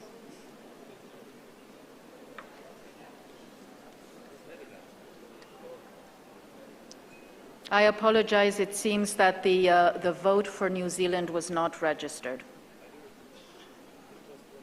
Mistake. They voted too. They voted too. They want to hear you again. That was the thing. You were always gone, huh? Nepal.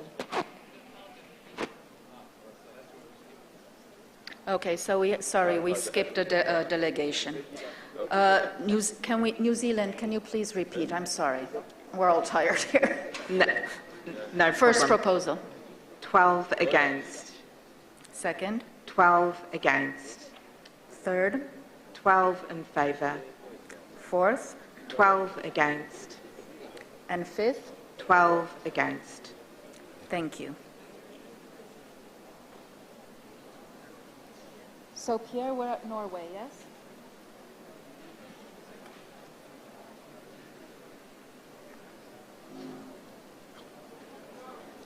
We just want to make sure this is super correct, okay?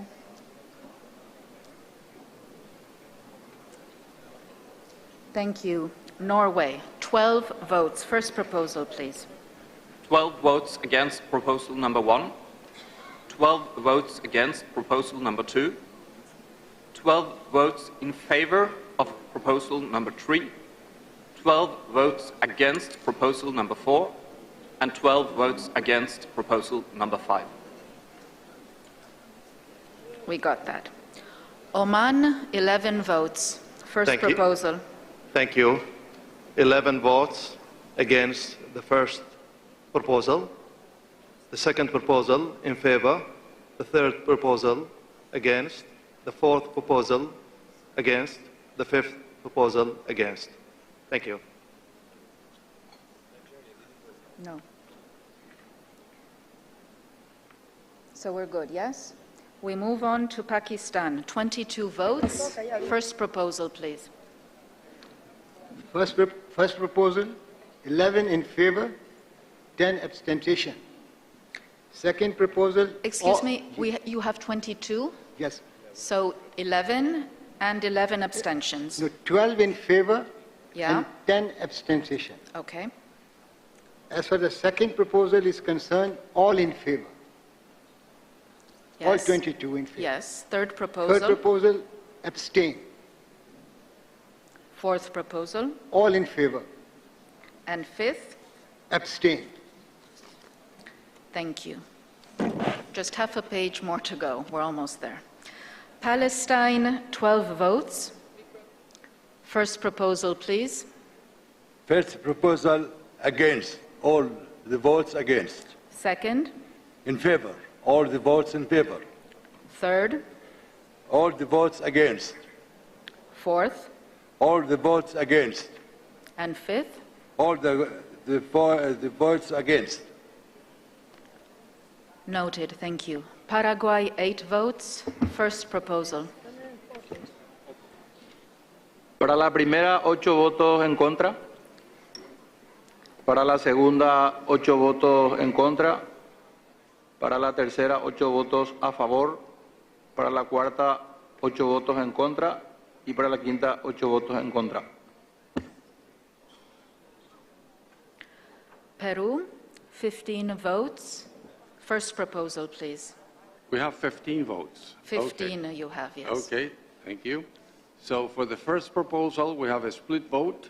We have 4 votes in favor and 11 votes against.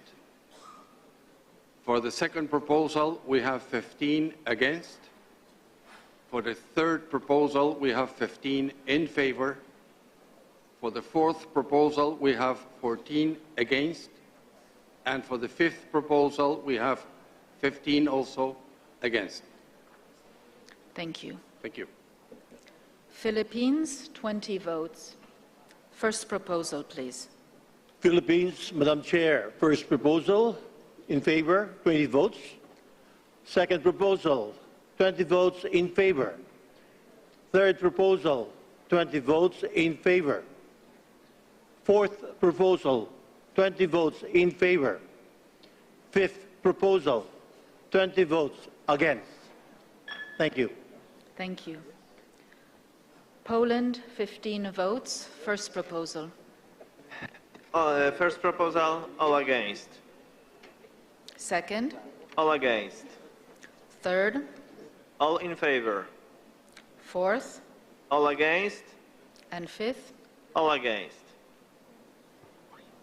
Thank you.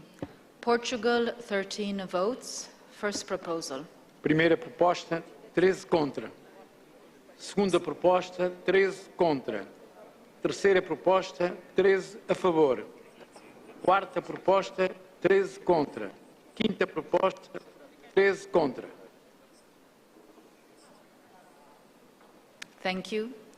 Qatar, you have 11 votes. First proposal. First proposal, 11 votes against. Second. In favor. Third. Against. Fourth. Against. And fifth. Against. Thank you. Republic of Korea, 17 votes. First proposal, please. 안녕하세요. 대한민국 대표단입니다. 첫 번째 제안 모두 찬성합니다. 두 번째 제안 모두 기권합니다. 세 번째 제안 모두 찬성합니다. 네 번째 제안 모두 찬성합니다. 다섯 번째 제안 모두 기권합니다. 고맙습니다. Noted. Thank you. Romania, you have 13 votes. First proposal, please. First proposal, 13 votes against. Second proposal, 13 votes against. Third proposal, 13 votes in favor. Fourth proposal, 13 votes against. And fifth proposal, 13 votes against. Thank you. Russian Federation, 20 votes. First proposal. First proposal 20 against, second proposal 20 in favor, third proposal 20 against, fourth proposal abstentions, all 20, and the fifth proposal 20 against. Thank you. Noted, thank you. Rwanda, 13 votes. First proposal, please.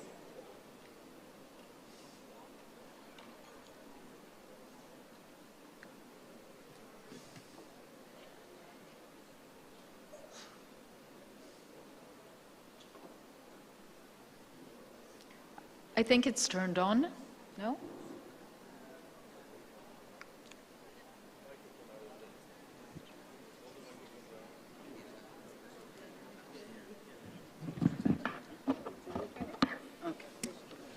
Thank you. Rwanda, first proposal, abstention. Second proposal, in favor. Third proposal, in favor. Just a moment, please. You would like us to restart? Okay, we would need to restart. We had all the microphones on here. Thank you for your understanding. Let's start with the first proposal again. Okay, thank you. First proposal, abstention. Second proposal, in favor. Third proposal, in favor. Fourth proposal, in favor. Fifth proposal, against. Noted, thank you. San Marino, 10 votes. First proposal. First proposal, 10 votes against. Second proposal, 10 votes against. Third proposal, 10 votes in favor. Fourth proposal, 10 votes against. Fifth proposal, 10 votes against. Thanks. Thank you. Saudi Arabia, 15 votes. First proposal. البند الأول 15 صوت ضد. البند الثاني 15 صوت مع. البند الثالث 15 صوت ضد. البند الرابع 15 صوت ضد. البند الخامس 15 صوت ضد. شكرا.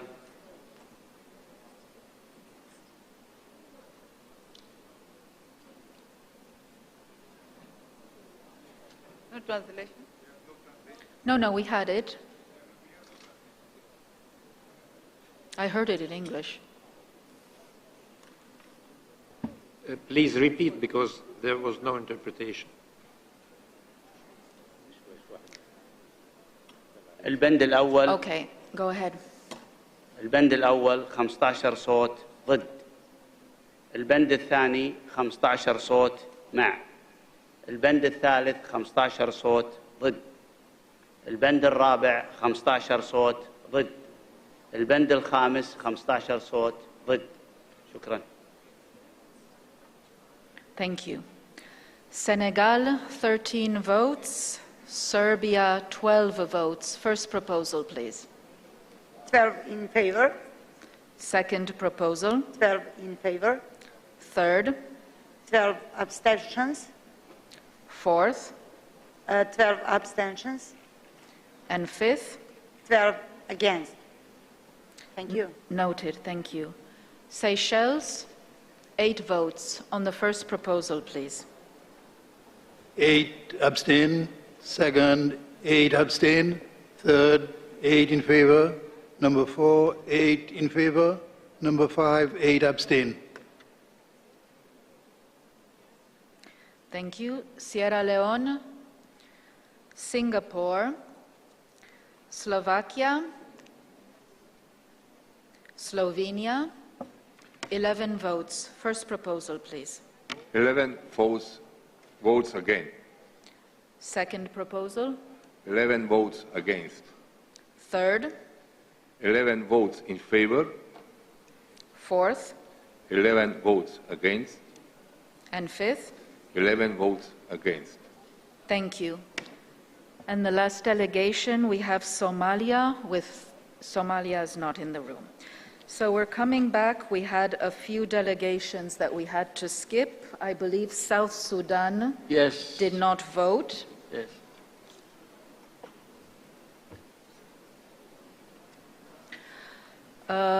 South Sudan, please. First proposal.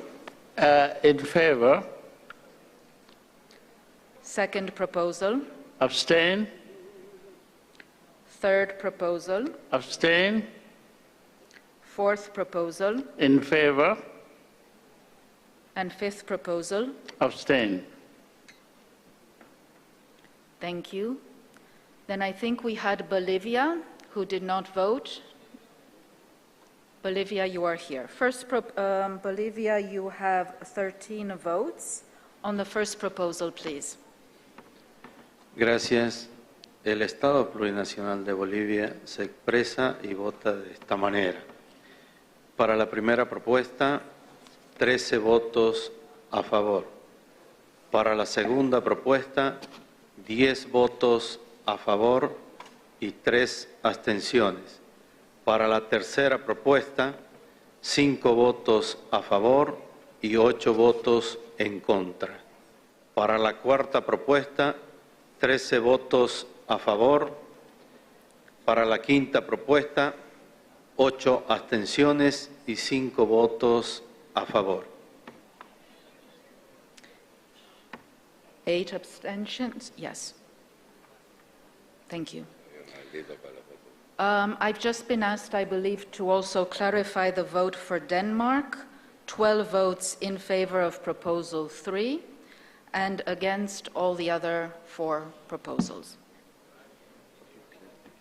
So in the case of Denmark, in favor of Proposal 3, Proposals 1, 2, 4, and 5, all votes against. Excuse I'm me. coming, yes. Here is the, please, here, Emirates. Just a moment. Okay. Just a moment. Okay, so Denmark, we're good, yes? Then we had Mali. Oui, merci. Juste un instant, Mali, vous avez 14 voix. Pour la première proposition. Abstention. La deuxième. 14. 14, comment? Les 14 pour la deuxième proposition? Oui, 14. En faveur? En faveur, oui. Oui. Troisième proposition. 6 en faveur. Et les autres? Abstention. Groupe africain. 8 abstentions, yes. Fourth proposal, la quatrième. 14 pour. Et la cinquième. Et enfin 14 pour. Merci. Merci. We had Namibia with 11 votes, Mr. Speaker. On the first proposal. Abstention. Second proposal. Abstention.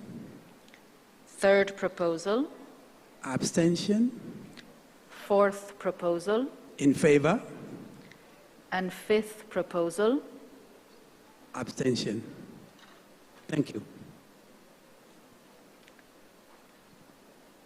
Thank you. And I believe the UAE requested a clarification on its vote.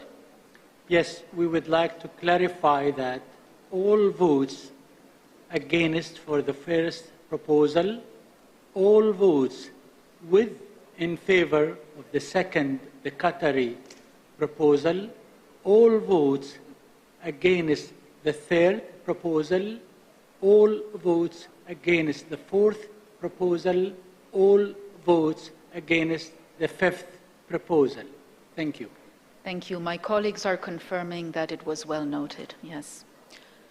Have all delegations cast their vote? Egypt, please. Thank you very much.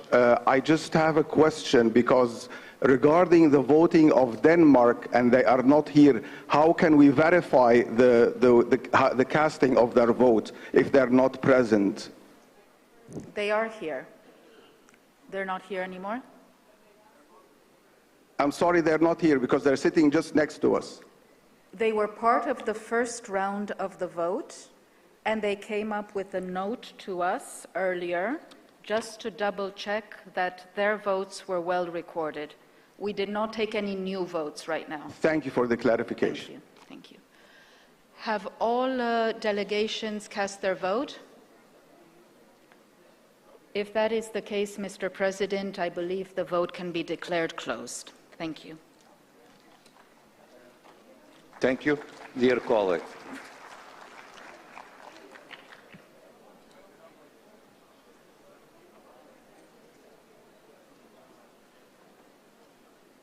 Dear colleagues, allow me before, in between, when they are trying to identify the results, to clarify something that, because sometimes we commit a mistake, and when we do it, we need to ask to apologize. I was informed that what our colleague from Peru is asking is the moment of silence in honor of our colleague that was murdered, Marçal Nabizada. I'm sorry, I didn't understand. It is not the correct moment to do it, and that's why I don't understand what we are talking about, because we are voting in favor or against. But now that I'm aware what you are asking, and we think we should honor our colleague, allow me to ask the floor to have, and apologize me, please. I will ask the floor to situation of 3 concrete cases on the same time. Because our colleague Yakup Tas, member of the Grand National Assembly of Turkey, was also one of the persons that died because of this earthquake awful that happened in Turkey. And as I expressed this morning, former president of the Parliament of Uruguay and vice president of IPU, Madame Yvonne Passada, passed away this night. And so, in honor of these 3 colleagues, Yakup Tas of Turkey, Yvonne Passada of Uruguay, and Marçal Nabizada from Peru, I will ask a moment of silence in honor of the 3 our colleagues. Afghanistan.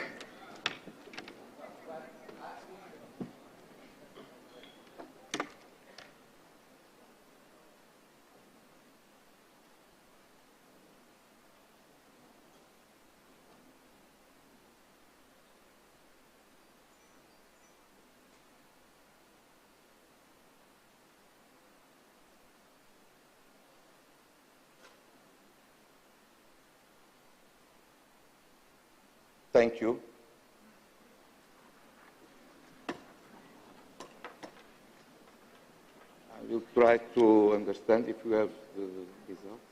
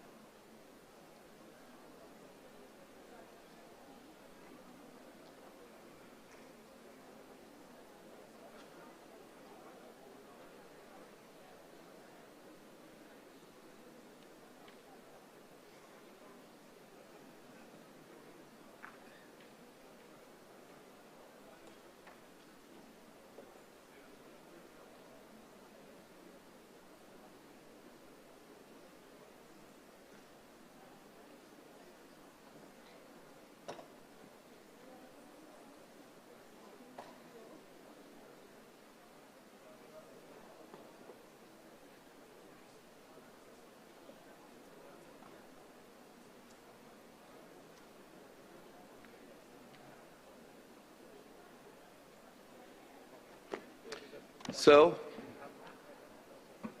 thank you for your patience, and thank you for the staff to give the results.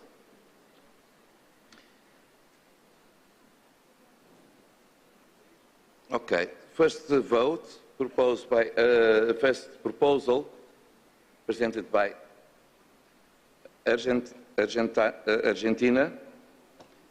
Positive votes 393. Negative votes 727. Abstentions 373. So, total of yes and no, 1,120. 2/3 of the votes should be 747. But they have just 393, so don't have the 2/3 necessary to be admitted as an emergency item.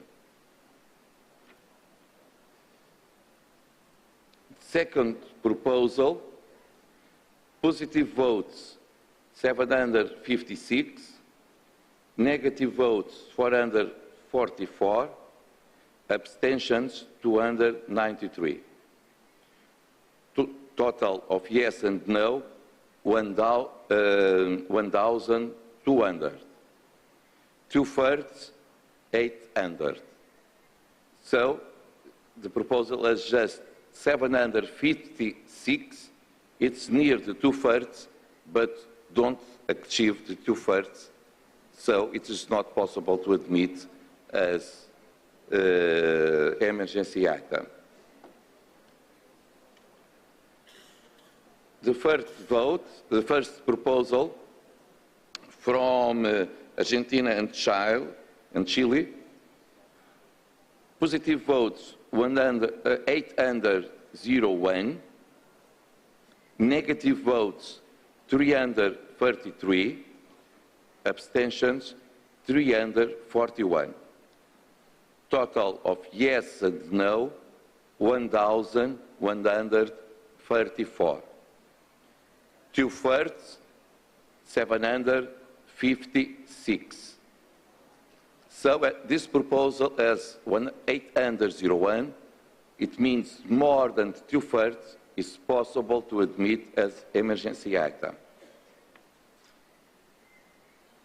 The proposal of the African group obtained 535 votes in favor, 640 against, abstentions 318.